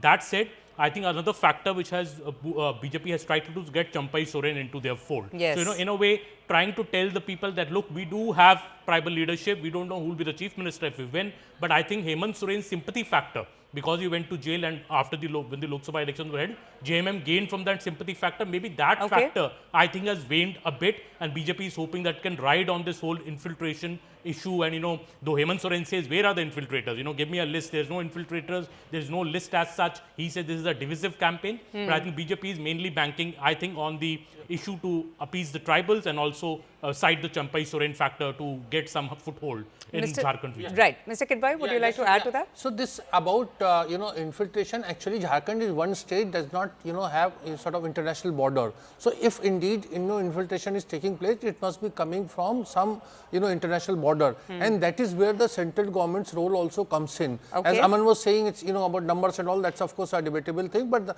this is also a thing. So I think it is a narrative that's being sort of, imposed because there are far, too many important and local issues are there on which election should have been fought in Jharkhand. Right. Interesting. I have to take a very short break right here, and we will come back. It's an important day with elections and polling happening in these states, and we will get our viewers the very latest, all the big voices, the reactions in just a bit. But stay tuned. I'll be back in just a bit.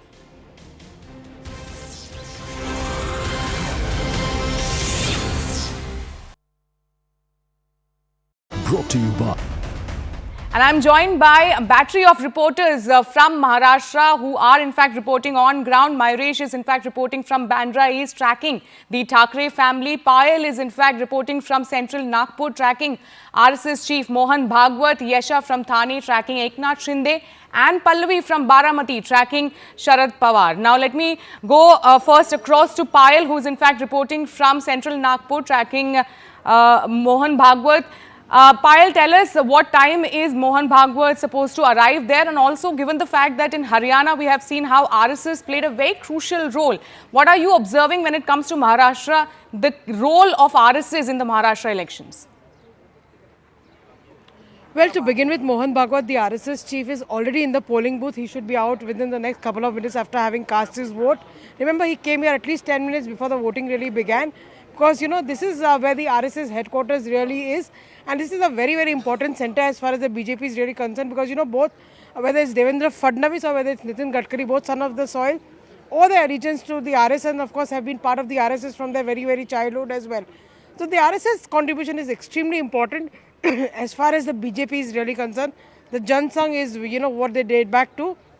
And we've seen what they were able to do, you know, in Haryana. So even if sources are to be believed over here in Maharashtra, they're working overtime. Their basic agenda, you know, Sharon, is to in fact encourage people to go out and vote. That last ditch effort to, I mean, campaigning has shut about 24 to 48 hours ago, but the last bit of effort to in fact take people, you know, to the polling booth, that's exactly what the RSS specializes in. And, you know, the workers have been working overtime. I'm given to understand that they're working in not just the constituency of the BJP is very strong, but also the constituencies where the Mahayuti is, in fact, you know, contesting as well. So that's something which is going to be important to see. We'll see Mohan Bhagwat stepping out in a bit from now, and he'll probably be giving us a soundbite as well. But a very, very crucial election as far as Vidarbha on the whole is really concerned, given the fact that Deputy Chief Minister Devendra Fadnavis is contesting from the Nagpur south-west seat as well. So that's something which is going to be very important to watch out for. We're just keeping our cameras waiting for Mr. Mohan Bhagwat to step out, and he's of course accompanied by the other RSS, you know, office bearers as well. Any moment from now, Sharon, he should be out, and it will be important to see what his message really to the people of the country is, people of Maharashtra is concerned. And let's just see what message he gives to people of Maharashtra in terms of their importance to cast this particular vote, and whether he makes any other statement as well. That remains to be seen. Absolutely, Payal. In fact, please stay with us. We'll keep coming back to you as and when Mohan Bhagwat will cast his vote and will come out. Let me now directly go across to Pallavi, who is in fact reporting from Baramati. Pallavi, Baramati is once again seeing Pawar versus Pawar in Lok Sabha election. Supriya Sule won that seat. What have been your observation in Baramati? Which side is the pendulum going to swing? Well, first of all, Baramati, as we all know, is a bastion of Sharad Pawar, and it was a hard-fought election which took place during Lok Sabha, where Ajit Pawar's wife Sunitra took on Supriya Sule, and of course she won. Well, over here, the Pawar versus Pawar factor pretty much plays out on the ground, but you know. Welcome back. Delhi government has ordered 50% of its employees to work from home because of the rising pollution levels. Gopal Rai, in fact, has put this out on the social media post X, saying Delhi government has decided to work from home in government offices. 50% employees will now work from home. And for its implementation, a meeting will also be held with all officials at 1 in the afternoon. So that's the latest coming in right now, that 50% of government offices to work from home. That's the announcement coming in from the Delhi government, from the minister himself, Mr. Gopal Rai, who's saying that because of the worsening quality of air, 50% of Delhi government's office staff will be working from home. In a way, perhaps it's good news because that will also result in lesser traffic on the roads. But the main problem is still not being addressed, the rising pollution levels. Delhi's air quality has remained in the severe plus category, which has now prompted the Environment Minister Gopal Rai to make this big announcement that 50% of government office staff will work from home because of the pollution. Anshul joins us for more on this. Anshul, so tell us a little bit more. I mean, the good news that came to my mind is at least there's going to be less traffic on the road, which also is a contributor to the rising pollution levels. Was that the intent, or was it, you know, to shield the staff from the rising pollution levels? The intent at this point in time of the Delhi government is to make sure that the number of vehicles that are plying on the roads, that could be reduced, and that is the reason why we saw that initially the schools out here in the national capital were actually asked to shift to online mode. Apart from that, the private offices were also asked to shift to online mode as well. Now, finally, the Delhi government staff has also been asked to, has in fact been reduced to 50%. Basically, the Delhi government is trying to make sure that the factors that are internal factors that are contributing to the pollution, that could be brought under control, because remember, the contribution of emissions that happen from vehicles out here in the national capital is around 21%, which is the second highest apart from the stubble burning that happens in North India. So this is the main reason that we are seeing that the Delhi government has taken this step. It remains to be seen how much of it will have a larger effect on the air quality in the national capital. All right, Anshul, thank you so much for joining us and telling us more about the reason why this order has been given by the Environment Minister Gopal Rai. With that, it's time for me to take a short break, but the news and updates continue with my colleague Griha. Keep watching.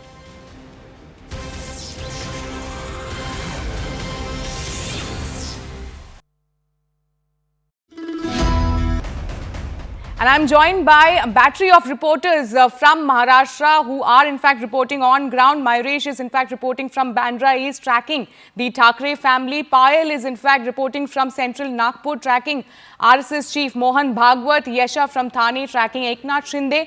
And Pallavi from Baramati, tracking Sharad Pawar. Now let me go first across to Payal, who is in fact reporting from central Nagpur, tracking Mohan Bhagwat. Payal, tell us what time is Mohan Bhagwat supposed to arrive there, and also given the fact that in Haryana we have seen how RSS played a very crucial role. What are you observing when it comes to Maharashtra, the role of RSS in the Maharashtra elections? Well, to begin with, Mohan Bhagwat, the RSS chief, is already in the polling booth. He should be out within the next couple of minutes after having cast his vote. Remember, he came here at least 10 minutes before the voting really began. Because, you know, this is where the RSS headquarters really is. And this is a very, very important center as far as the BJP is really concerned. Because, you know, both, whether it's Devendra Fadnavis or whether it's Nitin Gadkari, both son of the soil, or their allegiance to the RSS, and of course have been part of the RSS from their very, very childhood as well. So the RSS contribution is extremely important as far as the BJP is really concerned. The Jan Sangh is, you know, what they date back to. And we've seen what they were able to do, you know, in Haryana. So even if sources are to be believed over here in Maharashtra, they're working overtime. Their basic agenda, you know, Sharon, is to in fact encourage people to go out and vote. That last ditch effort to, I mean, campaigning has shut about 24 to 48 hours ago, but the last bit of effort to in fact take people, you know, to the polling booth, that's exactly what the RSS specializes in. And, you know, the workers have been working overtime. I'm given to understand that they're working in not just the constituency of the BJP is very strong, but also the constituencies where the Mahayuti is, in fact, you know, contesting as well. So that's something which is going to be important to see. We'll see Mohan Bhagwat stepping out in a bit from now, and he'll probably be giving us a soundbite as well. But a very, very crucial election as far as Vidarbha on the whole is really concerned, given the fact that Deputy Chief Minister Devendra Fadnavis is contesting from the Nagpur south-west seat as well. So that's something which is going to be very important to watch out for. We're just keeping our cameras waiting for Mr. Mohan Bhagwat to step out, and he's of course accompanied by the other RSS, you know, office bearers as well. Any moment from now, Sharon, he should be out, and it will be important to see what his message really to the people of the country is, people of Maharashtra is concerned. And let's just see what message he gives to people of Maharashtra in terms of their importance to cast this particular vote, and whether he makes any other statement as well. That remains to be seen. Absolutely, Payal. In fact, please stay with us. We'll keep coming back to you as and when Mohan Bhagwat will cast his vote and will come out. Let me now directly go across to Pallavi, who is in fact reporting from Baramati. Pallavi, Baramati is once again seeing Pawar versus Pawar in Lok Sabha election. Supriya Sule won that seat. What have been your observation in Baramati? Which side is the pendulum going to swing?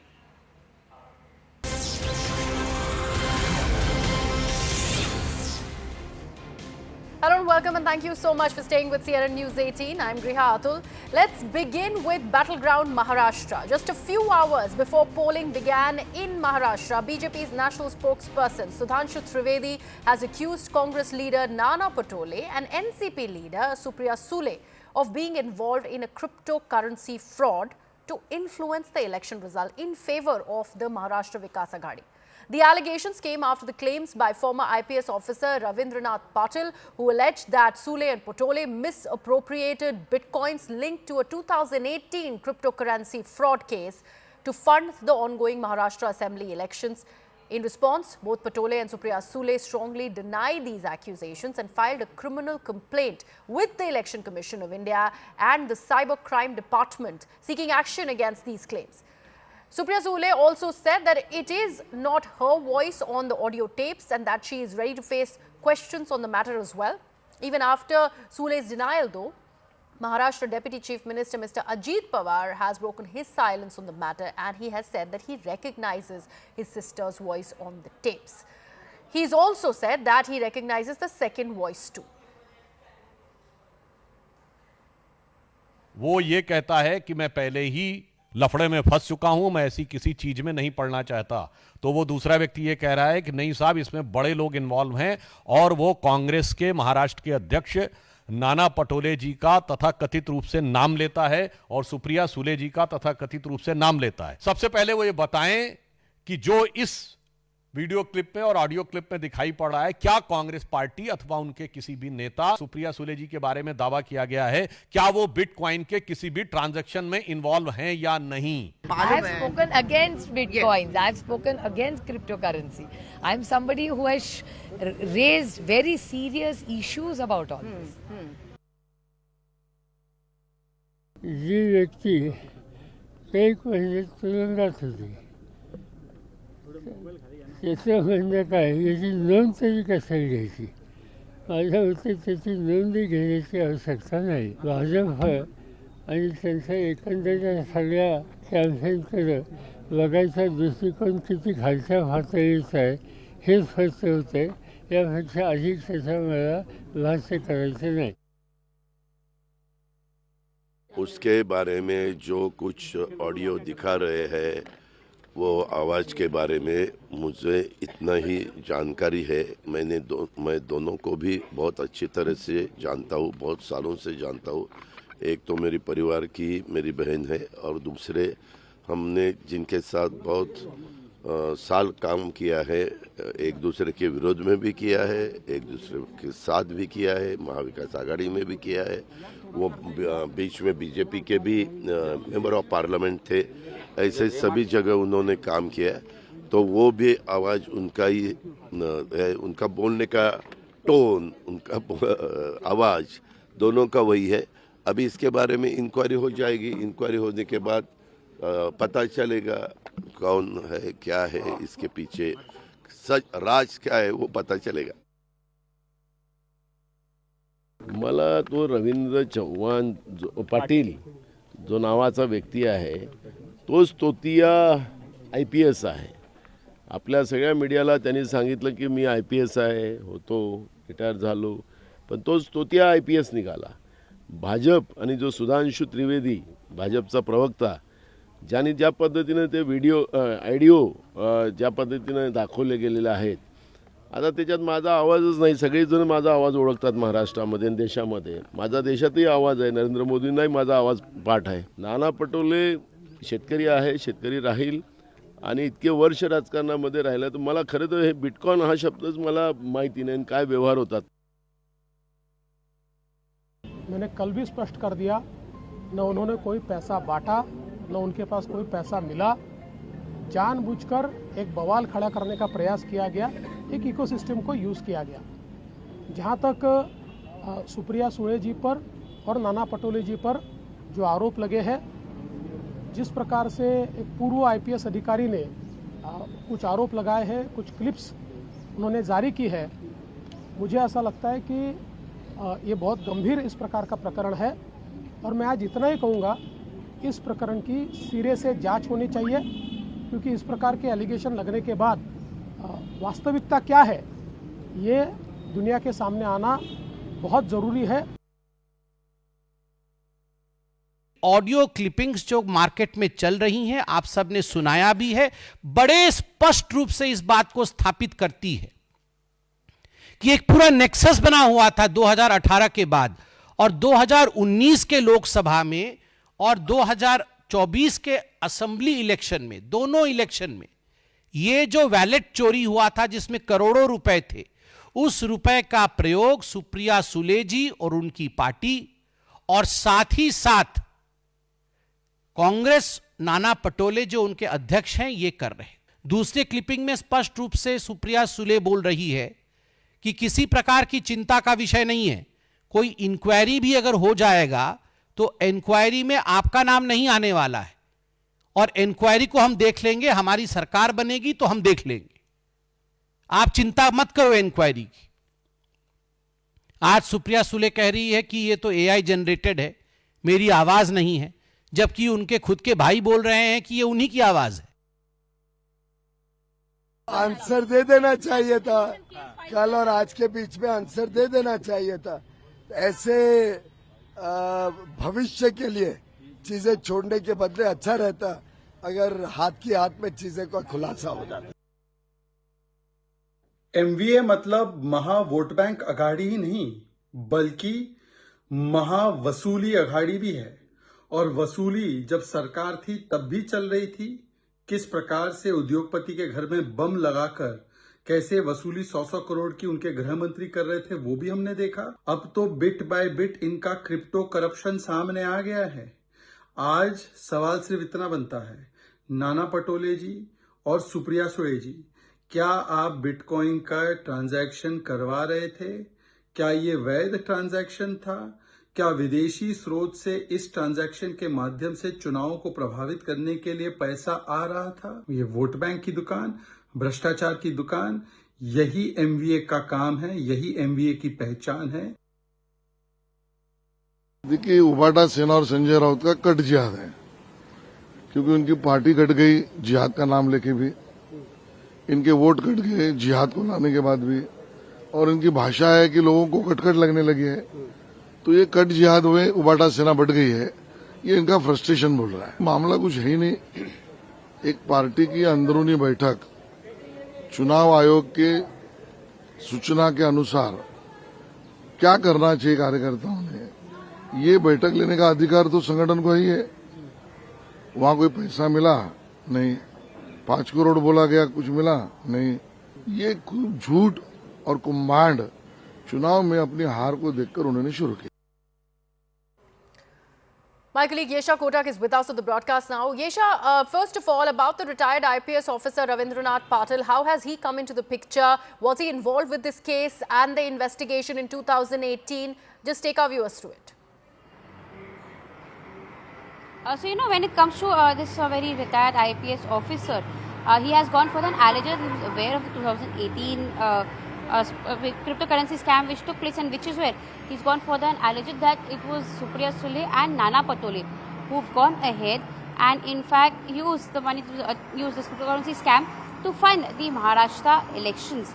Now, particularly here, this is an allegation that was made by a couple of hours before people could vote for the Maharashtra Assembly Election. But however, now we've seen this has led to another war of words between both the opposition as well as the current ruling government. Of course, we'll have to wait and watch and see what happens on 23rd. But as of now, of course, we saw Supriya Sule speaking about it, and so was the case with Ajit Pawar. And there have been several other leaders who've gone for the question. Supriya Sule, in her defense, has gone for the and said that she's the one who's been vocal in the Lok Sabha about cryptocurrency. So she clearly says that whoever it is, whatever allegations they've leveled against me, they can go ahead and she's willing to go on a debate with the concerned BJP person who's put this allegation. We've also seen how there have been several other BJP leaders who've put this allegation, saying that they were also aware of this very cryptocurrency scam. However, on the other hand, we've seen how Ajit Pawar has said that he recognizes the voice of that were there in the sound clips. One he said was someone from the family, and the other one he's closely worked with. In fact, there were audios of what seemed to be Supriya Sule speaking to an official, speaking about how the cryptocurrency could be used to fund the Maharashtra election. However, as of now, Supriya Sule has also gone further and said that there's a defamation case that has been filed, that she has filed, and also raised this complaint with the Election Commission when it comes to these allegations that are being levelled against her. Right. In fact, just a couple of hours, in fact, a day before, we could have polls in Maharashtra. There have been several such allegations, counter allegations that have been levelled, that against Vinod Tavre for cash for vote, and then against Supriya Sule and Nana Patole as well. Yes.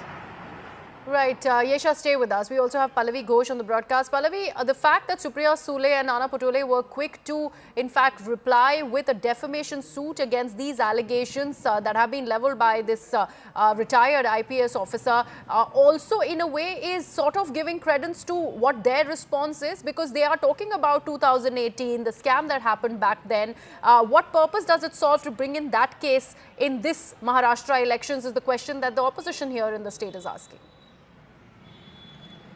Well, I mean, one of the main platforms on which the elections are also being fought is that of corruption. I mean, if you look at the manifesto and the campaigns and the posters of the Mahayuti alliance, they're constantly making the point that a vote for the MVA and the return of the MVA essentially would mean that, one, your development projects will never get completed, and second is that it's only the politicians who are going to fill up their pockets, where the money or the taxpayers' money will be wasted, and there will be no development or redevelopment which is going to take place. So therefore, if the opposition parties are playing up the Vinod Thapre, videos and that narrative, because they are also making a similar point that the only way the BJP wins election is not through the power of democracy, it is through muscle power and money power. That stronger counter is now coming in from the Mahayuti alliance, where they're making the point that, look, this kind of a conversation which we showed to you between Nana Patole, Gaurav Mehta, Supriya Sule and Gaurav Mehta, where if you listen to audio recording, it talks about, for example, Supriya Sule repeatedly asking Gaurav Mehta, where's the money, why is the money not coming to fund the elections? So similarly, that's the reason why BJP is relentlessly doing those press conferences, and despite the very aggressive, strong denials coming in from Supriya Sule, the BJP is not giving up on this issue, because they are hoping that at least this place, Baramati, which is the turf of Sharad Pawar, is breached. That bastion is breached. It couldn't during the Lok Sabha, but it becomes a battle of prestige for Ajit Pawar as well, which is why he's taken on his own relative by saying, I recognize the voice of Supriya Sule, and it is definitely not AI generated. Okay. And hence, an issue is going to be kept alive by the BJP through the day today, in the hope that it has an impact as far as the voters' voting pattern goes. Right, Pallavi. So, Ajit Pawar speaking against his own family member, despite the political difference and the fact that the party has split, is going to give a lot of credence to what BJP's allegations against Sule and Nana Patole really are. But if we take a look at this retired IPS officer, Mr. Patil, his involvement in this 2018 case also did not have a very clean-cut record as far as he's concerned, I'm told. He also was accused back then of having some amount of cryptocurrencies being shifted into his own personal account. A point which was made by Supriya Sule herself when she was speaking to us, when she said that, first of all, I've always spoken out against Bitcoin because I feel it's dangerous, and I've raised this in Parliament, so why would I want to use Bitcoin? And as far as the former IPS officer is concerned, she says, look at his credibility. He's been behind bars for 2 years. Do we now want to listen to his version and believe what he says? Obviously, all of this is politically timed. The BJP has instigated him and made him speak out, and these are all false allegations. That's the pitch which is now coming in from Supriya Sule as well. Right, Pallavi and Yesha, I request you to stay on with us. We are getting some more reactions on this big story that's coming out of Maharashtra as the state goes into polls. Let's take a look.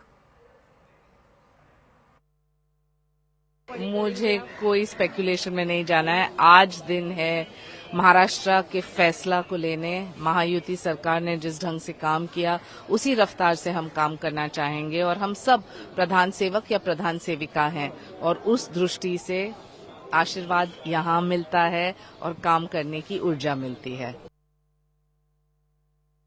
वो audio clip मैंने देखा नहीं है, पर BJP के कुछ नेतों का कुछ वीडियो क्लिप भी कल वायरल हुआ था, उस पे थोड़ा आप ध्यान दीजिए.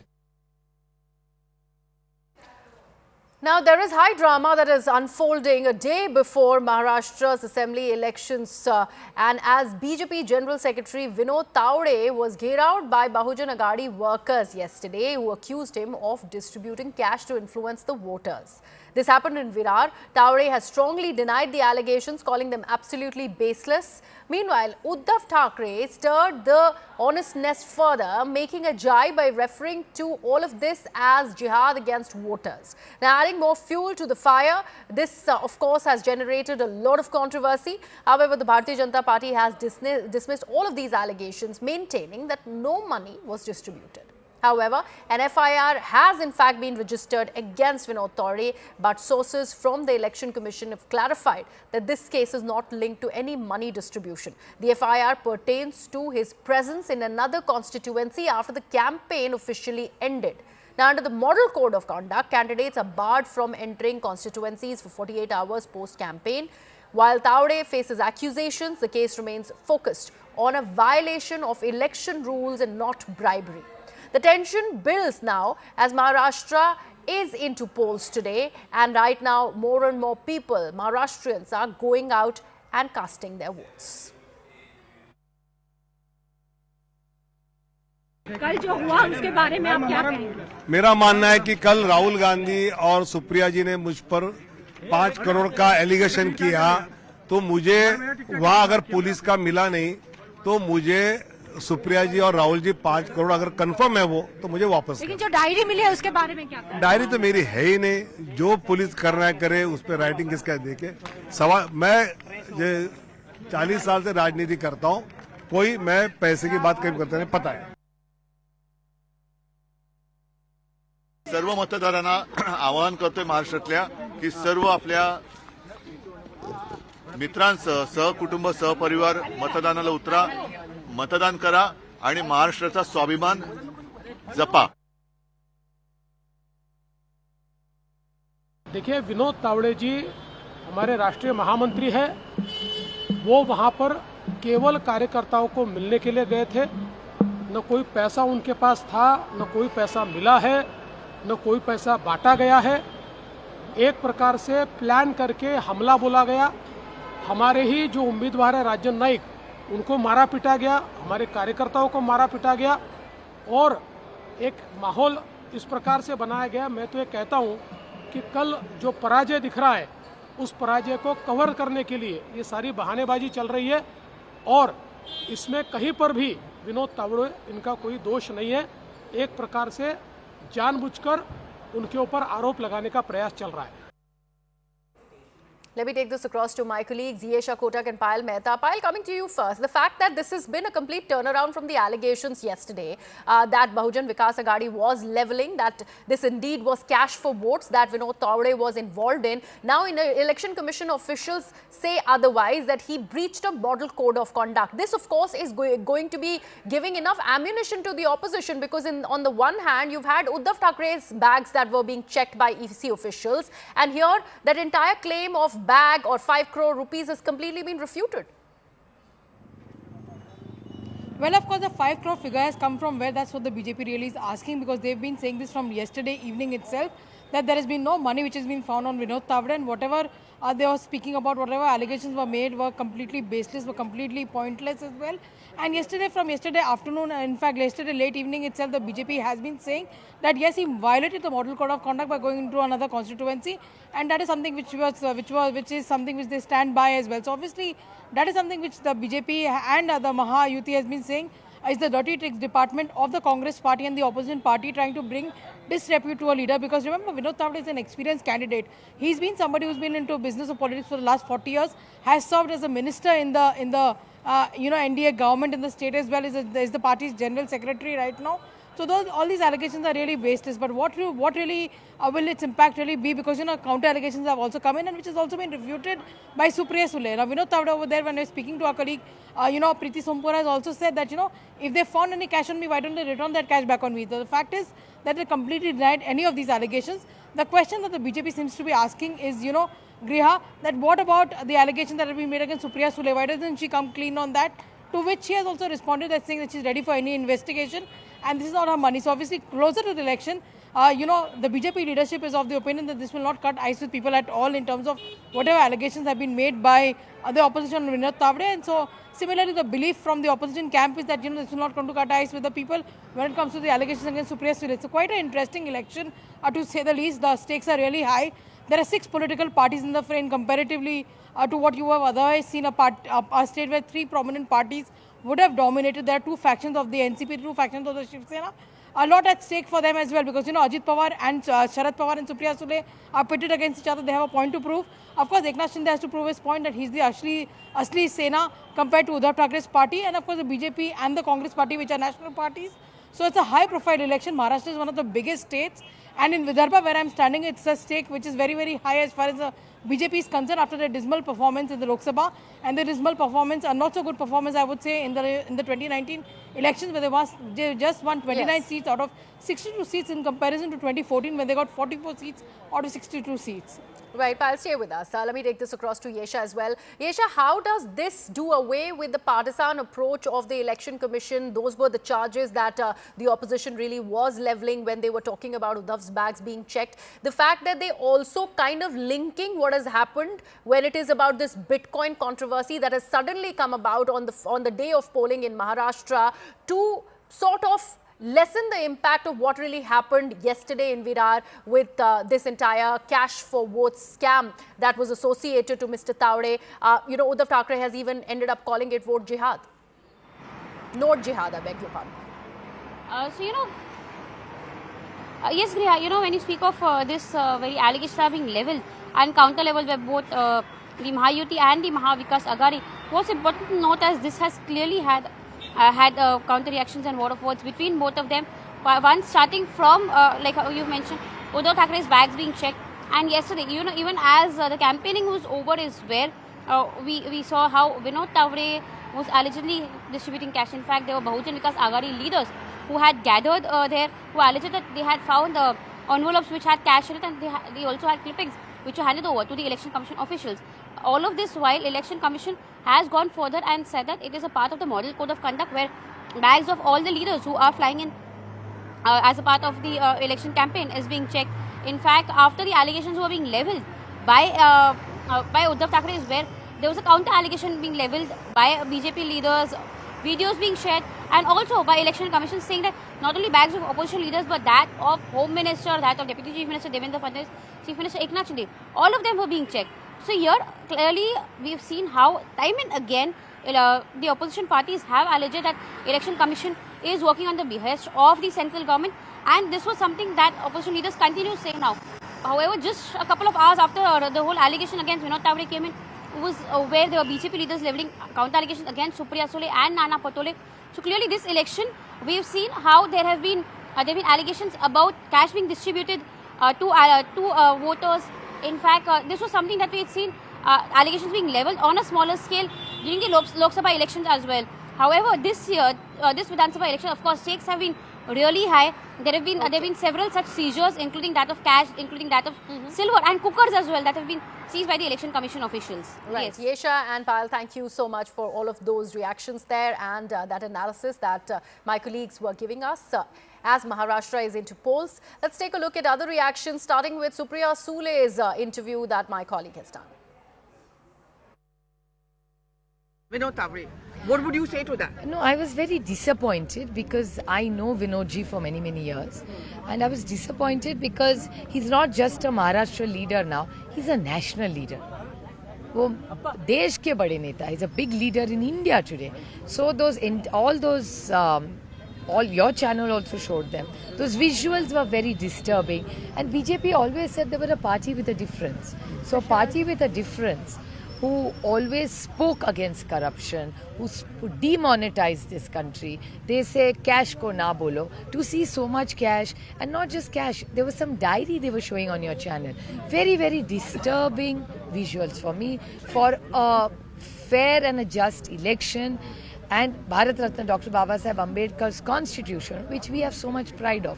To say all this is very, very disappointing. And for somebody like me who believes in fair election, it was very painful and disturbing visuals.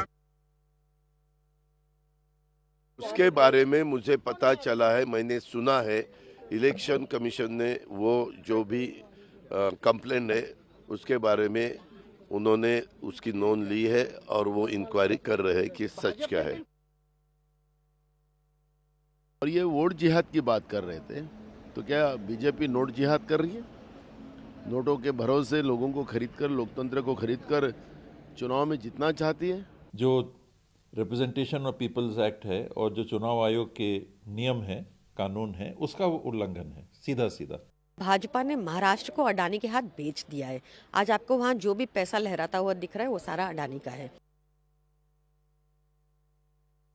मेरे ख्याल से जिस बैठक का आप जिक्र कर रहे हैं वो बैठक चुनाव प्रचार खत्म होने के बाद की बैठक है। जब चुनाव प्रचार खत्म हो गया तो भाजपा के राष्ट्रीय महासचिव वहां कर क्या रहे हैं? वो चुनाव प्रचार कर रहे हैं। मैं देख रहा था एक पत्रकार ने, सीनियर जर्नलिस्ट ने कहा कि कंटेनर में भर के पैसा जो है आया है गुजरात से वहाँ बांटने के लिए महाराष्ट्र में। तो पैसे के बल पे आप सत्ता हथियाना चाहते हैं महाराष्ट्र की, ये जनता होने नहीं देगी। भाजपा के राष्ट्रीय अध्यक्ष भी देखे गए थे पैसे का आदान प्रदान करते हुए, रक्षा सौदों में दलाली खाते हुए, दुनिया ने देखा था। तो ये तो इनकी तो बुनियाद ही उस पर रखी हुई है। देखिए, उबाटा सेना और संजय राउत का कट जिहाद है, क्योंकि उनकी पार्टी कट गई जिहाद का नाम लेके भी, इनके वोट कट गए जिहाद को लाने के बाद भी, और इनकी भाषा है कि लोगों को कटकट लगने लगी है। तो ये कट जिहाद हुए, उबाटा सेना बढ़ गई है, ये इनका फ्रस्ट्रेशन बोल रहा है। मामला कुछ है ही नहीं। एक पार्टी की अंदरूनी बैठक चुनाव आयोग के सूचना के अनुसार क्या करना चाहिए कार्यकर्ताओं ने, ये बैठक लेने का अधिकार तो संगठन को ही है। वहां कोई पैसा मिला नहीं, 5 करोड़ बोला गया, कुछ मिला नहीं। ये खूब झूठ और कुम्भांड चुनाव में अपनी हार को देखकर उन्होंने शुरू किया। विनोद तावड़े जी, जो कि एक जनरल सेक्रेटरी और सीनियर लीडर हैं भारतीय जनता पार्टी के, वो एक रेड में, और ये रेड इलेक्शन कमीशन की नहीं थी, वो जो उनके अपोजिंग कैंडिडेट हैं उनने जब रेड किया तो उनके पास 5 करोड़ रुपए और एक डायरी जिसमें उन्होंने किसको पैसा बांट रहे थे, एक होटल में पाए गए हैं। तो ये क्लियरली साबित करता है जो हम बार बार आरोप लगा रहे हैं कि ये वो सरकार है भारतीय जनता पार्टी की जिसने सोच लिया है कि वो सत्ता में तभी आ सकते हैं जब धन बल का इस्तेमाल करते हैं। आज डेस्परेशन भारतीय जनता पार्टी की इतनी है कि उनको लगता है वोट के पैसों के बल पे ये लोग चुनाव जीत लेंगे। पर महाराष्ट्र की जनता सतर्क रहे कि ये लोग वो हैं जो गुजरात से पैसा लेकर आते हैं, गुजराती कारोबारियों का पैसा लाकर यहाँ पे मिटा रहे हैं और महाराष्ट्र को कम आंकने में कोशिश कर रहे हैं। देखिए, हवा में तीर मारने की जगह कोई तथ्य हो, सबूत तो बात करें। मैं कुछ कांग्रेस के नेताओं को सुनना कर 5 करोड़, अरे 5 करोड़ जब होटल में लेकर भी कोई जाएगा तो उसके वीडियोस हैं, वहाँ पे सीसीटीवी कैमरा होगा, सब कुछ होगा, वो कोई दिखाए तो सही सबूत। और 5 करोड़ तक कितने बड़े बैग्स में आया होगा, कितना सामान आया होगा, वो उसके कुछ सबूत चाहिए होंगे। सर, हवा में तीर मारने से क्या होगा? और वो अपनी एक बैठक लेने गए थे तावड़े जी, उस बैठक में आप घुसकर, जबरदस्ती घुसकर वहाँ पर आकर आप हल्ला करो और कुछ नोट लगाने शुरू कर दो तो बोलो कि ये 5 करोड़ है, हमको पैसे दिए गए, जो भी उनके आरोप होंगे इलेक्शन कमीशन उसकी जांच करेगा। और जो मेरी जानकारी में है, इलेक्शन कमीशन ने मॉडल कोड ऑफ कंडक्ट के वायलेशन के चलते हुए मुकदमा दर्ज किया है, ना कि कोई कैश फॉर वोट के चलते हुए। We know that election commission is not going to do anything against him because he is the general secretary of the Bharatiya Janata Party. My question is, what is the action from the election commission? This is red-handed, caught by red-handedly. Clear evidence. Media was there. Everybody was there. This is in the public domain. This is not a one instance. Yesterday also one instance happened. Entire Maharashtra, because basically Adani is supporting. Money is flooding like anything. They are only banging on money now. But I don't think people of Maharashtra will not fall in that trap. Basically, the election is rich versus poor. We are standing for the poor people of the country. They are banking on rich people and taking that money, they are trying to hijack the election prospectus. Let's take a look at what's happening in Uttar Pradesh now, as voting is currently underway for the by-polls to 9 assembly seats in the state. The constituencies going to polls are Katehari, Karhal, Mirapur, Ghaziabad, also Majavan and Sisamau, Khair and Phulpur, and also Kundarki. The votes will be counted on November 23rd. Now, while 8 seats fell vacant following the incumbent MLA's elections to the Lok Sabha, polling in Sisamau is being conducted due to Samajwadi Party lawmaker Irfan Solanki's disqualification from the assembly after his conviction in a criminal case. Remember, this is the first electoral contest in the state after the Lok Sabha polls. The Congress is not contesting these by-polls and has lent support to the Samajwadi Party. It's the India Bloc ally that will be contesting the polls. As far as UP is concerned, BSP is contesting on all the 9 seats, however. भाई, ईमानदारी तो BJP एक seat जीत ही नहीं सकती। एक भी जनता आज जा चुकी है, कानून और व्यवस्था ध्वस्त हो चुकी है। डिवीजिव पॉलिसीज के चलते सभी लोग दुखी हैं। रुझान तो समाजवादी पार्टी के पक्ष में ही रहेगा, ज्यादातर सीटें हम ही जीतेंगे। झारखंड और महाराष्ट्र दोनों में ही इंडिया गठबंधन जीतने जा रहा है।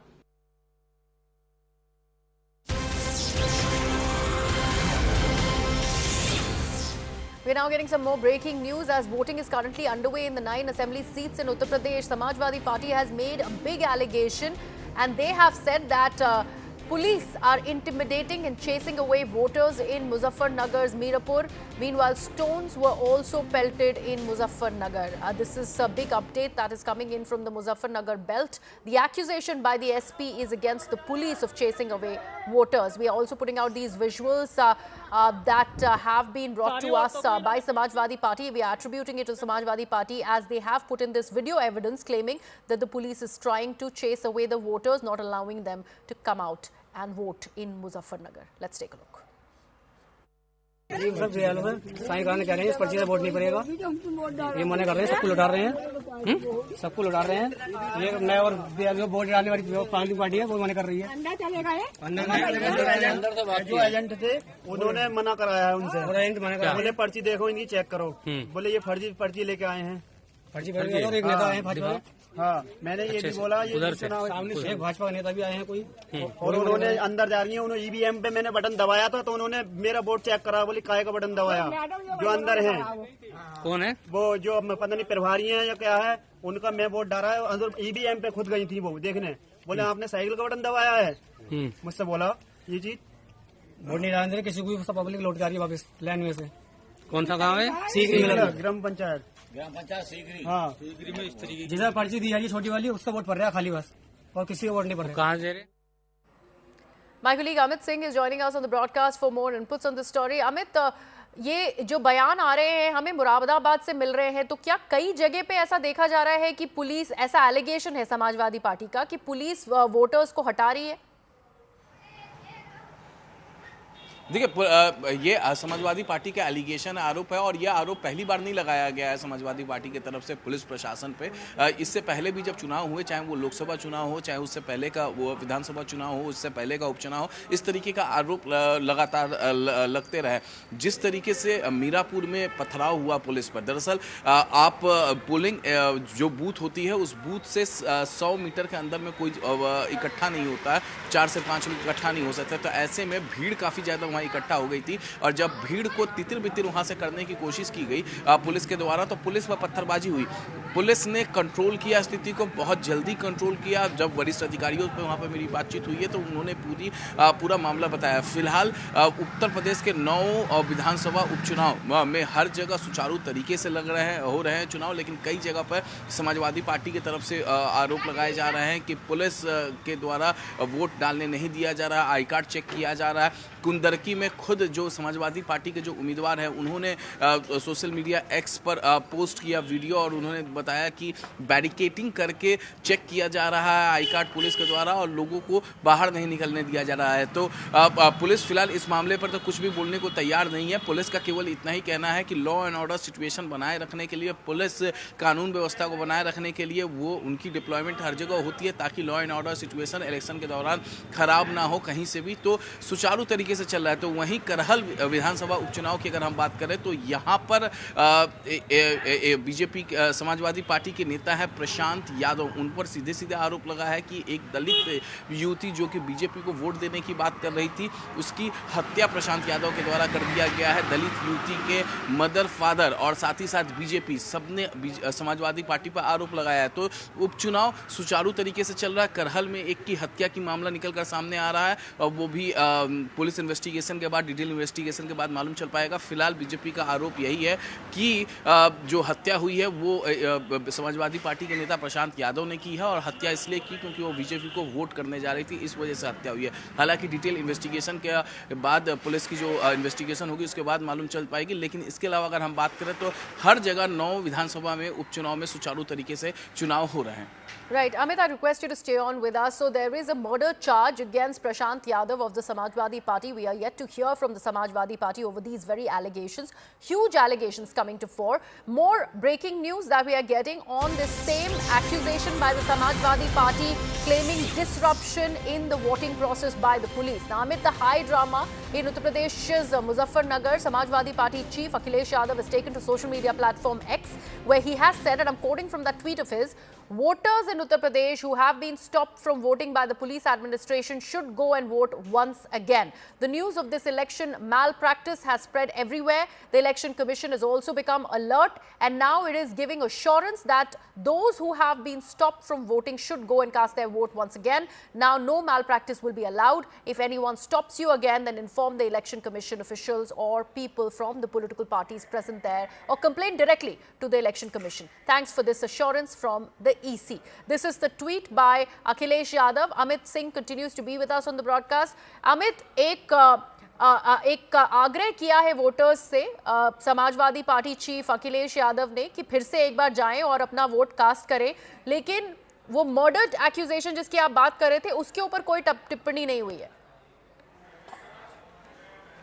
जी हाँ, बिल्कुल। देखिए, इस पर कोई टिप्पणी नहीं की गई है कि जिस तरीके से प्रशांत यादव का नाम निकलकर सामने आ रहा है। प्रशांत यादव जो कि समाजवादी पार्टी के लीडर है, उन्होंने एक दलित युवती की हत्या कर दी, और ये आरोप जो है किसी और ने नहीं, पहले तो दलित युवती जिसकी हत्या हुई है उसके मदर और फादर, मतलब उसके पेरेंट्स ने ये आरोप सीधे सीधे समाजवादी पार्टी नेता प्रशांत यादव पर लगाए हैं कि उनकी बेटी बीजेपी को वोट कास्ट करने के लिए जा रही थी। इससे नाराज प्रशांत यादव ने हत्या कर दी है। दूसरी तरफ बीजेपी ने भी सीधे सीधे सोशल मीडिया एक्स पर पोस्ट किया है,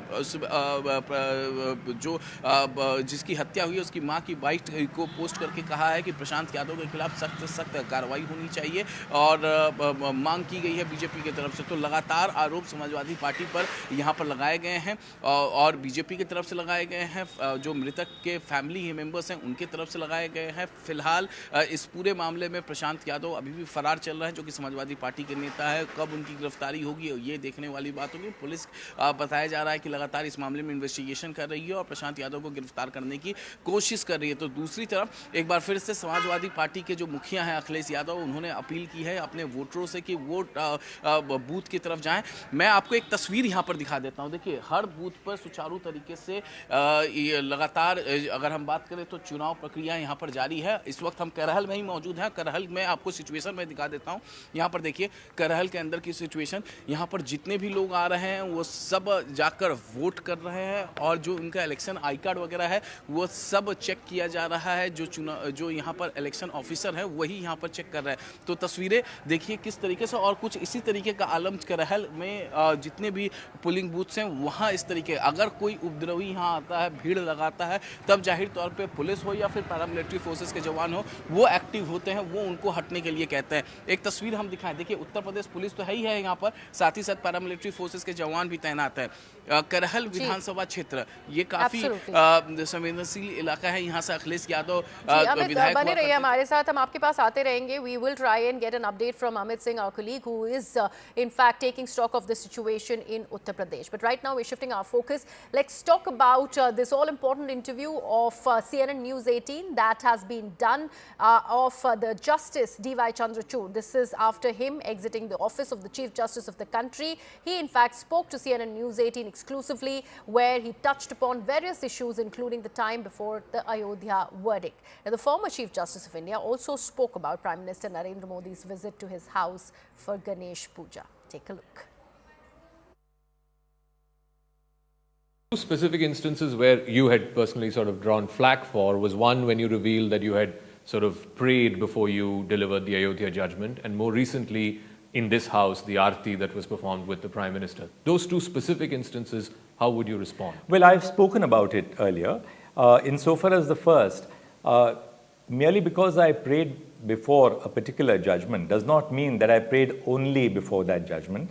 I've made it very obvious and clear that, well, I'm a person of faith and I do pray every single day.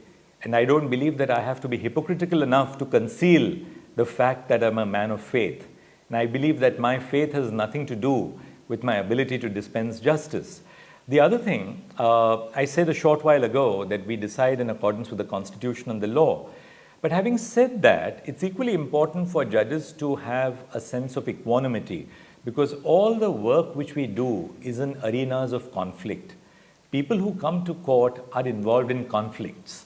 Conflicts between husband and wife, conflict between states and the union, conflicts over, say, the sharing of river waters between two states, conflict between a corporate interest and a private body, so on and so forth. So across the spectrum. Now, what is it that keeps a judge rooted to ensure that you maintain that sense of calm in the way you conduct your proceedings, in the sense in which you hear citizens' problems, that you don't make short shrift, that you don't get irritable in the court, that you do not get drawn into the vortex of conflict before you? Everybody has his own formula, everybody has his own problem, or they have their own methodology of dealing with the areas of conflict that they have to deal with. For me, the time that I spend in meditation, in quietude at the beginning of every day, is what I believe is crucial to maintain that sense of equanimity. Having said that, and let me make it very clear, that I didn't say that I pray to a particular deity. I said that I spend my time in prayer, in meditation, in the invocation of God. And in that sense, I believe that the God to which I pray, the God to whom I invoke some sense of calm and equanimity in my work, is universal. So praying to God does not mean that you are praying to a particular religion or to a particular deity, but to that sense in the universe which defines our existence, that let the work which we do today be not the cause of injustice to any citizen. So if it is understood in that perspective, I don't believe that there is anything wrong at all. And far from concealing that we are all people who are committed to doing justice within the framework of law, albeit in the context of our own faiths. I think that underlies what the true essence of judging is, and not just in India but across the world.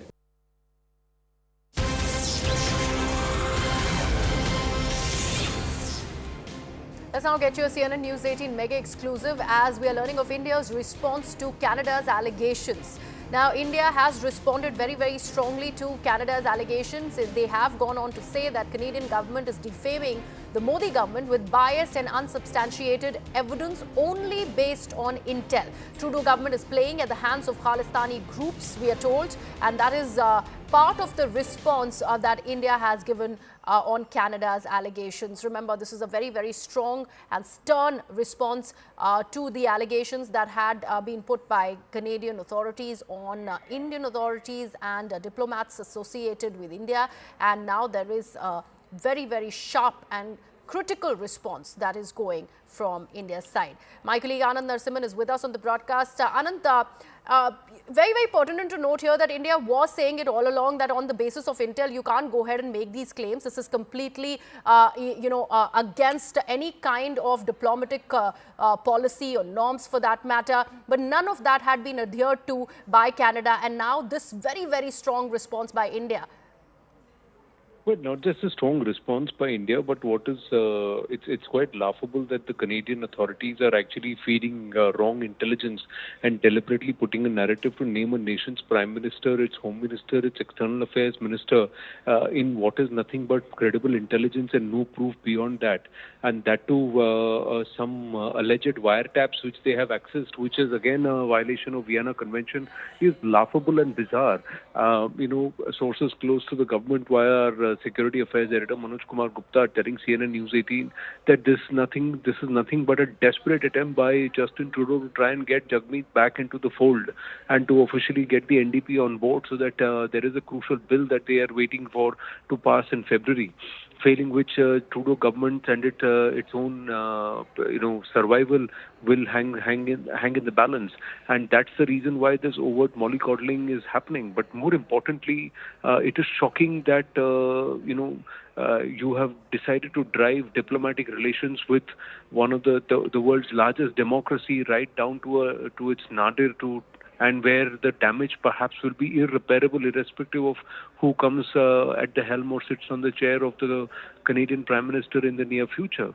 Because this is quite shocking and bizarre that something like this is being allowed to pass. First, they used an international media platform like the Washington Post and the Globe and Mail. Then, the Canadian newspaper that's carried this article, very, very devious in its intent, and of course, full of ifs and buts, but trying to name the Prime Minister of Bharat and its External Affairs Minister as people who are in the know of what happened with Hardeep Nijjar. It's quite bizarre that they don't have any proof and they're just, floating these canards and trying to shoot in the dark. The point is that a nation doesn't do that. A nation state doesn't do that with yet another nation. There are protocols, and of course you don't damage diplomatic relations to a level that Justin Trudeau administration has done. Right, Anand, and how does it further strengthen India's position after this response has been sent, especially globally and in response to vis-a-vis the other world powers like the US, which was kind of sitting on tenterhooks when it was about deciding on which way will it go when it is about this controversy associated with both India and Canada? Well, it's not about where the U.S. goes. The point is Canada is part of the Five Eyes collaboration. The U.S. administration under Trump takes over only from the 20th of January onwards, so there is time between now and then. But more importantly, it's the credibility of Justin Trudeau. India is very clearly taking a whole lot of proof that has already been submitted to the Canadian administration, to the rest of the Five Eyes nations, and also showing it to them, showing them the mirror, saying this is an entity or this is a person who you are backing. We should also not forget that America itself has had enough of the Trudeau administration, and they have their own issues to work with as far as Justin Trudeau is concerned, because of the amount of drugs that's coming in via Canada into the US of A. They also, there may be a certain level of diplomatic or soft triggers, and the American deep state under the Democrat Joe Biden-led administration may have been up to some machinations. But all of that is going to change. But more importantly, it's about Canada. It's about Canadian citizens. It's about alienating a whole set of Canadian citizens just for a handful who the Trudeau administration believes is going to be the lifeline. Now, this is exactly what members of the Liberal Party, which Trudeau is currently leading, they have to think. Already about 25 to 40 MPs, that number is only growing by the day, are showing no confidence in Trudeau's leadership. Out of 140 MPs, if there is a majority number that says that Trudeau must go, then his days are really, really numbered. On the other hand, NDP leader Jagmeet Singh is an open Khalistan backer. He's working very closely with these K extremists, and the Trudeau administration knows that. Now, how much they will allow him to pull, weight there is a question mark, and the Canadians themselves, largely the Canadian voters, will also wake up to the reality around them. So things will play out over a period of time, but India is cutting no corners in making its voice and its opinion very clearly, openly told in at the World Forum. Now, who's getting the a seat at the high table is also evident at the G20. Right. Thank you so much for that, Anand. Let me also take this across to Mr. Sushant Sareen, who's now joining us, senior fellow ORF. Mr. Sareen, how do you take this very, very strong response by India, considering Trudeau, and they have said it in as many words, that Justin Trudeau, in an attempt to clutch onto the power, is bowing to secessionist forces like the NDP, like Jagmeet Singh, and they're trying to just woo back his support, because clearly it is in the minority, the government. Well, I think that's a fact that is being stated. I don't think there's any quibbles with what the government of India's position is, and quite clearly the ploy among the Canadians seem to be that to make these scurrilous charges in their newspapers, which is like the worst kind of goody media, which keeps regurgitating what the Canadian state keeps telling them. And these are these leaks which are published in these news reports. And frankly speaking, it just tells you that as far as the Liberal NDP coalition in Canada is concerned, they seem to be hell-bent upon burning all bridges with India, which raises serious questions about foreign interference in the policy making in Canada. Now, there are serious charges which are being made against Justin Trudeau himself, and members of his cabinet, members of his party, that they were under the influence of the Chinese, for example. The Chinese would like nothing better to drive a wedge between India and India's strategic partnership with the United States and with the allies of the United States. Canada, under Justin Trudeau, seems to be playing the Chinese game on this particular issue by constantly agitating about this particular matter, and then pulling in top people in the government of India and alleging that they were somehow involved in a murder of which the Canadians themselves have no clue. If they had any evidence, they would have produced it. They would have presented it in court. They would have nailed everybody. Now, this is like saying that I have information that Justin Trudeau is behind the Khalistani groups, and I think that is far more credible than the allegations that the Canadians are making. I can say that Justin Trudeau and members of his cabinet like Anita Anand and others are involved in these activities. They are the ones who are funding the Khalistanis. They are the ones who are using the Khalistanis as a kind of a tool against the Indian state, etc., etc.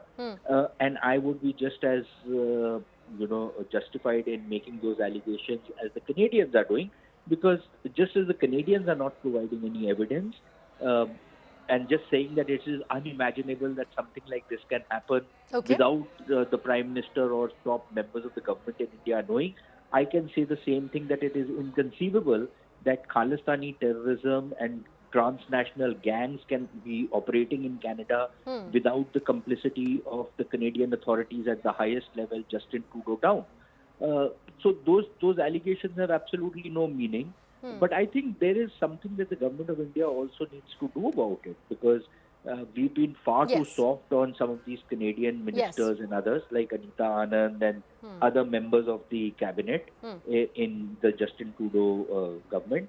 And I think we should start cracking the whip. But somehow there is some diffidence in the government in India that we want to Absolutely, and this will in fact start with this very, very sharply worded response from India. Sushant Sareen, thank you so much for joining us with that. Now remember, CNN News 18 had already reported how the Royal Canadian Mounted Police had not even spoken a word on the Indian agents, despite they having 4 people in custody from almost 1 year, and that too was part of that response that India sent out as far as the allegations by Canada are concerned. We leave it at that. With that, I'm going into a very, very short break here on the broadcast. News and updates continue on CNN News 18.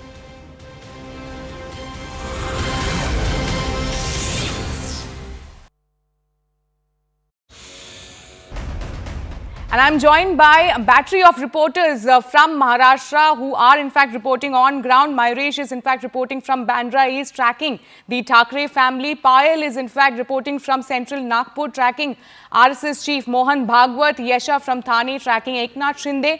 And Pallavi from Baramati, tracking Sharad Pawar. Now let me go first across to Payal, who is in fact reporting from central Nagpur, tracking Mohan Bhagwat. Payal, tell us what time is Mohan Bhagwat supposed to arrive there, and also given the fact that in Haryana we have seen how RSS played a very crucial role. What are you observing when it comes to Maharashtra, the role of RSS in the Maharashtra elections? Well, to begin with, Mohan Bhagwat, the RSS chief, is already in the polling booth. He should be out within the next couple of minutes after having cast his vote. Remember, he came here at least 10 minutes before the voting really began. Because, you know, this is where the RSS headquarters really is. And this is a very, very important center as far as the BJP is really concerned. Because, you know, both, whether it's Devendra Fadnavis or whether it's Nitin Gadkari, both son of the soil, or their allegiance to the RSS, and of course have been part of the RSS from their very, very childhood as well. So the RSS contribution is extremely important as far as the BJP is really concerned. The Jan Sangh is, you know, what they date back to. And we've seen what they were able to do, you know, in Haryana. So even if sources are to be believed over here in Maharashtra, they're working overtime. Their basic agenda, you know, Sharon, is to in fact encourage people to go out and vote. That last ditch effort to, I mean, campaigning has shut about 24 to 48 hours ago, but the last bit of effort to in fact take people, you know, to the polling booth, that's exactly what the RSS specializes in. And, you know, the workers have been working overtime. I'm given to understand that they're working in not just the constituency of the BJP is very strong, but also the constituencies where the Mahayuti is in fact, you know, contesting as well. So that's something which is going to be important to see. We'll see Mohan Bhagwat stepping out in a bit from now, and he'll probably be giving us a soundbite as well. But a very, very crucial election as far as Vidarbha on the whole is really concerned, given the fact that Deputy Chief Minister Devendra Fadnavis is contesting from the Nagpur south-west seat as well. So that's something which is going to be very important to watch out for. We're just keeping our cameras waiting for Mr. Mohan Bhagwat to step out, and he's of course accompanied by the other RSS, you know, office bearers as well. any moment from now, Sharon, he should be out, and it will be important to see what his message really to the people of the country is, people of Maharashtra is concerned. And let's just see what message he gives to people of Maharashtra in terms of their importance to cast this particular vote, and whether he makes any other statement as well. That remains to be seen. Absolutely, Payal. In fact, please stay with us. We'll keep coming back to you as and when Mohan Bhagwat will cast his vote and will come out. Let me now directly go across to Pallavi, who is in fact reporting from Baramati. Pallavi, Baramati is once again seeing Pawar versus Pawar in Lok Sabha election. Supriya Sule won that seat. What have been your observation in Baramati? Which side is the pendulum going to swing? Well, first of all, Baramati, as we all know, is a bastion of Sharad Pawar, and it was a hard-fought election which took place during Lok Sabha, where Ajit Pawar's wife Sunitra took on Supriya Sule, and of course she won. Well, over here, the Pawar versus Pawar factor pretty much plays out on the ground, but you know, no one is going to talk about it openly. But many people do indicate that what works in the Lok Sabha may be very different as far as the assembly is concerned. In many more ways than one, it is a prestige battle really for Mr. Sharad Pawar himself. As we know, he's almost the fulcrum of the MVA. Both the Congress as well as the Uddhav Shiv Sena are depending a lot on his good performance. And should there be, and there's a big if about it, a hung assembly, then they are depending on Mr. Sharad Pawar's and his acumen, his maturity, and the fact that he has good equations across political spectrums to be able to swing the fortunes in favor of the MVA. But interestingly, in a late night development, there were huge allegations which were made by the BJP against Supriya Sule, and she of course rebutted it. She should be here at around 8 a.m. we are told to cast her vote over here. She's accused the BJP of dirty politics. Good afternoon and a very warm welcome. Thanks for tuning into CNN News 18. I'm Kritsween Valia. Before we talk about the big election that's currently being witnessed in Maharashtra and the voting pattern that's emerged this afternoon, we first up begin with a breaking news update coming in from Himachal Pradesh. It's a fresh setback for the Congress government in the state. The Himachal High Court has ordered the closure of 18 hotels run by Himachal Tourism Development Corporation with immediate effect. The directions were issued by Justice Ajay Mohan Goel while hearing a petition related to retired employees of the corporation not being given financial benefits. The court has asked the HPTDC managing director to ensure compliance with the orders to close these hotels by 25th November. Notably, the HPTDC operates a total of 56 hotels in the state, many of which have been running in losses for several years now. The corporation has also in the past faced difficulties to pay salaries and pensions, and the matter of service benefits of pensioners is also pending in the court. But a big setback once again coming in, Himachal High Court ordering to shut 18 unprofitable government-run hotels. We get you more details in this ground report. Take a look. मैं इस वक्त Kunal hotel में मौजूद हूं और जो list आई है उसमें इस होटल का भी नाम है काफ़ी बहुत बढ़िया एक प्राइम लोकेशन पर ये होटल है और यहां पर जो है देखा यही जाता है अमूमन कि काफ़ी चहल पहल रहती है, काफ़ी ज़्यादा सेमिनार, बहुत सारी चीज़ें जो यहां पर होती रहती हैं। लेकिन जिस तरह से एकाएक जो लिस्ट सामने आई है और उस लिस्ट में इस कुणाल होटल का नाम आया है, तो ऐसे में जो इस होटल में जो कर्मचारी काम करते हैं उनकी भी अगर उनका बात करें तो उनके पैरों के तले भी ज़मीन खिसक चुकी है। और क्योंकि जिस तरह से 25 नवंबर तक हाईकोर्ट ने कहा है कि इन होटल्स को जो है वो बंद कर दिया जाए और 3 दिसंबर को जो है स्टेटस रिपोर्ट दाखिल करने की बात हाईकोर्ट की ओर से कही गई है, उसमें देखना बड़ा दिलचस्प रहने वाला है कि क्या ये जो होटल्स हैं, चाहे वो कुणाल होटल है, चाहे धर्मशाला का धौलाधार होटल है या फिर कश्मीर हाउस होटल है, इन सब होटल्स जो हैं ये सब के सब प्राइम लोकेशंस पर हैं और जो यहाँ कर्मचारी इस वक्त काम कर रहे हैं उनका भी कहीं ना कहीं यही मानना है कि यहाँ की ऑक्यूपेंसी निश्चित तौर पर कोरोना काल में प्रभावित हुई थी, लेकिन उसके बाद जो है यहाँ की ऑक्यूपेंसी बहुत बढ़िया थी। लेकिन जिस तरह से ये रिपोर्ट सामने आई है कि Kunal hotel, Dhauladhar hotel, Kashmir house जो है इनको बंद कर दिया जाए, तो ये अपने आप में बहुत बड़ा सवाल पैदा हो रहा है। देखना बड़ा दिलचस्प रहने वाला है कि जो होटल्स के कर्मचारी हैं, ये जो इनकी जो एसोसिएशंस हैं, वो इस पर क्या कदम उठाती हैं। I want to go across to my colleague Arun Dhanta joining us with more details. This comes, hours after the big setback for the state with regards to, pending power dues, and we've seen how that's landed the Himachal Bhavan in the national capital in a place wherein it could be auctioned in days to come. Arun, comes this big setback once again. But tell us a little bit about the order here, because it concerns petitions related to retired employees of the corporation not being given financial benefits. Well, that's right. 56 is the number which we are told have the HPTDC, guest house across the country, and some of the prominent areas like Dharamshala, Kullu, Manali, and all these guest houses are not in profit.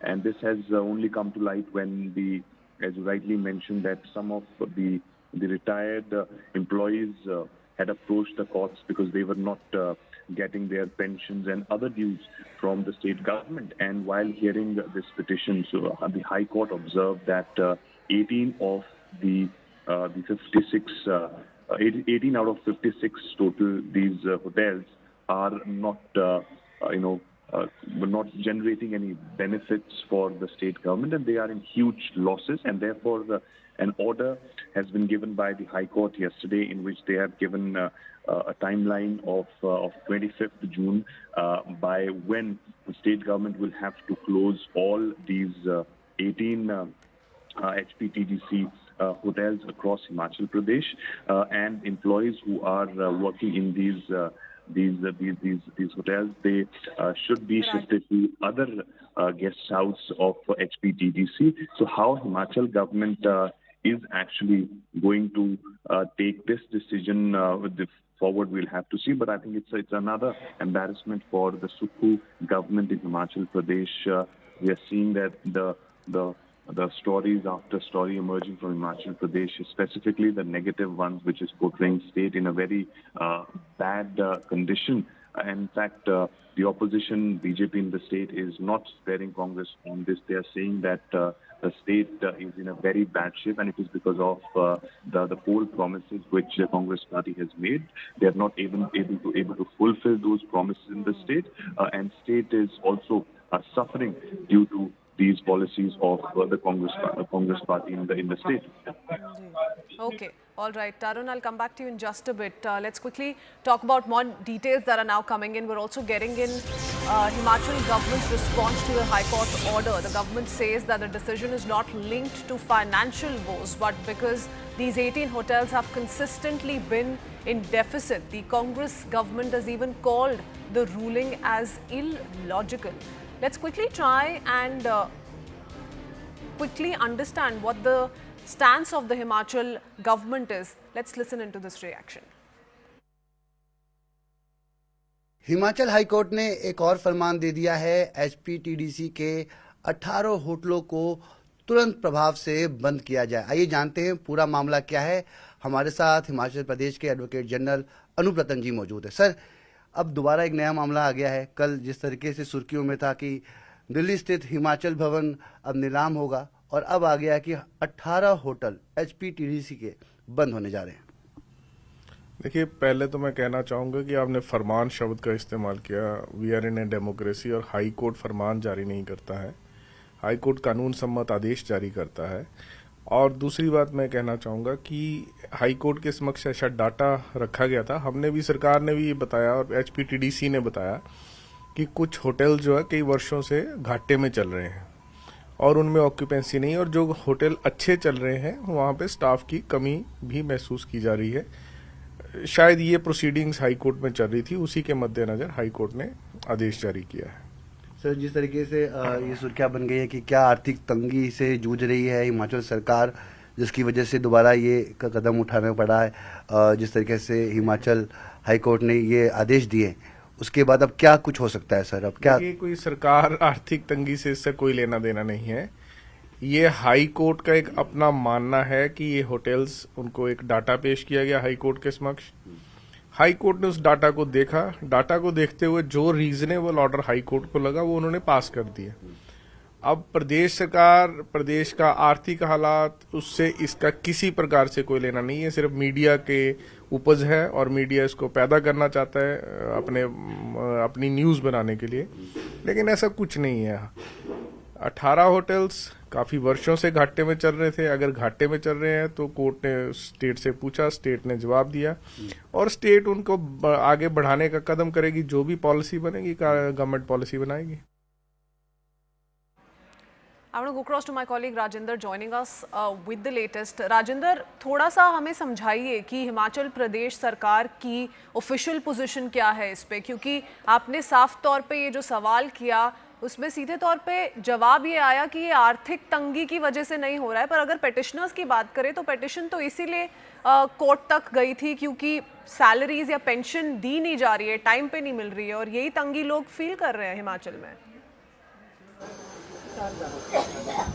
बिल्कुल, दरअसल ये मामला court में पहुंचा ही ऐसे कि जो retired कर्मचारी हैं एचपीटीडीसी के, उनको समय पर जो उनके वेजेस बनते थे, जो उनकी पेंशन्स बनती थी, वो अदायगी नहीं हो पाई और इसके लिए ये तमाम रिटायर्ड लोग हिमाचल हाई कोर्ट के पास पहुंचे।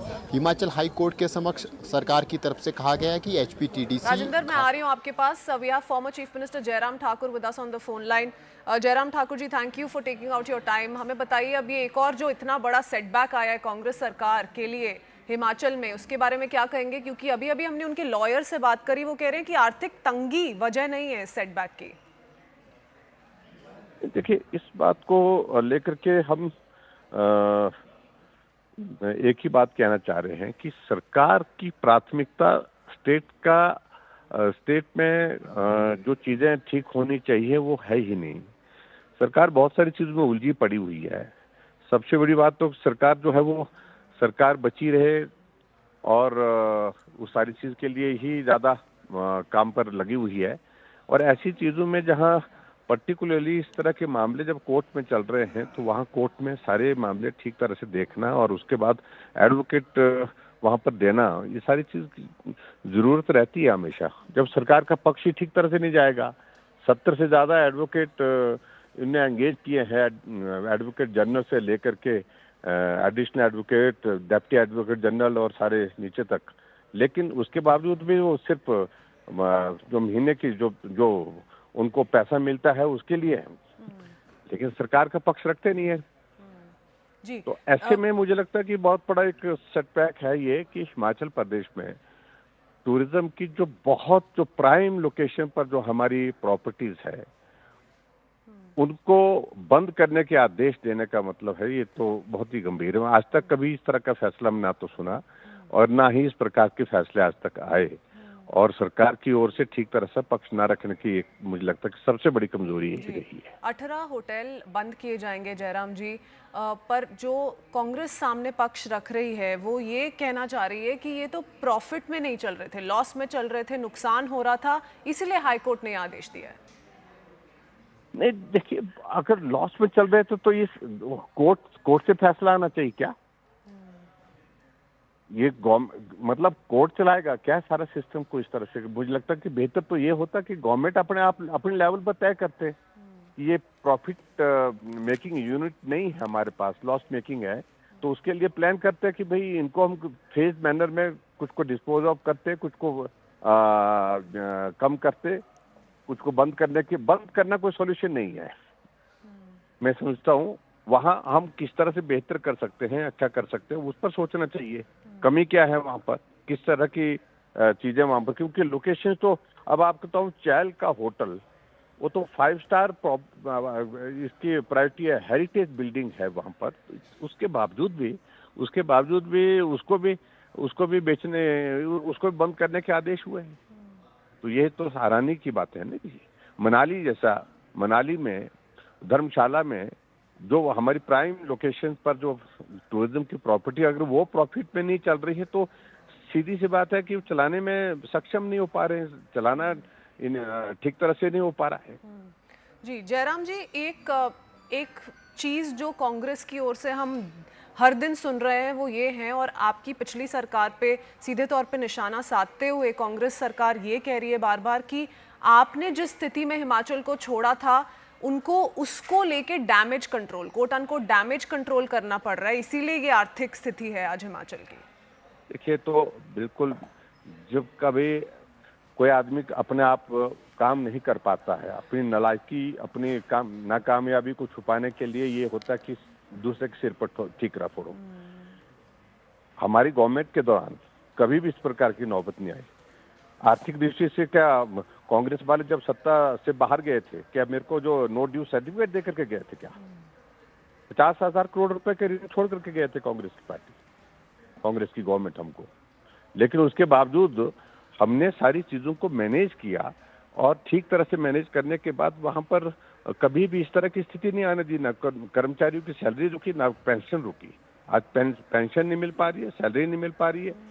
हर रोज जो है वो 1.5 लाख पद जो है समाप्त कर दिए, नोटिफिकेशन कर दी उसकी। जी जयराम ठाकुर जी, तो बहुत अजीब सी सिचुएशन है, क्योंकि बस की है नहीं सरकार चलाना। कांग्रेस पार्टी की स्थिति यह है कि जो नेतृत्व कांग्रेस पार्टी का है वो बहुत अपरिपक्व स्थिति में है। आज की तारीख में कोई भी फैसला लेते तो जग हंसाई होती है। टॉयलेट टैक्स जैसी ऐसी बातें करना और उसके बाद समोसा नहीं आए तो उस पर जांच बिठाना, ऐसी चीजों को लेकर के कौन गंभीरता से लेगा? सब जगह जग हंसाई हो रही है, पूरे देश भर में हो रही है कांग्रेस पार्टी की, कांग्रेस के नेतृत्व की और हिमाचल प्रदेश की सरकार की। जी हमारे साथ जुड़ने के लिए बहुत बहुत धन्यवाद Jairam Thakur ji. I want to go cross to my colleague Rajendra Sharma who continues to stay on with us. Rajendra, आपने जयराम ठाकुर जी से सुना और यही भाजपा कहती आ रही है कि इतने सारे प्रॉफिट मेकिंग या इतने सारे प्राइम होटल्स जो एक टाइम पे बहुत अच्छा कर रहे थे वो लॉसेस में क्यों चल रहे हैं? सीधे तौर पे ये बोलना चाह रही है भाजपा कि कांग्रेस की सरकार, गवर्नमेंट वहां अच्छे से चला ही नहीं पा रही थी ये होटल। बिल्कुल, भाजपा का पहले दिन से अगर देखें तो ये रुख है और आरोप प्रत्यारोप की पूरी राजनीति है। लेकिन इन सब के बीच में जो हिमाचल प्रदेश की प्रॉपर्टी है, जो एचपीटीडीसी के 18 होटल हैं, उनके लिए उनके साथ आगे क्या डील हो रहा है? क्या स्टेट गवर्नमेंट आगे डबल बेंच में जा रही है, जो अटकलें लगाई जा रही है? और थोड़ी देर पहले हम एडवोकेट जनरल को भी सुन रहे थे तो एजी की तरफ से भी ये संकेत दिए गए हैं, हालांकि स्पष्ट रूप से नहीं कहा गया, लेकिन संकेत दिए गए हैं कि हो सकता है सरकार डबल बेंच में जाए या डबल बेंच के बाद फिर सुप्रीम कोर्ट का रुख करे। क्योंकि ये जो 18 प्रॉपर्टी है, जैसा कि अभी लीडर ऑफ अपोजिशन कह रहे थे, हिमाचल की सबसे प्राइम प्रॉपर्टी जो एचपीटीडीसी की चायल होटल, वो इनमें शामिल है। इसके अलावा कुछ और होटल्स भी हैं। तो क्या जो ऑर्गेनाइजेशनल स्ट्रक्चर है उसको इम्प्रूव करने की ज़रूरत है, या फिर हिमाचल हाई कोर्ट में जैसा कि आरोप विपक्ष लगा रहा है कि सही तरीके से सरकार का पक्ष नहीं रखा जा रहा है, उसको इम्प्रूव करने की ज़रूरत है? तमाम पहलू हैं, क्योंकि एक के बाद एक लगातार बड़े फैसले सरकार के खिलाफ हिमाचल हाई कोर्ट से आ रहे हैं। और ये जो मामला है ये तो एचपीटीडीसी के कर्मचारियों की तरफ से ही है, क्योंकि कर्मचारी ही होटल में गए हैं और उसके बाद फिर कर्मचारी ही हिमाचल हाई कोर्ट गए और उसके बाद फिर जब स्ट्रक्चर रखा गया। दरअसल में थोड़ा सा अगर आर्थिक हालात एचपीटीडीसी के आपके समक्ष रखूं तो अभी तक 5 करोड़ रुपए से अधिक जो एचपीटीडीसी को हिमाचल सरकार या सरकार के अलग अलग उपक्रम से लेने थे। अलग अलग सरकार के डिपार्टमेंट्स की तरफ से कार्यक्रम ऑर्गेनाइज करवाए गए एचपीटीडीसी के होटल्स में, एचपीटीडीसी के रेस्टोरेंट्स में, लेकिन उनका अभी तक भुगतान नहीं हुआ है। हालांकि पिछला आदेश इसी कोर्ट की तरफ से दिया गया था कि भुगतान जल्दी किया जाए। इसके अलावा कुछ कॉरपोरेशंस और बोर्ड्स भी हैं जिन्होंने कार्यक्रम आयोजित कराए थे, लेकिन अभी तक पे नहीं किया है। जो दूसरी बात सामने आ रही है वो एम्प्लॉइज़ की सैलरी स्ट्रक्चर को लेकर आ रही है। तो इसको लेकर अब हाई कोर्ट की तरफ से फैसला है कि ये जो 18 होटल हैं इनमें से मैक्सिमम स्टाफ शिफ्ट करके जो अच्छी प्रॉपर्टीज़ हैं, जो इनकम दे रही हैं, प्रॉफिट दे रही हैं, उनमें शिफ्ट कर दिया जाए। लेकिन उम्मीद ये लगाई जा रही है कि अब हिमाचल सरकार डबल बेंच में जाएगी और इस फैसले के ऊपर स्टे लेगी। लेकिन फिर भी जो बड़ा सवाल है वो कि कैसे एचपीटीडीसी को बचाया जा सकता है, कैसे जो एम्प्लॉइज इसमें लगे हुए हैं उनको, क्योंकि बड़ी संख्या में रोजगार भी एचपीटीडीसी दे रहा है, कैसे उनको आगे ले जाया जा सकता है। और सबसे बड़ी बात, हिमाचल प्रदेश क्योंकि टूरिस्ट स्टेट है और इस टूरिस्ट स्टेट में हिमाचल सरकार अपनी कंट्रीब्यूशन देनी पड़ेगी, आगे रखनी पड़ेगी कि आखिर ये सब क्यों देखा जा रहा है। और कल के सेटबैक के बाद एक और बड़ी खबर आ रही है हिमाचल प्रदेश में से। धन्यवाद राजेंद्र जुड़ने के लिए। Let's quickly shift our attention to the big story that we continue to track from Maharashtra. Let's talk about the big numbers that we're focusing on. Of course, the voter turnout is something that we're keeping our eyes out for. But remember, it is voting day in the state of Maharashtra and all 288 seats are polling today. The ruling Mahayuti alliance featuring the BJP, Ajit Pawar's NCP faction and Eknath Shinde's Shiv Sena is facing off against opposition Maha Vikas Aghadi, which is, remember, a coalition of the Congress, Sharad Pawar's NCP and Uddhav Thackeray's Shiv Sena. From Maharashtra, Deputy Chief Minister Ajit Pawar and Devendra Fadnavis to NCP SP MP Supriya Sule, all political leaders have come out to cast their votes already. When asked about the poll verdict, Ajit Pawar exuded confidence. He said that the people of Maharashtra will shower their love upon the NDA alliance. On the other hand, the Maha Vikas Aghadi, the INDI bloc and its leaders have also said that the alliance is committed to development of Maharashtra and they're confident of their own victory. Many celebrities have also come out to cast their vote already and they have been making an appeal to the voters to practice their voting rights. We first up start with the reaction that's come in from Eknath Shinde. Listen in.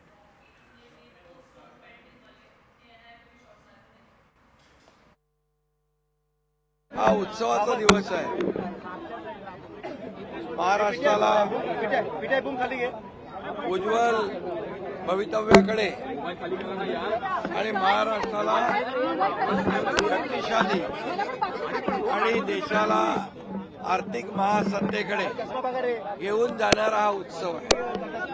आणि म्हणून या उत्सवामध्ये सर्व मतदारांनी सहभागी व्हायला पाहिजे. गेल्या 5 वर्षाचा कारभार या महाराष्ट्रातल्या जनतेने पाहिला आहे. 2019ला मतदान झालं आणि त्यावेळेस जे काही महाराष्ट्रातल्या जनतेच्या अपेक्षेच्या विरुद्ध झालं, सरकार चुकीच्या पद्धतीने सरकार तयार झालं. ही जनता 2019चं ती घटना अजून विसरलेली नाही. सर्व मतदारांना आवाहन करतोय महाराष्ट्रातल्या की सर्व आपल्या मित्रांसह सहकुटुंब सहपरिवार मतदानाला उतरा, मतदान करा आणि महाराष्ट्राचा स्वाभिमान जपा. Shrikant, we just saw how you casted the vote along with your family members. There's been a long campaign for all of you all. How do you think the whole election will now pan out for Mahayuti? You will see on 23rd, Mahayuti will come out with flying colors, and I think with the thumping majority, we will establish the government again. There have been allegations that have been leveled against Vinod Tavre yesterday about indulging in vote, cash for vote, just ahead of one day ahead of voting. How do you think of that? Do you think it was just allegation? Vinod Tavre has made it very clear when he had gone there for taking booth level workers meeting, and I think allegations. Everything happens during the elections. Opposition always aspire that something, a big controversy should come up. But I think these fake narratives and everything, people are very much fed up of, which they have noticed in Lok Sabha elections. Now people will vote for development. There's been a lot of, there have been some violence that took place yesterday night on your workers by Jitendra Ahad. Do you think that was done purposely just a day ahead of elections? Obviously. I think he is very much afraid now what will be the results. Maybe somehow he is very much confident that he'll lose. That's why I heard a audio also where he's abusing people. He's continuously doing that. And now yesterday, his team members, his party workers, abused our workers also. So I think it is a very much clear sign of desperation and what he thinks the result will be on 23rd. Shrikant, one last question to you when it comes to allegations against Supriya Sule and... I did not hear that audio clip, so I cannot comment on that. मध्यंतरी लोकसभेची निवडणूक झाली त्यावेळेला महाराष्ट्राचं मतदान 67% आसपास होतं आणि नॉर्थ ईस्टमधली लहान लहान राज्य ही 70-75-80% सुद्धा पुढे गेली होती.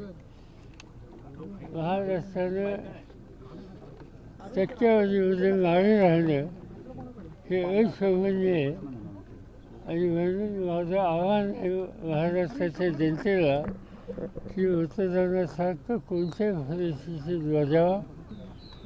तुम्हाला जी व्यक्ती जो राजकीय पक्ष योग्य वाटत असेल त्याला तुम्ही आपलं मतदान द्या, पण मतदान करा.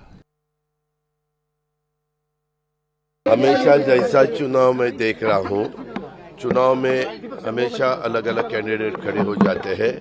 आपको पता होगा, आप ऐसा क्यों बोल रहे हैं मुझे पता नहीं, लेकिन लोकसभा के चुनाव के वक्त भी हमारे ही परिवार के 2 कैंडिडेट एक दूसरे के खिलाफ खड़े थे और वो चुनाव सबने देखा है.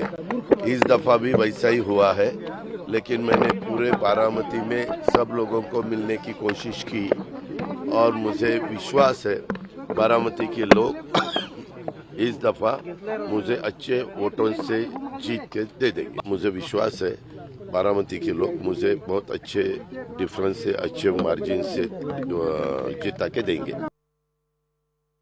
इलेक्शन म्हणजे हा एका लोकशाहीचा उत्सव असतो. तो शांततेच्या मार्गाने पारदर्शकपणे व्हावा असा सगळ्यांचाच प्रयत्न असतो. मी इलेक्शन कमिशन, पोलीस यंत्रणा या सगळ्यांचे आभार मानते की त्यांनी खूप तयारी ह्याची केलेली आहे आणि दिवसभरात ते शांततेच्या मार्गाने व्हावं एवढीच विनंती करते आणि प्रत्येक मतदाराला विनंती करते की त्यांनी जरूर मतदान करावं. पिछले 24 घंटे हमने काफ़ी कंट्रोवर्सी देखी, चाहे वो विनोद तावड़े के बारे में विपक्ष का आरोप हो या विपक्ष के खिलाफ आरोप हो. आपको लगता है ऐसे आरोपों का कुछ संज्ञान लेगी जनता? देखिए, मैं आपको एक बात बताता हूँ, ये चुनाव के समय ऐसी वैसी बातें एक दूसरे को गुमराह करने के लिए कभी मीडिया का उपयोग करके आती रहती है. चुनाव का जो मुख्य मुद्दा है उसी पर जनता ध्यान देकर महाराष्ट्र के भविष्य को और भवितव्य को बदलने के लिए निश्चित रूप से महायुति को चुनकर दे और इससे महाराष्ट्र देश का अव्वल नंबर का पहला राज्य होगा. आप हमेशा विकास की बात करते हैं, आप हमेशा डेवलपमेंट की बात करते हैं. अगर डेवलपमेंट इतना स्ट्रॉन्ग एजेंडा है तो क्यों भाजपा के नेता एक है तो सेफ है की बात करते हैं? क्यों भाजपा के नेता ये कहते हैं कि जो वोट जिहाद के खिलाफ हमें धर्म युद्ध करना पड़ेगा? पहली बात तो भाजपा के नेता कोई गलत नहीं बोलते हैं, उसका इंटरप्रिटेशन कुछ लोग गलत करते हैं.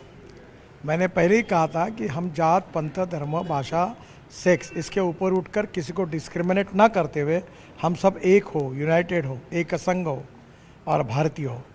और भारतीयत्व का अर्थ यही होता है कि हिंदू, मुसलमान, जैन, क्रिश्चियन, सिख सब उनकी उपासना पद्धति अलग है पर हम सब भारतीय हैं.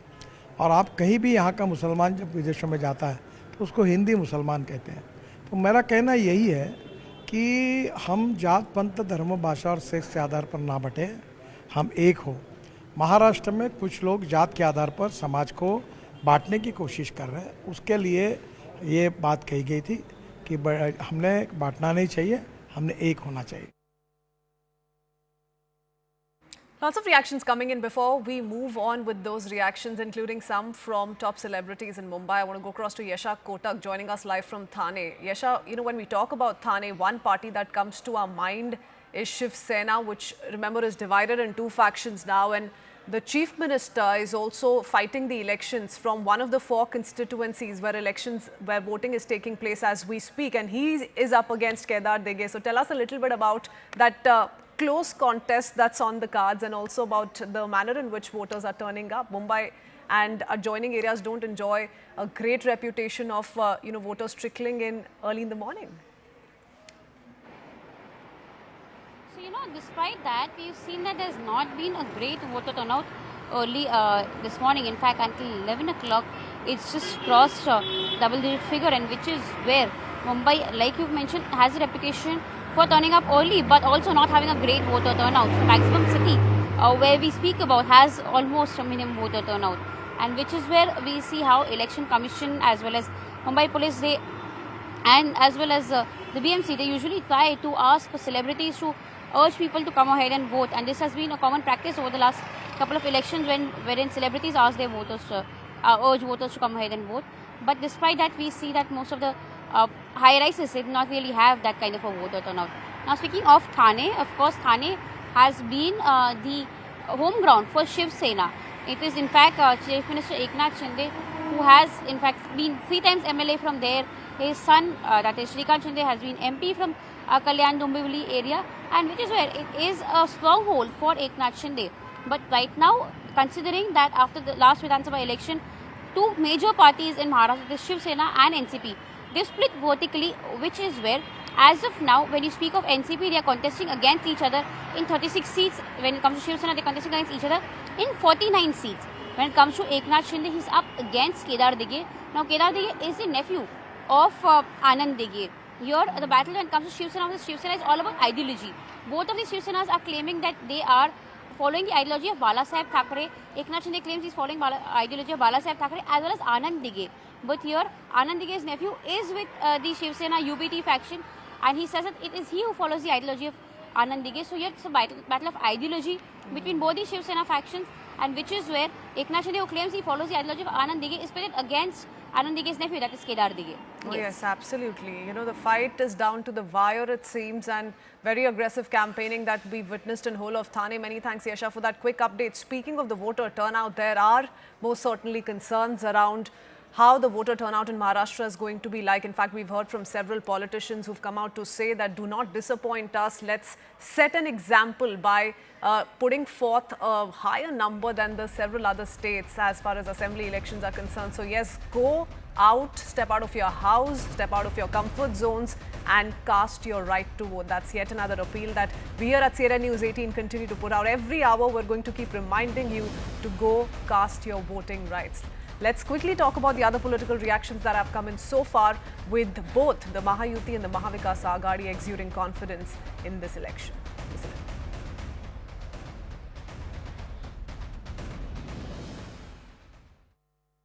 सब रियाल में साईं खान कह रहे हैं इस पर्ची से वोट नहीं करेगा, ये मना कर रहे हैं, सबको लुटा रहे हैं, सबको लुटा रहे हैं। ये नया और वोट डालने वाली पार्टी है वो मना कर रही है। जो एजेंट थे उन्होंने मना कराया है उनसे, बोले पर्ची देखो इनकी चेक करो, बोले ये फर्जी पर्ची लेके आए हैं, फर्जी और एक नेता आए भाजपा। हाँ, मैंने ये भी बोला, ये सामने से भाजपा का नेता भी आए हैं कोई, और उन्होंने अंदर जा रही है, उन्होंने ईवीएम पे मैंने बटन दबाया था। प्रजातंत्र में मतदान नागरिकों का कर्तव्य है और नागरिक कर्तव्यों को प्रत्येक नागरिक ने करना चाहिए। इसलिए जहाँ जहाँ जब जब मेरा मतदान है मैं वहाँ जाके पहले वो काम कर लेता हूँ दिन में, बाकी सब काम बाद में करता हूँ। अभी मैं बहुत दूर था, उत्तरांचल में था, एक दिन मेरे कार्यक्रम का कम करके केवल इसके लिए मैं कल रात को आया हूँ। मतदान ये कर्तव्य है, मतदाताओं ने मत देना चाहिए। ये मैं बोलता हूं तो मुझे करना है। मां मुंबा देवी का आशीर्वाद रहा है पहले दिन से। नामांकन करने के पहले भी मैं आई थी और आज वोटिंग के दिन मैं यही उम्मीद करूंगी कि जन सेवा में, जनहित में मैं काम करूं, उसी ऊर्जा के साथ जहां मां मुझे आशीर्वाद देती है, और उस हिसाब से यहां मुंबा देवी में परिवर्तन लाना है। सच्चे मन से, सच्चे निष्ठा के साथ और सच्चे विश्वास के साथ। एक तरफ है हमारे प्रधानमंत्री, एक तरफ है हमारे मुख्यमंत्री, उप मुख्यमंत्री, और सभी इसका सहयोग रहा है। जब मां मुंबा देवी का आशीर्वाद है, मैं मानती हूं कि जीत तो प्राप्त हुई है। बढ़िया बात है, इंतजाम बहुत अच्छा किया हुआ है। अरे मेरे को क्यों ढका? बहुत अच्छा इंतजाम किया हुआ है। मैं देख रहा था कि सीनियर सिटीजन के लिए बहुत अच्छा इंतजाम किया हुआ है, बहुत सफाई रखी हुई है। एंड बस आज यही है कि सब लोग आए, वोट करें, that is the most important. आइए वोट कीजिए, ये हमारी एक रिस्पॉन्सिबिलिटी है। ECI का मैं आइकन हूँ, तो बहुत समय से मैं यही कह रहा हूँ, लोगों को यही दरख्वास्त कर रहा हूँ कि आइए वोट कीजिए, हमारी रिस्पॉन्सिबिलिटी है। यहाँ फैसिलिटीज़ भी अच्छी है, और जैसे कि मैंने अभी कहा कि सारे ऑर्गेनाइजर्स ने यहाँ पे अच्छी फैसिलिटीज़ की है, सिर्फ हमारे लिए नहीं, मगर मैं ये उम्मीद करता हूँ कि सारे लोगों के लिए अच्छी फैसिलिटीज़ रहेंगी। पूरा जो पीरियड है, वोटिंग पीरियड, वो पूरे समय तक अच्छी फैसिलिटीज़ रहे, यही मैं उम्मीद करता हूँ, और किसी को तकलीफ़ ना होए। आइए ज़रूर वोट कीजिए।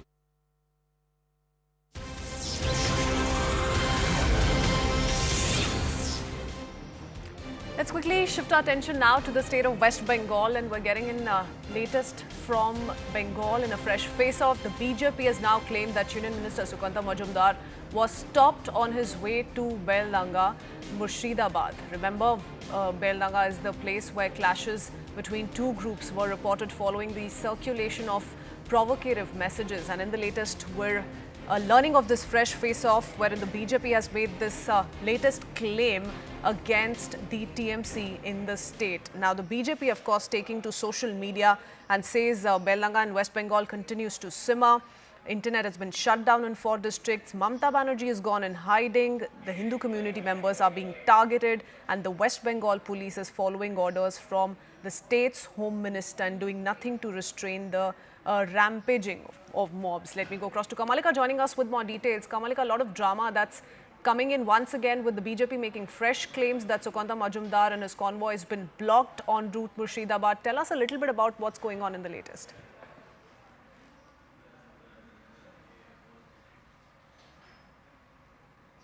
Kamalika, can you hear me?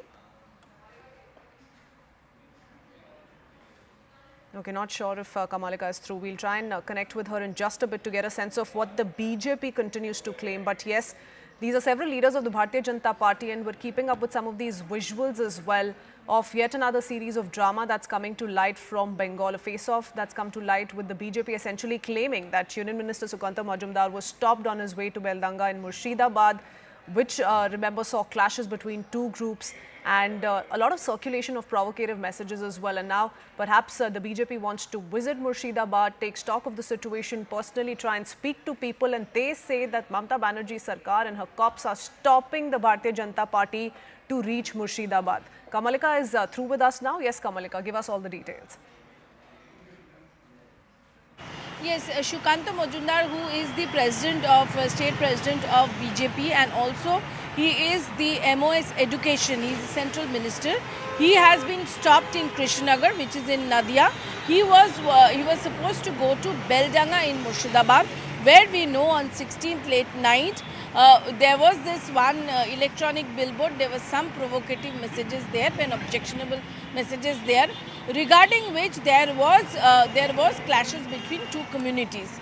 Now there 163, that means earlier 144, is implemented there in that area, Beldanga, and the internet is also not there. Internet has been stopped, and since there is 163, that means 144, earlier 144 is there. That is why the administration is saying that they cannot allow anyone to go there. More than 4 people's assembly is not allowed there.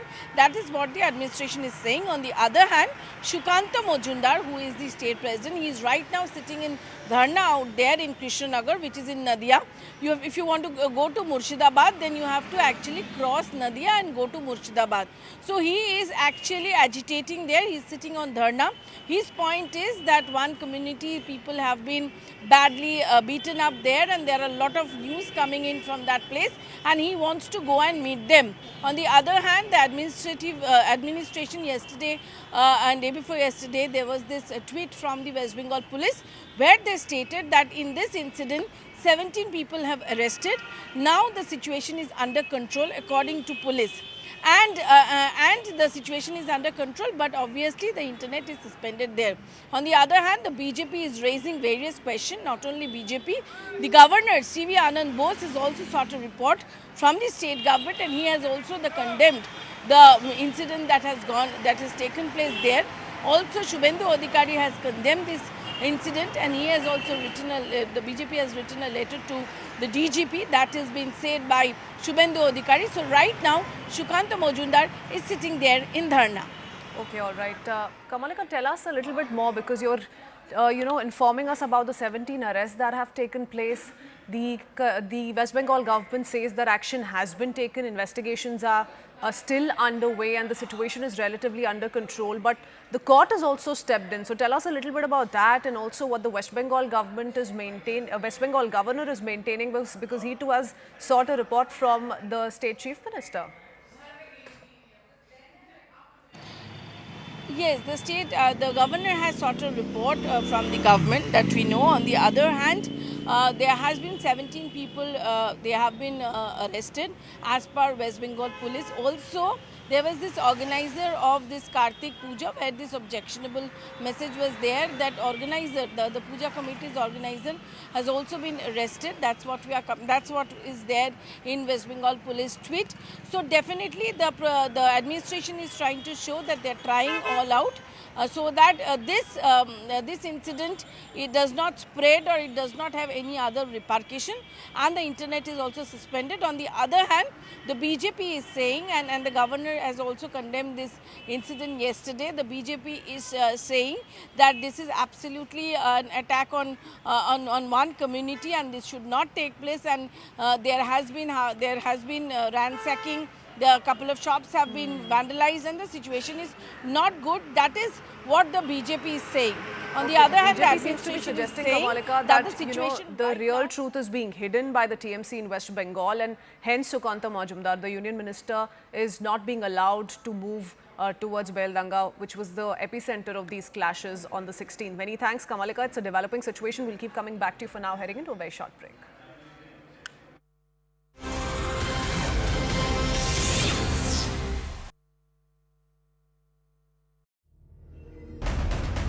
And I'm joined by a battery of reporters from Maharashtra who are in fact reporting on ground. Mayuresh is in fact reporting from Bandra East, tracking the Thackeray family. Payal is in fact reporting from central Nagpur, tracking RSS chief Mohan Bhagwat. Yesha from Thane, tracking Eknath Shinde. And Pallavi from Baramati, tracking Sharad Pawar. Now let me go first across to Payal, who is in fact reporting from central Nagpur, tracking Mohan Bhagwat. Payal, tell us what time is Mohan Bhagwat supposed to arrive there, and also given the fact that in Haryana we have seen how RSS played a very crucial role. What are you observing when it comes to Maharashtra, the role of RSS in the Maharashtra elections? Well, to begin with, Mohan Bhagwat, the RSS chief, is already in the polling booth. He should be out within the next couple of minutes after having cast his vote. Remember, he came here at least 10 minutes before the voting really began. Because, you know, this is where the RSS headquarters really is. And this is a very, very important center as far as the BJP is really concerned. Because, you know, both, whether it's Devendra Fadnavis or whether it's Nitin Gadkari, both son of the soil, or their allegiance to the RSS, and of course have been part of the RSS from their very, very childhood as well. So the RSS contribution is extremely important as far as the BJP is really concerned. The Jan Sangh is, you know, what they date back to. And we've seen what they were able to do, you know, in Haryana. So even if sources are to be believed over here in Maharashtra, they're working overtime. Their basic agenda, you know, Sharon, is to in fact encourage people to go out and vote. That last ditch effort to, I mean, campaigning has shut about 24 to 48 hours ago, but the last bit of effort to in fact take people, you know, to the polling booth, that's exactly what the RSS specializes in. And, you know, the workers have been working overtime. I'm given to understand that they're working in not just the constituency of the BJP is very strong, but also the constituencies where the Mahayuti is in fact, you know, contesting as well. So that's something which is going to be important to see. We'll see Mohan Bhagwat stepping out in a bit from now, and he'll probably be giving us a soundbite as well. But a very, very crucial election as far as Vidarbha on the whole is really concerned, given the fact that Deputy Chief Minister Devendra Fadnavis is contesting from the Nagpur south-west seat as well. So that's something which is going to be very important to watch out for. We're just keeping our cameras waiting for Mr. Mohan Bhagwat to step out, and he's of course accompanied by the other RSS, you know, office bearers as well. Any moment from now, Sharon, he should be out, and it will be important to see what his message really to the people of the country is, people of Maharashtra is concerned. And let's just see what message he gives to people of Maharashtra in terms of their importance to cast this particular vote, and whether he makes any other statement as well. That remains to be seen. Absolutely, Payal. In fact, please stay with us. We'll keep coming back to you as and when Mohan Bhagwat will cast his vote and will come out. Let me now directly go across to Pallavi, who is in fact reporting from Baramati. Pallavi, Baramati is once again seeing Pawar versus Pawar in Lok Sabha election. Supriya Sule won that seat. What have been your observation in Baramati? Which side is the pendulum going to swing? Well, first of all, Baramati, as we all know, is a bastion of Sharad Pawar, and it was a hard-fought election which took place during Lok Sabha, where Ajit Pawar's wife Sunitra took on Supriya Sule, and of course she won. Well, over here, the Pawar versus Pawar factor pretty much plays out on the ground, but no one is going to talk about it openly. But many people do indicate that what works in the Lok Sabha may be very different as far as the assembly is concerned. In many more ways than one, it is a prestige battle really for Mr. Sharad Pawar himself. As we know, he's almost the fulcrum of the MVA. Both the Congress as well as the Uddhav Shiv Sena are depending a lot on his good performance. And should there be, and there's a big if about it, a hung assembly, then they are depending on Mr. Sharad Pawar's and his acumen, his maturity, and the fact that he has good equations across political spectrums to be able to swing the fortunes in favor of the MVA. But interestingly, in a late night development, there were huge allegations which were made by the BJP against Supriya Sule, and she of course rebutted it. She should be here at around 8 a.m. we are told, to cast her vote over here. She's accused the BJP of dirty politics.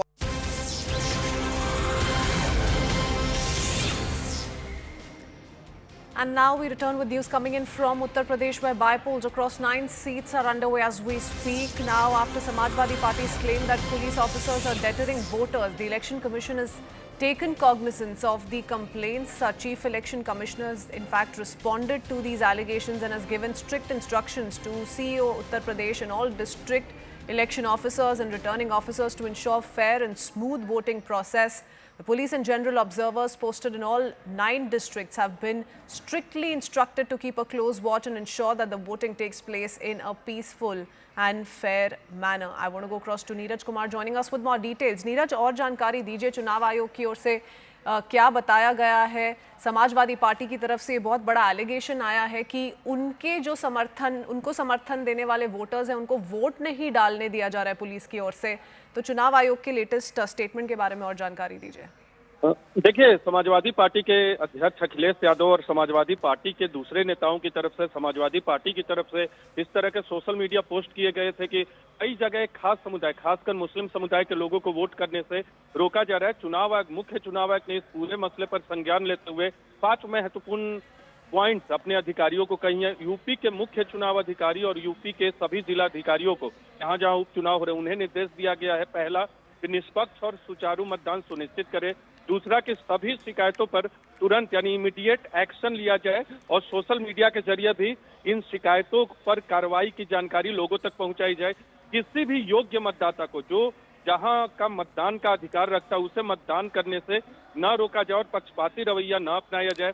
शिकायत मिलने पे जो भी दोषी पाया जाए उस पर कार्रवाई की जाए। और इन सभी 9 जिलों के बारे में आपको बता दें, वहां के पुलिस और सामान्य पर्यवेक्षकों को भी सख्त हिदायत दी गई कि कोई भी ऐसी कार्रवाई न हो ताकि कोई भी मतदाता वोट देने से चूके। इसके अलावा एक और अपडेट आपको बता दें कि कानपुर का एक मामला आया था जिसमें समाजवादी पार्टी के अध्यक्ष अखिलेश यादव ने एक वीडियो ट्वीट किया था जिसमें पुलिस के अधिकारी रोक रहे हैं, लोगों से उनकी पहचान पूछ रहे हैं, रास्ते बंद कर रहे हैं। उस पर संज्ञान लेते हुए चुनाव आयोग ने एक अधिकारी को, जो हम तक जानकारी आई है और इस बात की जानकारी पुलिस कमिश्नर कानपुर ने भी दी है, तो एक अधिकारी को सस्पेंड कर दिया गया और इसकी जानकारी चुनाव आयोग की तरफ से भी दी गई है। तो मुख्य चुनाव आयोग ने बहुत संज्ञान लेते हुए 5 महत्वपूर्ण आदेश अपने अधिकारियों को दिए। पार्टी की ओर से जो एलिगेशन आया उसका संज्ञान लिया है इलेक्शन कमीशन ने, चुनाव आयोग ने, पर बीजेपी ने भी रिस्पॉन्ड किया है। नीरज बने रहिए हमारे साथ। Uttar Pradesh BJP has written to Chief Electoral Officer of the state alleging casting of votes in Meerapur Assembly constituency of Muzaffarnagar district on fake IDs by people who they claim are coming from outside and who were made to stay in mosques, madrasas and lodges of the district. So this is the big claim being made by the Bharatiya Janata Party. The party also alleges that women in Wales are being allowed to vote without checking their identity and taking advantage of this. Men are also coming to vote by wearing burqa. So that's what's being claimed by the Bharatiya Janata Party in one particular constituency, and this is Meerapur Assembly constituency of Muzaffarnagar district as per the Bharatiya Janata Party. We have Amit Singh joining us with more details. Amit, अभी हमने details अपने दर्शकों तक पहुंचाई। Samajwadi party की ओर से जो चुनाव आयोग को कंप्लेंट दर्ज की गई, बट बीजेपी कह रही है कि फेक आईडी लेकर लोग वोट करने पहुंचे हुए हैं और चुनाव आयोग को इस पे जांच करनी चाहिए। तो ये पूरा जो बीजेपी की ओर से बयानबाजी हम देख रहे हैं उसके बारे में और जानकारी दीजिए। देखिए, बीजेपी ने सीधे तरीके से चिट्ठी लिखी है चुनाव आयोग को और उस चिट्ठी में साफ साफ कहा है कि फेक आईडी, फर्जी मतदान होने की काफी संभावना है, इसीलिए पुलिस को इजाजत दी जाए ताकि वो बुरका और तमाम आईडी कार्ड चेक करे और चेक करके ही वोटरों को ये जब सुनिश्चित हो जाए कि ये फर्जी वोटर नहीं है तभी उनको अंदर जाने दिया जाए। तो बीजेपी लगातार सुबह से ही मीरापुर विधानसभा में हो या फिर कुंदरकी विधानसभा में हो या फिर सीतामऊ विधानसभा क्षेत्र में हो या फिर करहल विधानसभा क्षेत्र हो, इन फूलपुर विधानसभा क्षेत्र में भी लगातार आरोप लगा रही है कि फर्जी वोटिंग जो है वो डाला जा रहा है, बाहर से लोग बुलाए गए हैं। और जिस तरीके से कल समाजवादी पार्टी ने कहा था कि बुरका चेक किया जा रहा है, पुलिस के द्वारा धमकाया जा रहा है और जिसके बाद चुनाव आयोग ने सुनिश्चित किया था कि बुरका नहीं चेक किया जाएगा, इलेक्शन कमिश्नर जो होगा, इलेक्शन ऑफिसर वही चेक करेगा। अब फर्जी वोटिंग का आरोप सीधे सीधे बीजेपी की तरफ से लगा दिया गया है, चुनाव आयोग को चिट्ठी लिख दी गई है, अब देखना है कि चुनाव आयोग क्या संज्ञान लेता है। जी अमित, धन्यवाद जुड़ने के लिए, thank you for sharing all those details. So a lot of back and forth between the Samajwadi party and the BJP as far as bypolls in 9 seats in Uttar Pradesh is concerned. Let's also talk about other reactions that have come in so far. Here's what the voters and some of the politicians have said on the exchanges, the political exchanges that continue between the two parties. सब दयालु हैं, साईं गाने कह रहे हैं इस पर्ची से वोट नहीं पड़ेगा, ये मना कर रहे हैं, सबको लुटा रहे हैं, सबको लुटा रहे हैं। ये नए और वोट डालने वाली पार्टी है वो मना कर रही है। जो एजेंट थे उन्होंने मना कराया है उनसे, बोले पर्ची देखो इनकी चेक करो, बोले ये फर्जी पर्ची लेके आए हैं, फर्जी और एक नेता आए हैं भाजपा। हाँ, मैंने ये भी बोला, ये सामने एक भाजपा नेता भी आए हैं कोई, और उन्होंने अंदर जा रही है, उन्होंने ईवीएम पे मैंने बटन दबाया था तो उन्होंने मेरा वोट चेक करा, बोली काय का बटन दबाया, जो अंदर है कौन है वो, जो पता नहीं प्रभारी है या क्या है, उनका मैं वोट डाला है, अंदर ईवीएम पे खुद गई थी वो देखने, बोले आपने साइकिल का बटन दबाया है, मुझसे बोला ये चीज वोट नहीं डालने किसी को, पब्लिक लौट जा रही है वापस लाइन में से। कौन सा गाँव है? सीकरी, ग्राम पंचायत सीकरी। हाँ, जिसे पर्ची दी जाएगी छोटी वाली उससे वोट पड़ रहा है खाली बस, और किसी को वोट नहीं पड़ रहा। कहाँ दे रहे बताओ, उन्हें ईवीएम गलत की देखने के अलावा है, जो बटन दबा रहे हैं उसे जाके देख रहे हैं, आ जाके लोग। वो कहाँ मिल रही है छोटी पर्ची? देखो छोटी पर्ची, छोटी बोले छोटी पर्ची लेके आओ, वही मिल रही है। वो कौन दे रहा? वो जो नेता वही दे रहे, जो भी जानने नहीं दे रहे कोई एजेंट। आपने वोट नहीं डाला? नहीं डाले? भाई ईमानदारी से तो बीजेपी एक सीट जीत ही नहीं सकती, एक भी। जनता आज जा चुकी है, कानून और व्यवस्था ध्वस्त हो चुकी है, डिविजिव पॉलिसीज के चलते सभी लोग दुखी है। रुझान तो समाजवादी पार्टी के पक्ष में ही रहेगा, ज्यादातर सीटें हम ही जीते। झारखंड और महाराष्ट्र दोनों में ही इंडिया गठबंधन जीतने जा रहा है।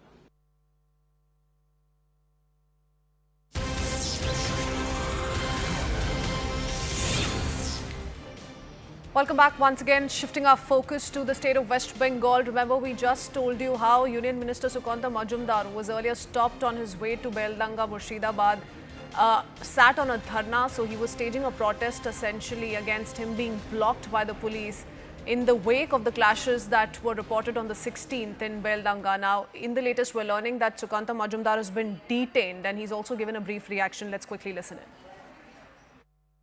All surrounding Muslims to come Beldanga and vandalize the Hindu homes, Hindu market, Hindu mandirs, temples.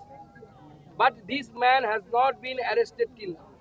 So this is the situation of West Bengal, situation of Hindus in West Bengal. It is not far away from becoming Bangladesh. कानून हाथ में लेना किसी का अधिकार नहीं है, तब तो हिंदुओं को रोज कानून हाथ में लेना चाहिए। हर दिन उनके धर्म का अपमान होता है बहुत सारे लोगों के द्वारा।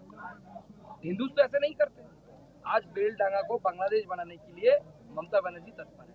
आज आप तो जानेंगे। প্রশ্রয় দাতা মমতা ব্যানার্জি তোমায় জানাই ধিক ধিক ধিক ধিক্কার জিহাদিদের প্রশ্রয়কারী মমতা ব্যানার্জি তোমায় জানাই ধিক্কার আরে পুলিশ তুমি উর্দি ছাড়ো আরে পুলিশ তুমি Continues to stay on with us. A lot of drama once again in West Bengal with Shukanta Majumdar first staging a dharna. Now we're learning that he's been detained. But tell us a little bit about the allegations being leveled by him in the latest Kamalika, because he was flashing his phone, showing the picture of some man, he says, who's still at large and action hasn't been taken against him. See, there have been a lot of videos are there in the social media regarding this incident, and a lot of videos have been deleted from this. So there is obviously the video which he is showing is a provocative message by one community leader, and he is claiming that that person has still not been arrested. So this was a community clash after that provocative message came in the billboard, in the electronic billboard. And then all these things happened. So 17 people have been arrested, but Shukanta Majumdar is raising questions on definitely that this type of messages which was given by one of the community leaders. Why that person is still not arrested? That is according to Shukanta Majumdar. So there where the problem is, and there he is saying that for this reason, one community, which is the Hindu community, they are facing the wrath. That is what Shukanta Majumdar's version is. On the other hand, the administration is of the opinion that 17 people have been arrested. More people, investigation is going on. Right now, the situation is under control, and there is the net has been stopped there for coming 2 days. And now Shukanta Majumdar has been detained because he was actually sitting in Dharna. That's what we are getting from the administration. Okay, all right. Stay on with us, Kamalika. Dramatic visuals indeed continue to trickle in with Shukanta Majumdar, who was earlier blocked by the cops en route Beldanga, and now we're learning that he's been detained. Tell us a little bit about what's happening in the latest and what the BJP version is. How do they plan to take this forward? So obviously, the BJP has been taking up this issue since the last few days. And yesterday, we have seen that Shinde has also done a press conference. He has stated that they have written a letter to BJP. That's what their claim is. Also, there has been a PIL in the court yesterday, and there the court has sought a report from the government. And not only court, a report has also been sought from the governor. Calcutta High Court has directed yesterday the state to file a report on the recent tension that has taken place in Murshidabad. On Tuesday, Justice Harish Tandon, he was hearing the PIL, seeking NIA probe into it and deployment of central forces in tension areas of Murshidabad. He has ordered the state to file a report over the recent incidents of violence. Okay. The court has also said that the report to be filed by the state by today. That means today. So a lot depends on how investigations take place and what really comes of the investigations in the next few days. Many thanks, Kamalika, for joining us with the latest. We'll keep shifting our focus back to West Bengal. For now, let's quickly talk about another breaking news update coming in. This is the United States closing its embassy in Kiev in Ukraine after getting information of a potential significant air attack. So this is the big news coming in with the United States shutting its embassy in Kiev. I want to go across to Siddhant Mishra joining us with more details. It comes at a very interesting time where, we're seeing that US President-elect Donald Trump is going to be taking charge soon enough. And Ukraine has also been sending out mixed signals. In fact, we heard, President Zelensky say if US cuts aid, we're going to lose this battle. But tell us a little bit about this withdrawal, or rather shutting of the US embassy in Kiev, and what does this tell us essentially, Siddhant? Well, Tashwin, right now it looks like a precautionary measure. In fact, the reports are telling us that U.S. Embassy in Kyiv has warned its citizen of potential significant air attack from Russia and shut its door following Russia's vow to respond after Ukraine fired long-range U.S. missiles at its territory for the first time. Tashwin, you remember that President Biden gave green signal to Ukraine perhaps to hit Russia with the long-range ballistic missile. Perhaps that led Russia to change the nuclear doctrine, and also Russia had taken a vow to retaliate. And perhaps keeping that in mind, this is looking as a precautionary measure taken by the US Embassy in Kyiv. They have shut their door, and perhaps we could expect the other embassies also in Kyiv to take similar precautionary measure as Kyiv, not just Kyiv, but the other major centers in Ukraine where the civilian population lives is on a high alert, perhaps, given the recent warning that has come from Russia, the change in doctrine, nuclear doctrine, and perhaps this is the reason that such measures have been put in place, and not just by US Embassy, but in fact the other authorities also in Kyiv and other parts of Ukraine.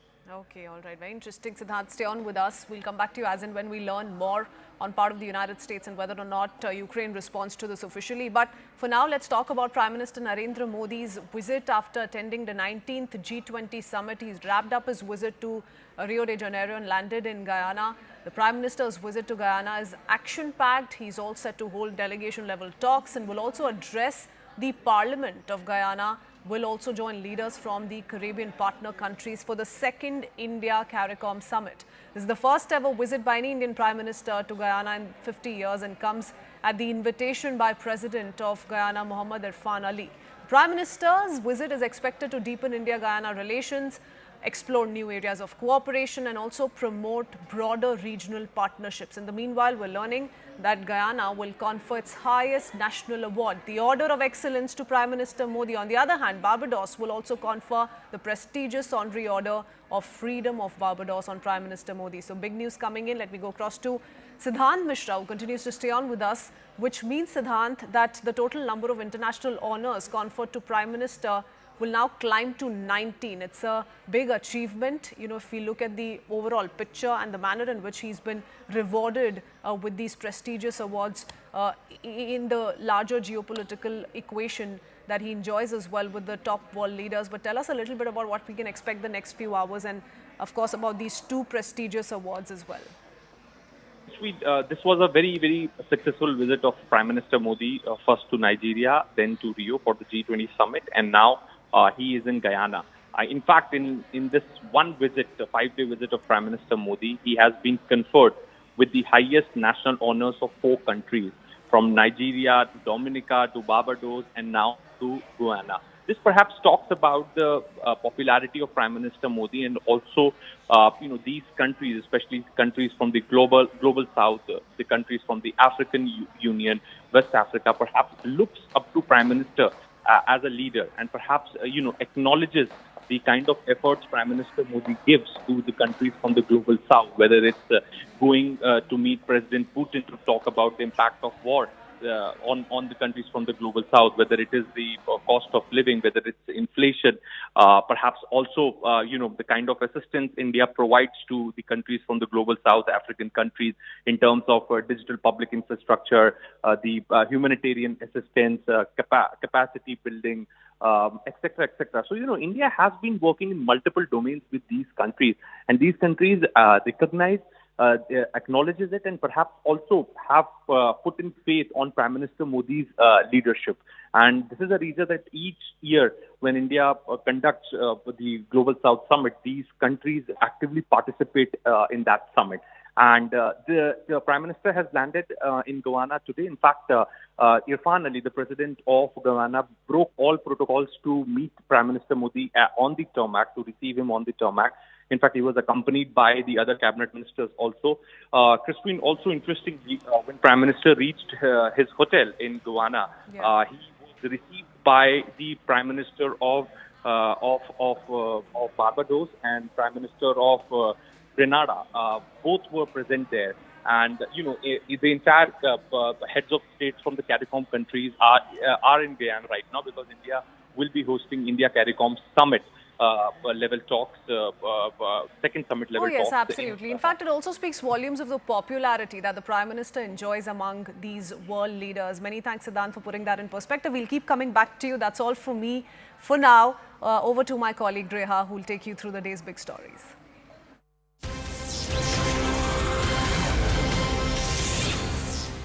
Hello and welcome, and thank you so much for staying with CNN News 18. I'm Griha Atul. Let's begin with talking about elections in the state of Maharashtra, where it is the day Maharashtra Assembly, in fact, goes to polls. All the 288 seats are polling today.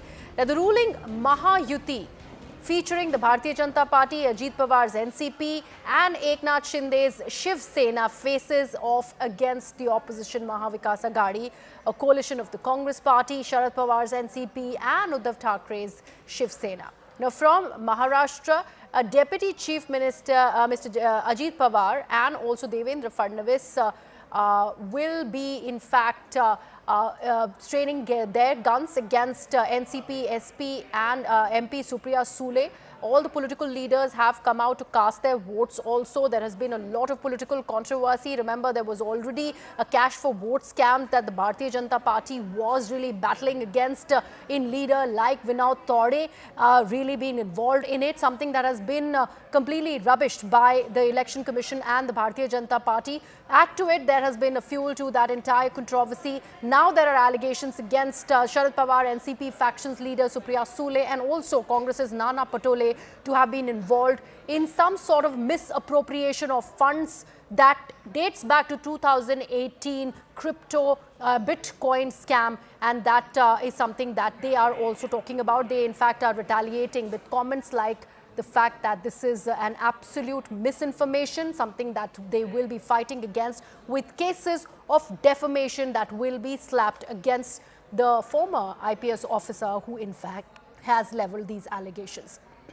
So as lots is happening in poll-bound Maharashtra, let's take a look at the reactions that are coming in and the most important faces who have come out and voted.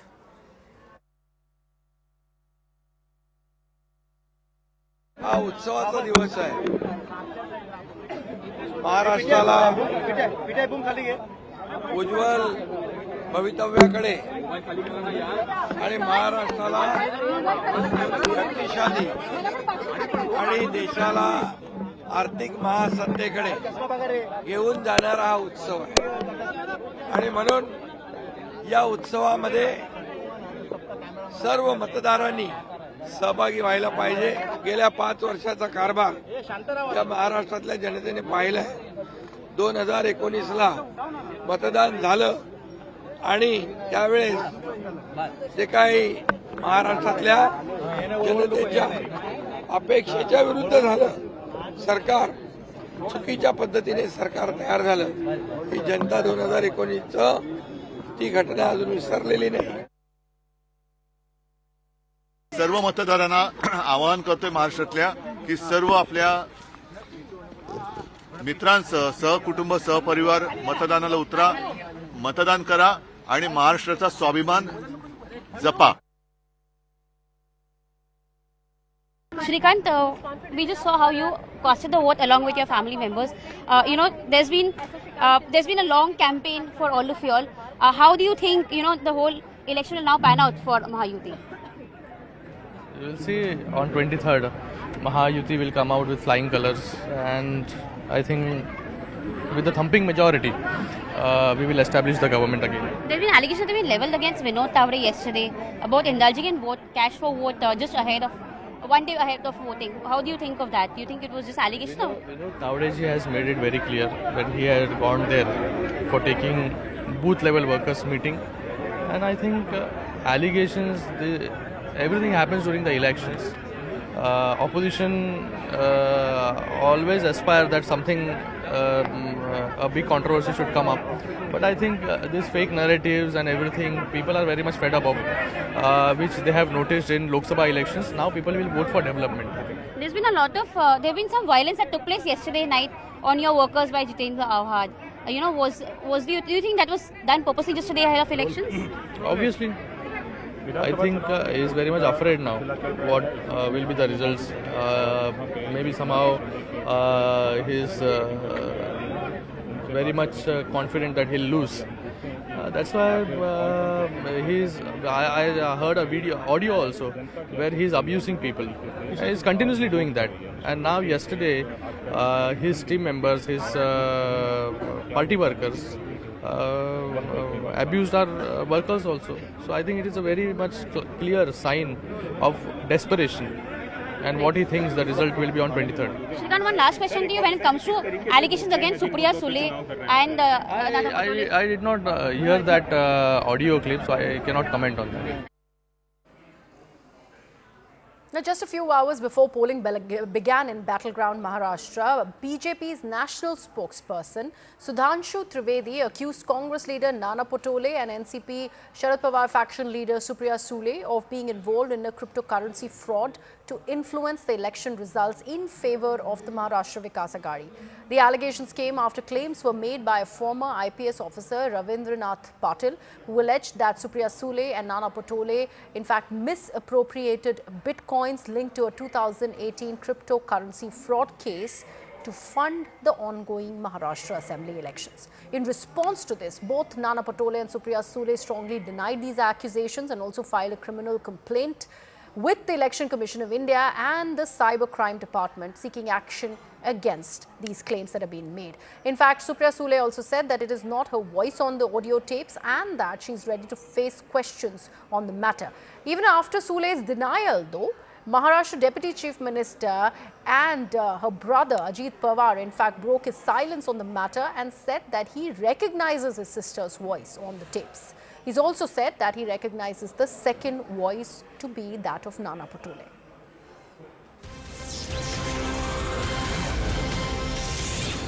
Now we're getting some breaking news on the broadcast. We are being told that the Enforcement Directorate is conducting raids against Gaurav Mehta in Mumbai in the Bitcoin case. Remember, his name emerged in this ongoing controversy that involves Supriya Sule and Nana Patole. It was his chats that were in fact leaked after the former IPS officer Ravindranath Patil made the startling revelations that there are involvement of the NCP Sharad Pawar faction leader and Congress leaders in this particular case, which results in misappropriation of funds, and that fund really was directed to fund Maharashtra elections by the Maha Vikas Aghadi leaders.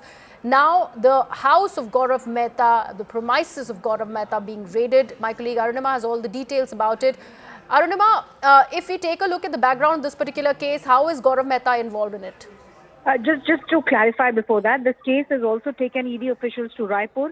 Searches are being carried out at Raipur. So it seems that Gaurav Mehta, he had some bitcoins, and it has been alleged that he tried to sell off these bitcoins, and the ultimate beneficiary of his sale were opposition party members in Maharashtra. That's the allegation.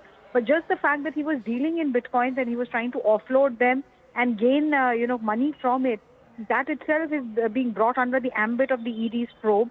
How did he, fund the bitcoins? What was the source of the funding there? Was this ill-gotten wealth which he was trying to launder by buying these bitcoins? All of that is in the ambit of the probe of ED at the moment. And of course, because Maharashtra is voting today, this will take political color, because the Bharatiya Janata Party has accused, leaders from the NCP. Supriya Sule herself has been accused. Of course, she has denied the charges. She is threatened to take legal action against BJP leaders. But politically speaking, in the last few hours of voting, this ED action will become a huge talking point. Right. Also, Arunima, about the involvement of the former IPS officer Ravindranath Patil, even his credentials are being much talked about, considering he was there were allegations that were made against him also back in 2018 when he was investigating upon this case. So how at all is that not going to reflect on the allegations that are now being backed by the Bharatiya Janata Party? Politically speaking, it's back and forth, because Maharashtra is voting today. Such senior leaders from the opposition spectrum are being accused. This is also being alleged by the opposition that this is an action which is happening because there were allegations made against BJP leader Vinod Tawade, and therefore BJP came back with these charges against opposition. So this back and forth mudslinging is happening as Maharashtra votes today. But from investigation point of view, Enforcement Directorate, like I told you, is looking at the possibility of money laundering in this particular case. All the people who are involved, Gaurav Mehta himself will be questioned, and if he names anybody else, then all of those people will be within the purview of ED's investigation. Right. Thank you so much for that, Arunima. Let's take a look at some more reactions that are trickling in on this big story coming out of the state of Maharashtra. वो ये कहता है कि मैं पहले ही लफड़े में फंस चुका हूं, मैं ऐसी किसी चीज में नहीं पड़ना चाहता। तो वो दूसरा व्यक्ति ये कह रहा है कि नहीं साहब, इसमें बड़े लोग इन्वॉल्व हैं, और वो कांग्रेस के महाराष्ट्र के अध्यक्ष नाना पटोले जी का तथा कथित रूप से नाम लेता है और सुप्रिया सुले जी का तथा कथित रूप से नाम लेता है। सबसे पहले वो ये बताएं कि जो इस वीडियो क्लिप में और ऑडियो क्लिप में दिखाई पड़ रहा है। क्या कांग्रेस पार्टी अथवा उनके किसी भी नेता, सुप्रिया सुले जी के बारे में दावा किया गया है, क्या वो बिटकॉइन के किसी भी ट्रांजैक्शन में इन्वॉल्व हैं या नहीं? I have spoken against bitcoins. I have spoken against cryptocurrency. I am somebody who has raised very serious issues about all this. ये व्यक्ति कई महिने तुरुंगात होते. त्याच्या म्हणण्यात आहे याची नोंद तरी कशाला घ्यायची. माझ्या मते त्याची नोंद घेण्याची आवश्यकता नाही. भाजप आणि त्यांचा एकंदरीत सगळ्या कॅम्पेनकडे बघायचा दृष्टिकोन किती खालच्या पातळीचा आहे हे स्पष्ट होते. यापेक्षा अधिक त्याचा मला भाष्य करायचं नाही. उसके बारे में जो कुछ ऑडियो दिखा रहे हैं वो आवाज़ के बारे में मुझे इतना ही जानकारी है. मैं दोनों को भी बहुत अच्छी तरह से जानता हूँ, बहुत सालों से जानता हूँ. एक तो मेरी परिवार की मेरी बहन है और दूसरे हमने जिनके साथ बहुत साल काम किया है, एक दूसरे के विरोध में भी किया है, एक दूसरे के साथ भी किया है, महा विकास आघाड़ी में भी किया है. वो बीच में बीजेपी के भी मेंबर ऑफ पार्लियामेंट थे. ऐसे सभी जगह उन्होंने काम किया. तो वो भी आवाज़ उनका ही है, उनका बोलने का टोन, उनका आवाज़ दोनों का वही है. अभी इसके बारे में इंक्वायरी हो जाएगी. इंक्वायरी होने के बाद पता चलेगा कौन है, क्या है, इसके पीछे सच राज क्या है वो पता चलेगा. मला तो रवींद्र चव्हाण पाटील जो नावाचा व्यक्ती आहे तोच तोतिया IPS आहे. आपल्या सगळ्या मीडियाला त्यांनी सांगितलं की मी IPS आहे, होतो, रिटायर झालो, पण तोच तोतिया IPS निघाला. भाजप आणि जो सुधांशु त्रिवेदी भाजपचा प्रवक्ता ज्यांनी ज्या पद्धतीने ते ऑडिओ ज्या पद्धतीने दाखवले गेलेले आहेत, आता त्याच्यात माझा आवाजच नाही. सगळेजण माझा आवाज ओळखतात महाराष्ट्रामध्ये आणि देशामध्ये. माझा देशातही आवाज आहे. नरेंद्र मोदींनाही माझा आवाज पाठ आहे. नाना पटोले शेतकरी आहे, शेतकरी राहील आणि इतके वर्ष राजकारणामध्ये राहिला. तर मला खरं तर हे बिटकॉइन हा शब्दच मला माहिती नाही काय व्यवहार होतात. मैंने कल भी स्पष्ट कर दिया, न उन्होंने कोई पैसा बांटा, न उनके पास कोई पैसा मिला. जानबूझकर एक बवाल खड़ा करने का प्रयास किया गया, एक इकोसिस्टम को यूज़ किया गया. जहाँ तक सुप्रिया सुले जी पर और नाना पटोले जी पर जो आरोप लगे हैं, जिस प्रकार से एक पूर्व IPS अधिकारी ने कुछ आरोप लगाए हैं, कुछ क्लिप्स उन्होंने जारी की है, मुझे ऐसा लगता है कि ये बहुत गंभीर इस प्रकार का प्रकरण है. और मैं आज इतना ही कहूँगा, इस प्रकरण की सिरे से जांच होनी चाहिए, क्योंकि इस प्रकार के एलिगेशन लगने के बाद वास्तविकता क्या है ये दुनिया के सामने आना बहुत ज़रूरी है.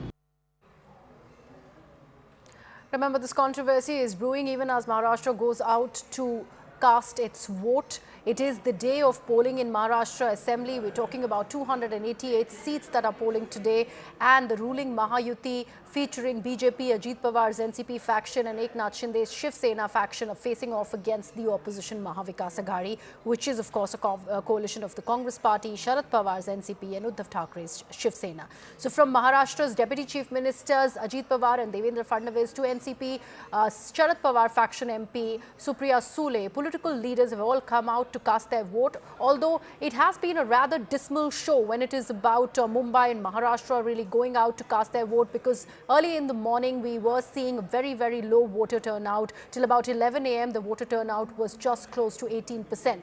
Now, when asked about poll verdict, Ajit Pawar has exuded a lot of confidence, and he has said that the people of Maharashtra will be showering their love upon the NDA alliance. On the other hand, the Maha Vikas Aghadi leaders have also said that the alliance is committed to the development of Maharashtra and they are confident of their victory. Many celebrities, remember, also coming out to cast their vote, because Maharashtra also speaks about Bollywood or the Hindi film industry. They have voted and requested the voters to also practice their voting rights. My colleague Pallavi is joining us live from Baramati. She has been dotting the entire territory in Maharashtra, looking at the mood of the voters. So Pallavi, what are the people who have gone out and voted really saying? Well, I mean, you can see, I mean, the huge line right here, me, and of course, large number of women as expected, but there are lots of men over here. And finally, in Baramati, you are seeing a huge voter turnout here, but this was also the polling booth in which Sharad Pawar had come to cast his vote. So, in Baramati, it seems largely divided. There have been many pockets where I rarely see any voter turnout. And this is a clincher. This becomes very, very important. It's not just one constituency of Baramati which matters. What really matters is the prestige battle of Sharad Pawar, and that is why Baramati is going to become the barometer of the MVA versus Mahayuti alliance, the relevance of Ajit Pawar, and more importantly, the relevance of Sharad Pawar as a stakeholder. Very quick question I'm going to try, and if they speak. यहाँ पे Sharad Pawar versus Pawar, Pawar versus Pawar के family में है, लेकिन आप लोग क्या मांगता जब आप वोट देने जाते हो? क्या चाहते हो नेता से? काय नाही मागत, कुछ मुद्दा तो वोट कर रहे होंगे, आप बोलोगे किस मुद्दे पे वोट करते हो आप? आम्हाला आमच्या इकडला विकासालाच मत आहे आमचं. आम्हाला दोन्ही पवार सारखंच आहे. आम्ही आमच्या विकासाला. लेकिन आपस में झगड़ा जो हो रहा है उससे क्या फर्क? तो तुमचा पर्सनली झगड़ा है. अच्छा, उनका पर्सनल झगड़ा है. Okay, that's interesting. पर्सनल झगड़ा है. महिलाओं से I try and get because not many of them are vocal.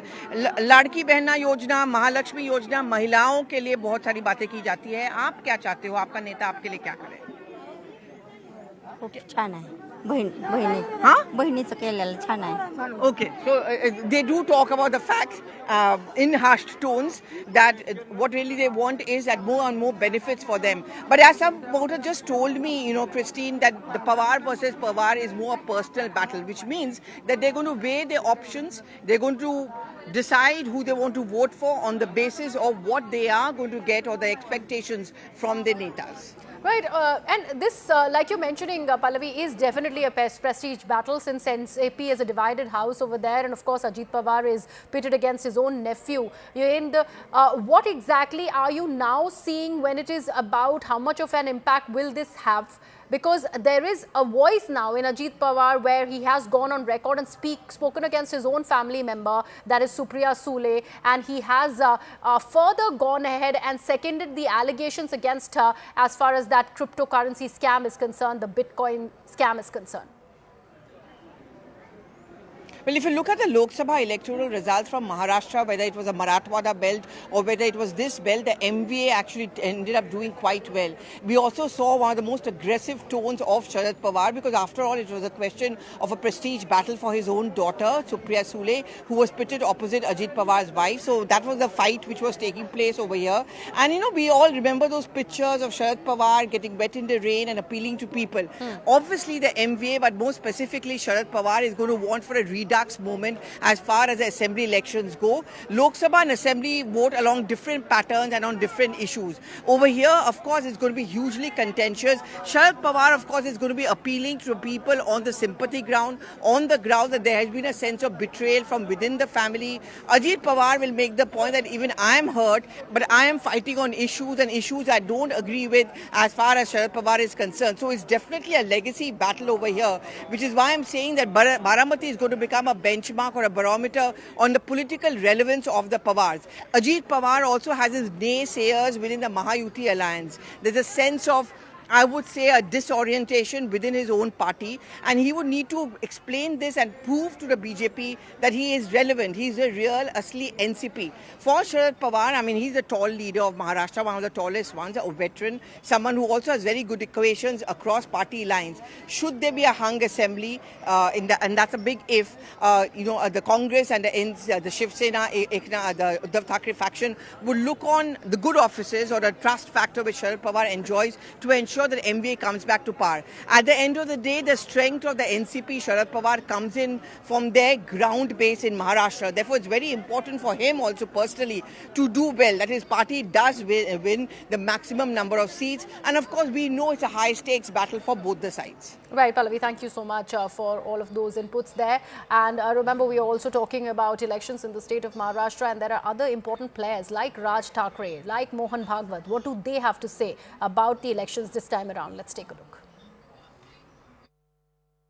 प्रजातंत्र में मतदान नागरिकों का कर्तव्य है और नागरिक कर्तव्यों को प्रत्येक नागरिक ने करना चाहिए. इसलिए जहां जब मेरा मतदान है, मैं वहां जाके पहले वो काम कर लेता हूं दिन में, बाकी सब काम बाद में करता हूं. अभी मैं बहुत दूर था, उत्तरांचल में था, एक दिन मेरे कार्यक्रम का कम करके केवल इसके लिए मैं कल रात को आया हूँ। मतदान ये कर्तव्य है, मतदाताओं ने मत देना चाहिए। ये मैं बोलता हूँ तो मुझे करना है। मला असं वाटतं की जेवढं मतदान कमी होईल तेवढं त्यांच्या पदरी काय पडेल हे गेल्या 5 वर्षात पाहिलं। जास्तीत जास्त लोकांनी मतदान करून एक तर मतदान केलं पाहिजे सगळ्यांनी, म्हणजे हा तर विषय आहेच, पण आपलं मत व्यक्त करणं त्यापासून बाजूला हटणं हा काय पर्याय नाही होऊ शकत। आपका फर्ज है come and vote, so please vote, and if you haven't it's open till, specially the parliament place is open till 8 PM, so please come and cast your vote. Ranveer Hindi में यह आपका फर्ज है टू वोट। अगर आपने अभी तक वोट नहीं किया है तो प्लीज आइए, जो फैसिलिटी है पार्लियामेंट में, दिस इज ओपन टिल 8 बजे तक खुला है, so please come and cast your vote. Thank you so much, thank you so much. बढ़िया बात है, इंतजाम बहुत अच्छा किया हुआ है। अरे मेरे को क्यों ढका? बहुत अच्छा इंतजाम किया हुआ है। मैं देख रहा था कि सीनियर सिटीजन के लिए बहुत अच्छा इंतजाम किया हुआ है, बहुत सफाई रखी हुई है। एंड बस आज यही है कि सब लोग आएँ, वोट करें, that is the most important. आइए वोट कीजिए, ये हमारी एक रिस्पॉन्सिबिलिटी है। ECI का मैं आइकन हूँ, तो बहुत समय से मैं यही कह रहा हूँ, लोगों को यही दरख्वास्त कर रहा हूँ कि आइए वोट कीजिए, हमारी रिस्पॉन्सिबिलिटी है। यहाँ फैसिलिटीज़ भी अच्छी है, और जैसे कि मैंने अभी कहा कि सारे ऑर्गेनाइजर्स ने यहाँ पे अच्छी फैसिलिटीज़ की है, सिर्फ हमारे लिए नहीं, मगर मैं ये उम्मीद करता हूँ कि सारे लोगों के लिए अच्छी फैसिलिटीज़ रहेंगी। पूरा जो पीरियड है, वोटिंग पीरियड, वो पूरे समय तक अच्छी फैसिलिटीज़ रहे, यही मैं उम्मीद करता हूँ, और किसी को तकलीफ़ ना होए। आइए ज़रूर वोट कीजिए।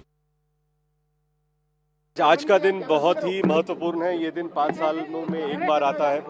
आज के दिन आप उन लोगों को चुनते हो जो आपको रिप्रेजेंट करेंगे असेंबली में। तो जो भी मतदार है वो पहली बार मतदान करने वाले, मैं उनसे गुजारिश करता हूं कि वो भारी संख्या में, भारी मात्रा में बाहर आकर वोट करें।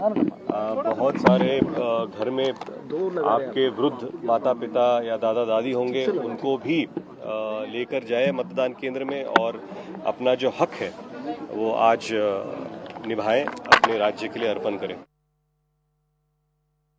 हम लोग जो करने आए वो वोटिंग है, और वो सबका राइट है, वो सबका अधिकार है। तो मुझे लगता है कि ये आज का दिन जो है वो वोटिंग के हिसाब से है।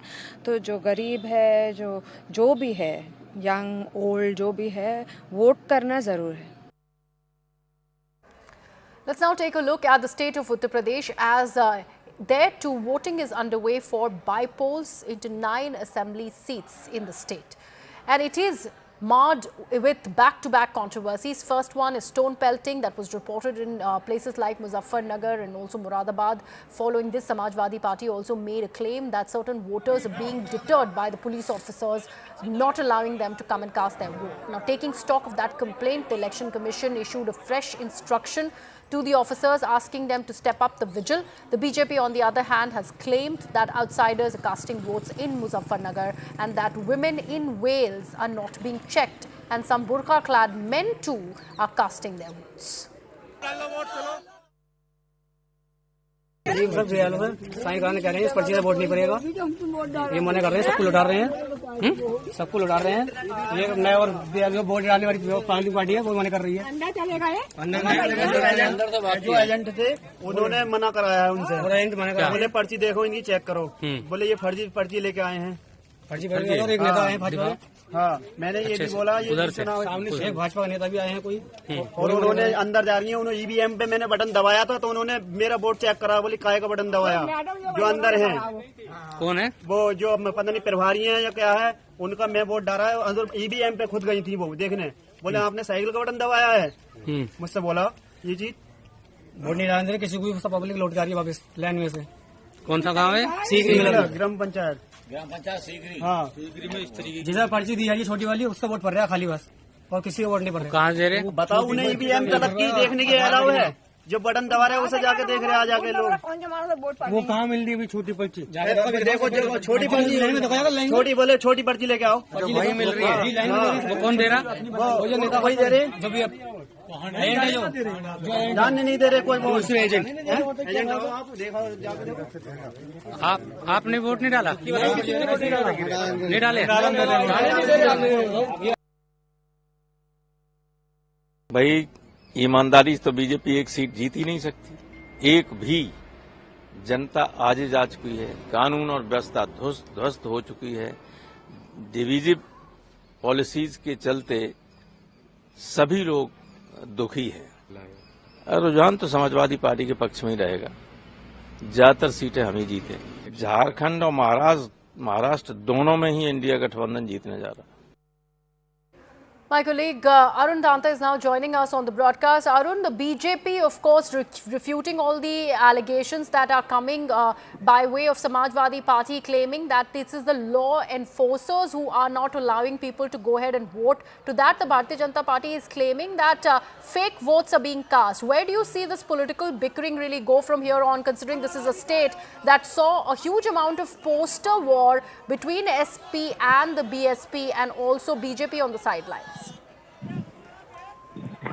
Well, it's a very crucial battle for both BJP and Samajwadi Party in Uttar Pradesh. These 9 seats by election are very, very important, and therefore nobody is leaving any stone unturned, whether it is the UP Chief Minister Yogi Adityanath or Akhilesh Yadav of Samajwadi Party. Now, on the voting day, we are seeing that how both BJP and Samajwadi Party are throwing allegations on each other. On one hand, Samajwadi Party has been making this allegation that BJP is not allowing their voters to cast their votes, and in fact, specifically, they raised the issue of burqa-clad women who are being stopped, who are being checked, and in fact, the matter was also raised to the Election Commission also, and there were certain sort of instructions which has come from the EC side to the local police to look into the matter. And in fact, we are given to understand that few officials, police officials, were suspended in this matter also. We just heard the statement of Samajwadi Party leader who's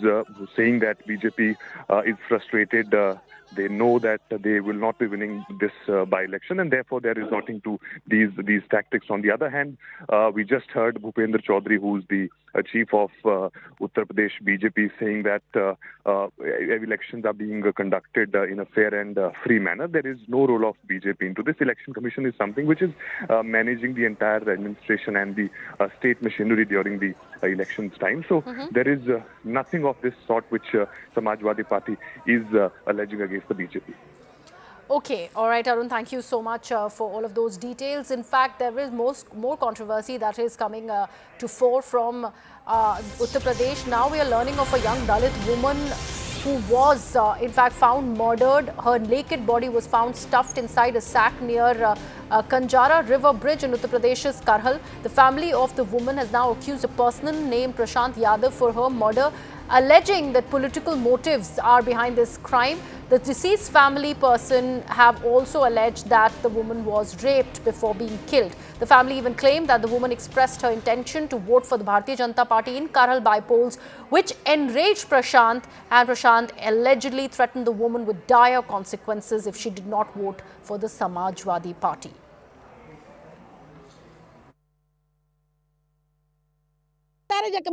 हम किसी से डरते नहीं, मैं कमल में vote देंगे, मैं किसी को नहीं देंगे।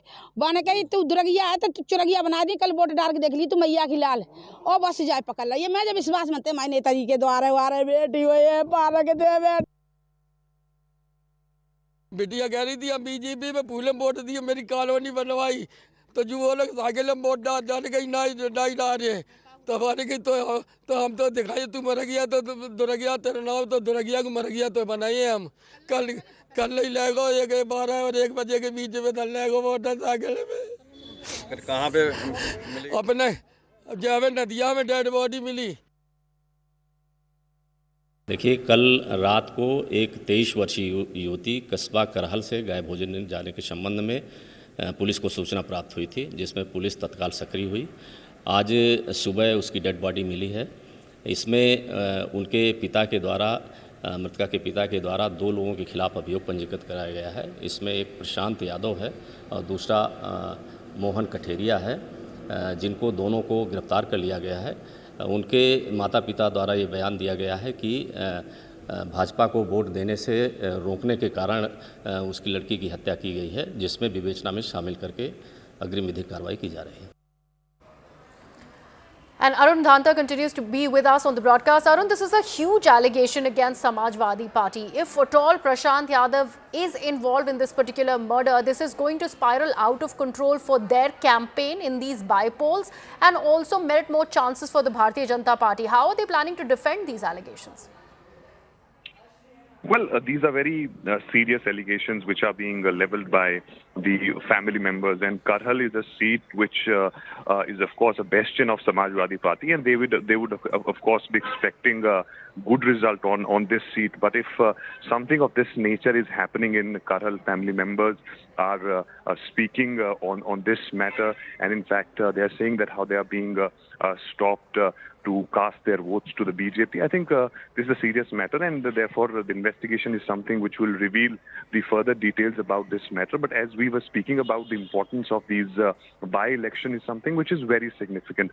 Both of them, whether it is BJP or Samajwadi Party, because last time around, if you remember, both Samajwadi Party and BJP were at 50-50 as far as winning percentage on these seats are concerned. So therefore, on one hand, where Yogi Adityanath, of course, is keeping a very, very close watch on these 9 elections, because he's somebody who has been on target since Uttar Pradesh did not augur good results for the BJP in 2024 Lok Sabha poll. So therefore, these 9 seats by election will, of course, be perhaps we can say decide the leadership roles for the BJP in Uttar Pradesh, and therefore every leader of Uttar Pradesh has been focusing on these by-polls. And now when on the voting day, we are seeing both Samajwadi Party and BJP are at loggerheads with each other, blaming each other that how their workers are stopping their voters to cast their vote. This is something which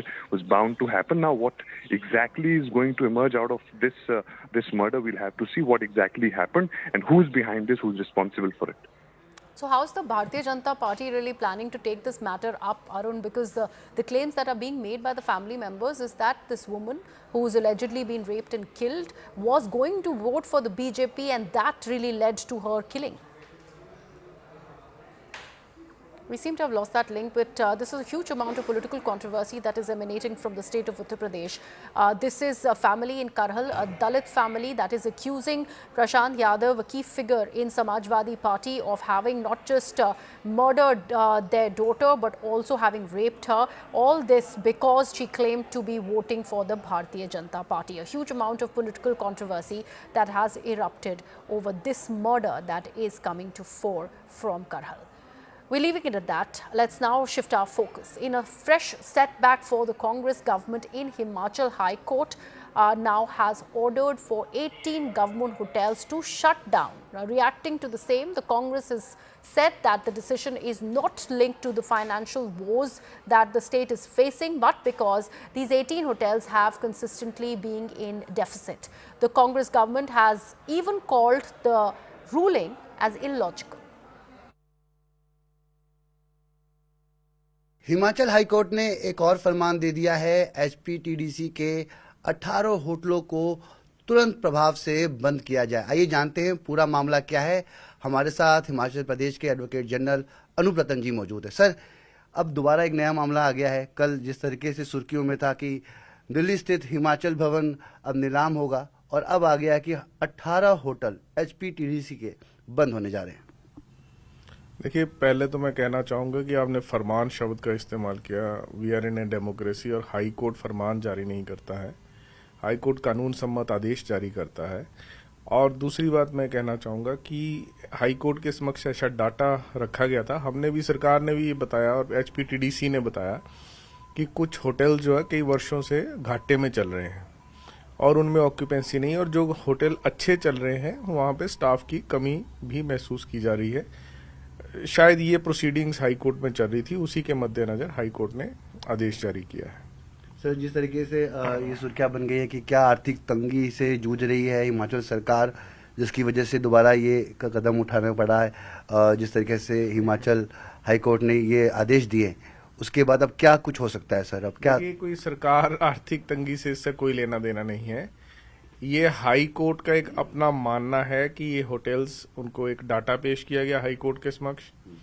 high court ने उस data को देखा, data को देखते हुए जो reasonable order high court को लगा वो उन्होंने पास कर दिया। अब प्रदेश सरकार, प्रदेश का आर्थिक हालात, उससे इसका किसी प्रकार से कोई लेना नहीं है, सिर्फ मीडिया के उपज है और मीडिया इसको पैदा करना चाहता है अपनी न्यूज़ बनाने के लिए, लेकिन ऐसा कुछ नहीं है।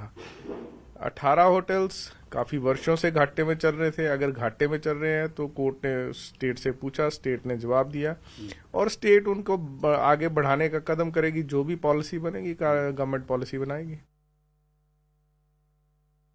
जो होटल्स जो एचपीटीडीसी के हाई कोर्ट ने जो ऑर्डर किए हैं, मुझे लगता है कि ये तर्क संगत नहीं है, क्योंकि ज़्यादातर होटल जिनका नाम मैं देख रहा हूँ ये सारे एचपीटीसी के मेन होटल्स हैं, जहाँ पर मैं समझता हूँ कि अच्छा कारोबार भी हो रहा है और इसमें बहुत सारे जो लोगों की रोजी रोटी का भी सवाल है। उसके साथ के इलाकों में भी जो है इन होटलों के कारण काफ़ी जो है फ़ायदा हुआ है आम जनता को भी। और ये शुरू में इसलिए बनाए गए थे कि जब हिमाचल में प्राइवेट होटल्स नहीं थे, होम स्टेज नहीं थे, तो टूरिज़्म को बूस्ट देने के लिए एक ये जो है पायलट के रूप में किया गया है। तो इनको बेहतर चलाने की ज़रूरत है, पर बंद करके इसका कोई सोल्यूशन नहीं निकल सकता है। इसमें तो जो है एचपीटीडीसी को जिस तरह से पिछले कई सालों से, कोई हमारी सरकार के समय का नहीं है, जो पिछली सरकारें भी रही भारतीय जनता पार्टी की भी, उनके समय इन्होंने शुरू किया था होटलों को जो है ये लीज पे देने की।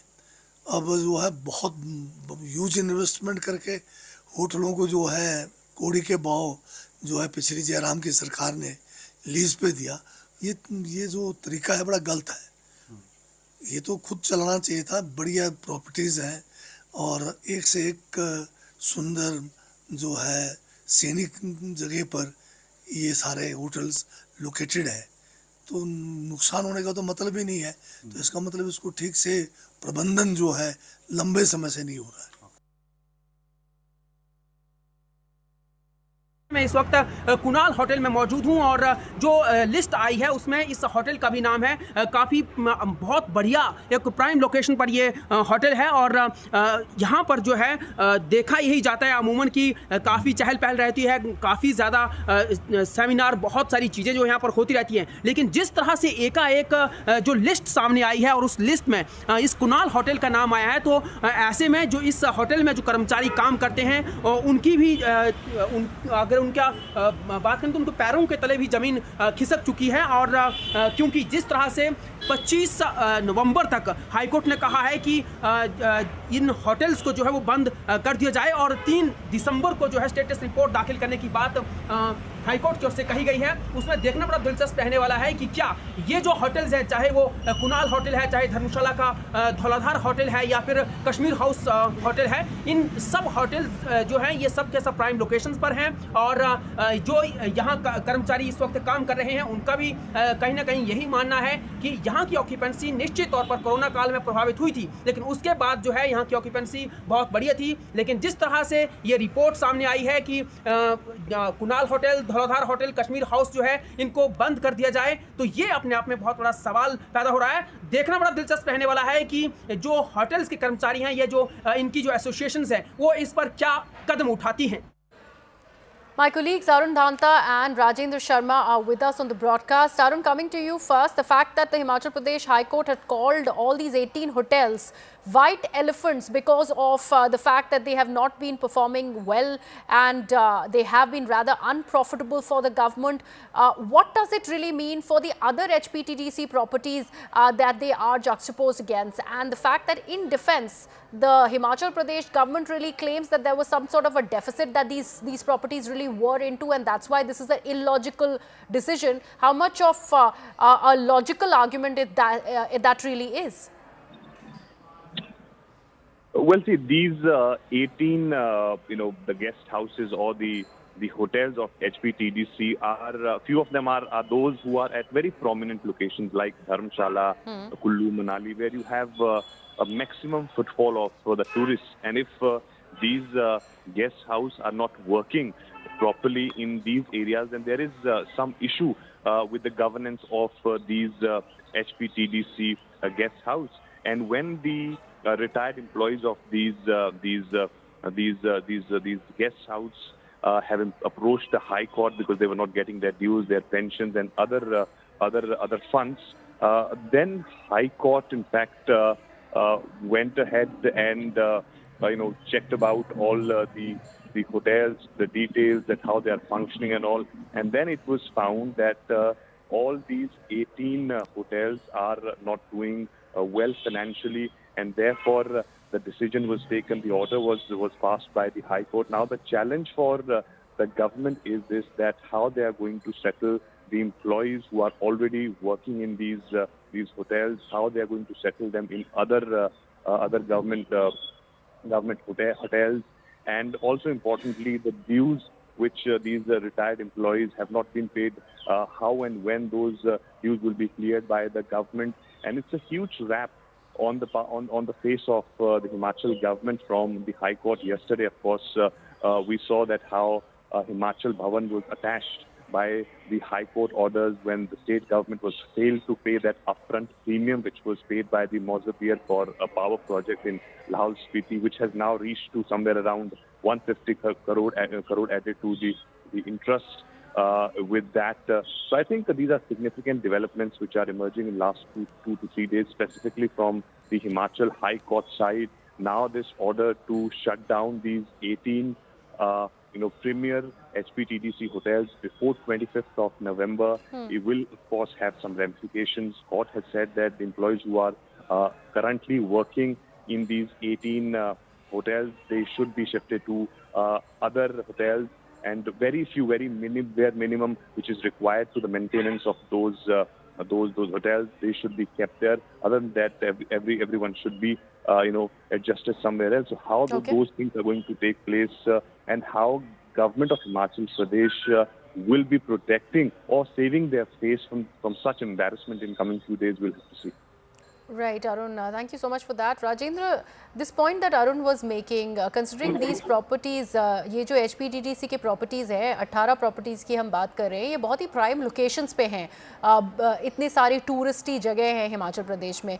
अब क्योंकि ये क्लोजर नोटिस आया है नवंबर 25 का, उसके बाद अगर कोर्ट अपनी इस डिसीजन पे अड़ा रहता है और हिमाचल प्रदेश सरकार की तरफ से कोई लॉजिकल कंक्लूजन नहीं आता है या एक्सप्लेनेशन नहीं आता है, तो फिर अब इन प्रॉपर्टीज़ का क्या होगा? क्या इनको गिराया जाएगा? क्या प्राइवेट प्लेयर्स आके इस जगह को लेंगे और अपने होटल्स खड़ा करेंगी? What happens after that? Actually अभी तक स्टेट गवर्नमेंट के पास लीगली बहुत सी ऑप्शंस हैं. ये फर्स्ट कोर्ट है जहां से ये वर्डिक्ट आया है, सिंगल बेंच का ये वर्डिक्ट है. आफ्टर दैट स्टेट गवर्नमेंट है ऑप्शन फॉर डबल बेंच और सुप्रीम कोर्ट. तो अलग अलग ऑप्शंस अभी स्टेट गवर्नमेंट के पास हैं. जो डबल बेंच है उसमें भी स्टेट गवर्नमेंट आर्गू कर सकते हैं कि we are going to make some significant administrative changes, क्योंकि कैबिनेट मिनिस्टर जगत सिंह नेगी से जब हमने बात की तो उनकी तरफ से स्पष्ट तौर पर कहा गया कि there is a big need to improve significant organisational changes in these hotels. और उन्होंने ये भी बात कही कि ये सिर्फ कांग्रेस को टेन्योर में ही ये प्रॉपर्टीज घाटे में नहीं आई हैं, बट 10 साल का भी अगर हम बात करें ये प्रॉपर्टीज घाटे में थी. तो ऐसे में लेकिन कोर्ट की जो जजमेंट है उसका अगर हम रेफरेंस दें तो कोर्ट की तरफ से काफी स्ट्रिक्ट ऑर्डर में कहा गया है, और कोर्ट ने कहा कि अब जब स्टेट गवर्नमेंट की रिपोर्ट हम ऑब्जर्व करते हैं तो उसमें ये लग रहा है कि running of this property is apparently not financially viable for as now, and in order to ensure that public resources are not wasted by Tourism Development Corporation in keeping these white elephants. तो जो सबसे बड़ा concern इसमें है वो यही है कि पब्लिक मनी, पब्लिक एक्सचेकर इन होटल्स को रन करने में वेस्ट ना हो. लेकिन जो चिंता की बात है, जो एडमिनिस्ट्रेटिव रिफॉर्म्स की बात कही जा रही है स्टेट गवर्नमेंट की तरफ से भी, वो यही है कि लोकेशंस जो वर्ल्ड फेमस प्रॉपर्टी हैं, चाहे चायल का होटल पैलेस है या फिर धर्मशाला का होटल धौलाधार है या फिर मनाली के 4 होटल्स कुल्लू के यहाँ इसमें शामिल हैं। तो ये इन तमाम की लोकेशन बहुत प्राइम लोकेशन है और टूरिस्ट डेस्टिनेशन है। तो ऐसे में अगर एडमिनिस्ट्रेटिव रिफॉर्म्स किए जाते हैं तो बहुत सी संभावना है कि इन प्रॉपर्टीज को run needless to say, this is a fresh embarrassment for the Sukhu government in Himachal Pradesh. Let's see where does it go from here on. With that, I'm going into a very, very short break. News and updates continue on CNN News 18.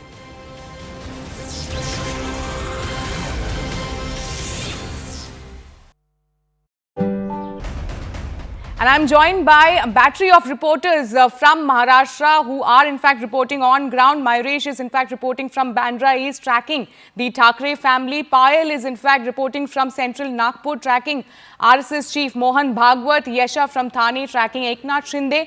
And Pallavi from Baramati, tracking Sharad Pawar. Now let me go first across to Payal, who is in fact reporting from central Nagpur, tracking Mohan Bhagwat. Payal, tell us what time is Mohan Bhagwat supposed to arrive there, and also given the fact that in Haryana we have seen how RSS played a very crucial role.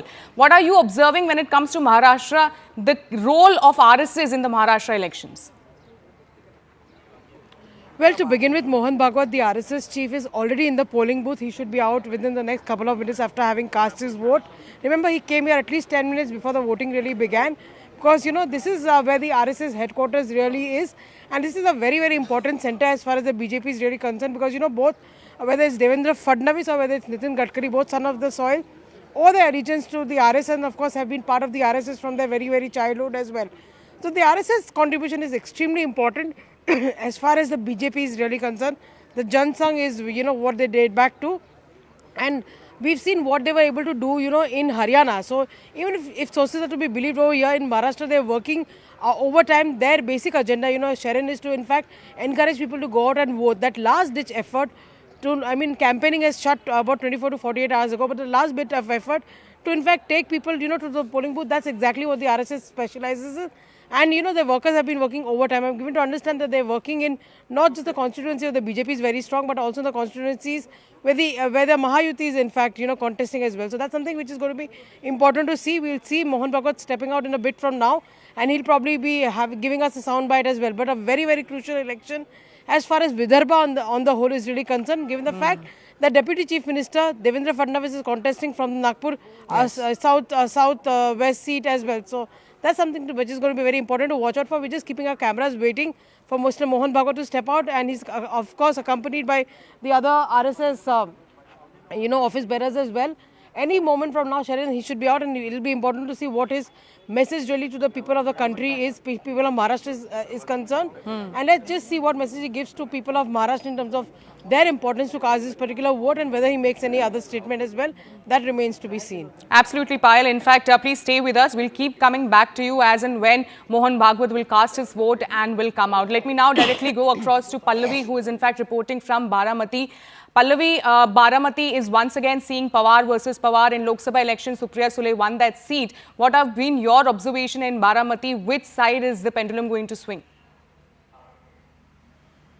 Well, first of all, Baramati, as we all know, is a bastion of Sharad Pawar, and it was a hard-fought election which took place during Lok Sabha, where Ajit Pawar's wife Sunitra took on Supriya Sule, and of course she won.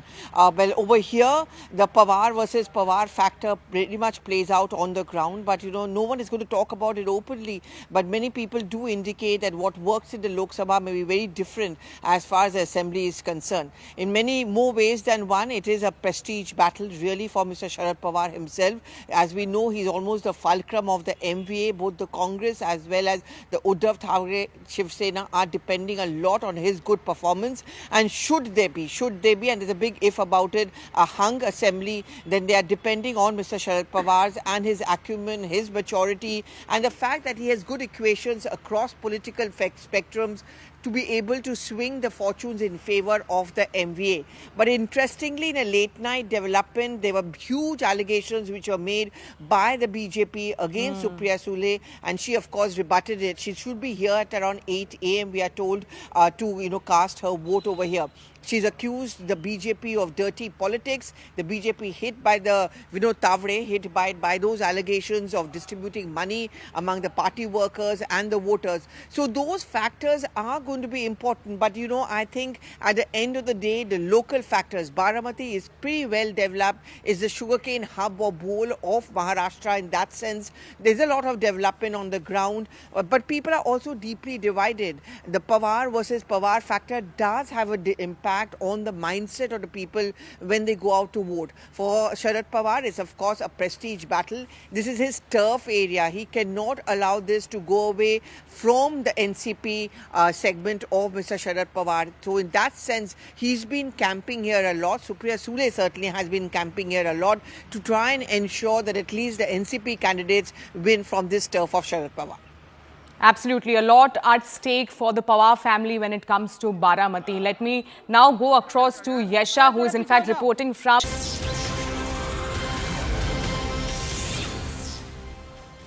Welcome back.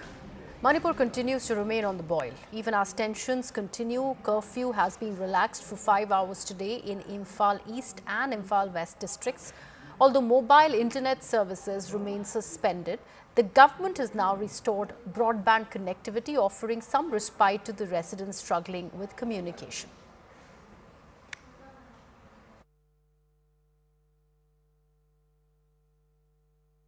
The streets of Parliament-Kachil are busy this morning as the government allows a curfew break in Imphal East and Imphal West from 5 a.m. to 10 a.m. People are making the most of this short time to buy daily needs after days of restrictions. The curfew started on November 16 after the terrible kidnapping and killing of 6 civilians from Borbekara, Diribab.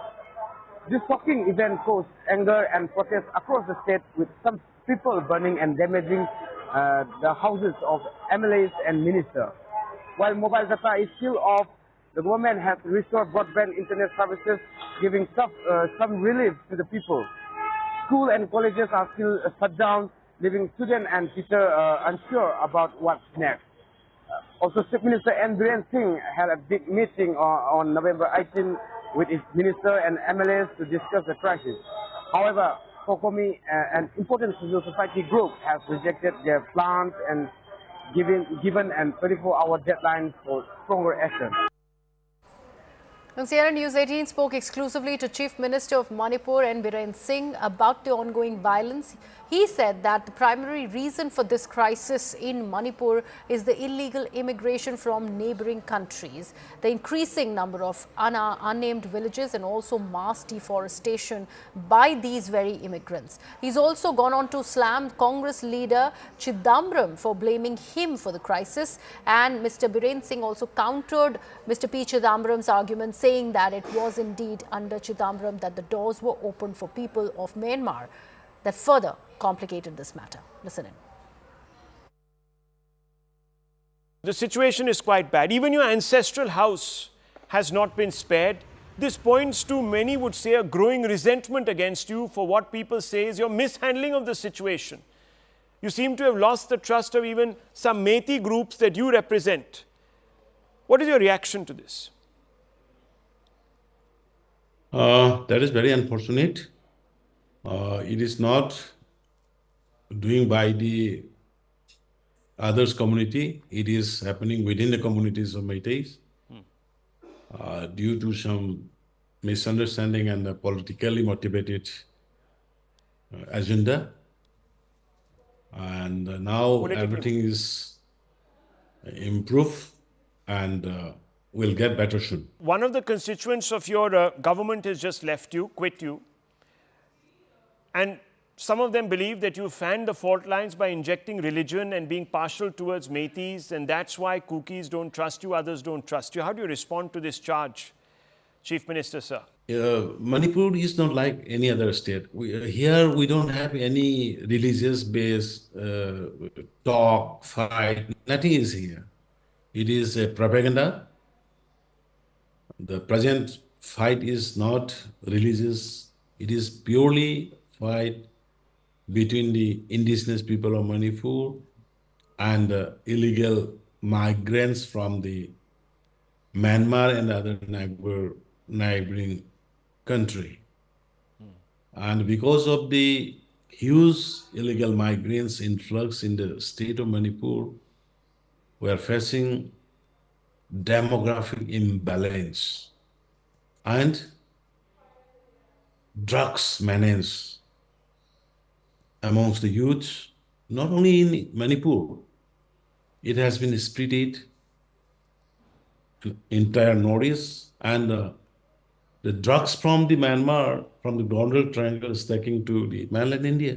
Northeast is a forgotten part of the India before coming of Bhajpa government. कोई कुछ ख्याल नहीं है, nobody care. We are having 398 kilometer unguarded border with the Myanmar. Myanmar is a neighbor country of China. Why nobody bothered it? But only when the Pacific government comes in the center, the taking care of the Northeast people started. Now, after exiting the office of the Chief Justice, Justice T.Y. Chandrachud has spoken exclusively to CNN News 18. Justice Chandrachud touched upon various issues, including Ayodhya verdict, Prime Minister's Ganpati Puja at his residence and more. He also spoke about how he remained calm while delivering the crucial judgments that continue to shape Indian politics. Take a look. Two specific instances where you had personally sort of drawn flack for was one when you revealed that you had sort of prayed before you delivered the Ayodhya judgment, and more recently in this house, the Aarti that was performed with the Prime Minister. Those two specific instances, how would you respond? Well, I've spoken about it earlier. Insofar as the first, merely because I prayed before a particular judgment does not mean that I prayed only before that judgment. I've made it very obvious and clear that, well, I'm a person of faith, and I do pray every single day. And I don't believe that I have to be hypocritical enough to conceal the fact that I'm a man of faith. And I believe that my faith has nothing to do with my ability to dispense justice. The other thing, I said a short while ago that we decide in accordance with the Constitution and the law. But having said that, it's equally important for judges to have a sense of equanimity, because all the work which we do is in arenas of conflict. People who come to court are involved in conflicts. Conflicts between husband and wife, conflict between states and the union, conflicts over, say, the sharing of river waters between two states, conflict between a corporate interest and a private body, so on and so forth. So across the spectrum. Now, what is it that keeps a judge rooted to ensure that you maintain that sense of calm in the way you conduct your proceedings, in the sense in which you hear citizens' problems, that you don't make short shrift, that you don't get irritable in the court, that you do not get drawn into the vortex of conflict before you. Everybody has his own formula, everybody has his own problem, or they have their own methodology of dealing with the areas of conflict that they have to deal with. For me, the time that I spend in meditation, in quietude at the beginning of every day, is what I believe is crucial to maintain that sense of equanimity. Having said that, and let me make it very clear that I didn't say that I pray to a particular deity. I said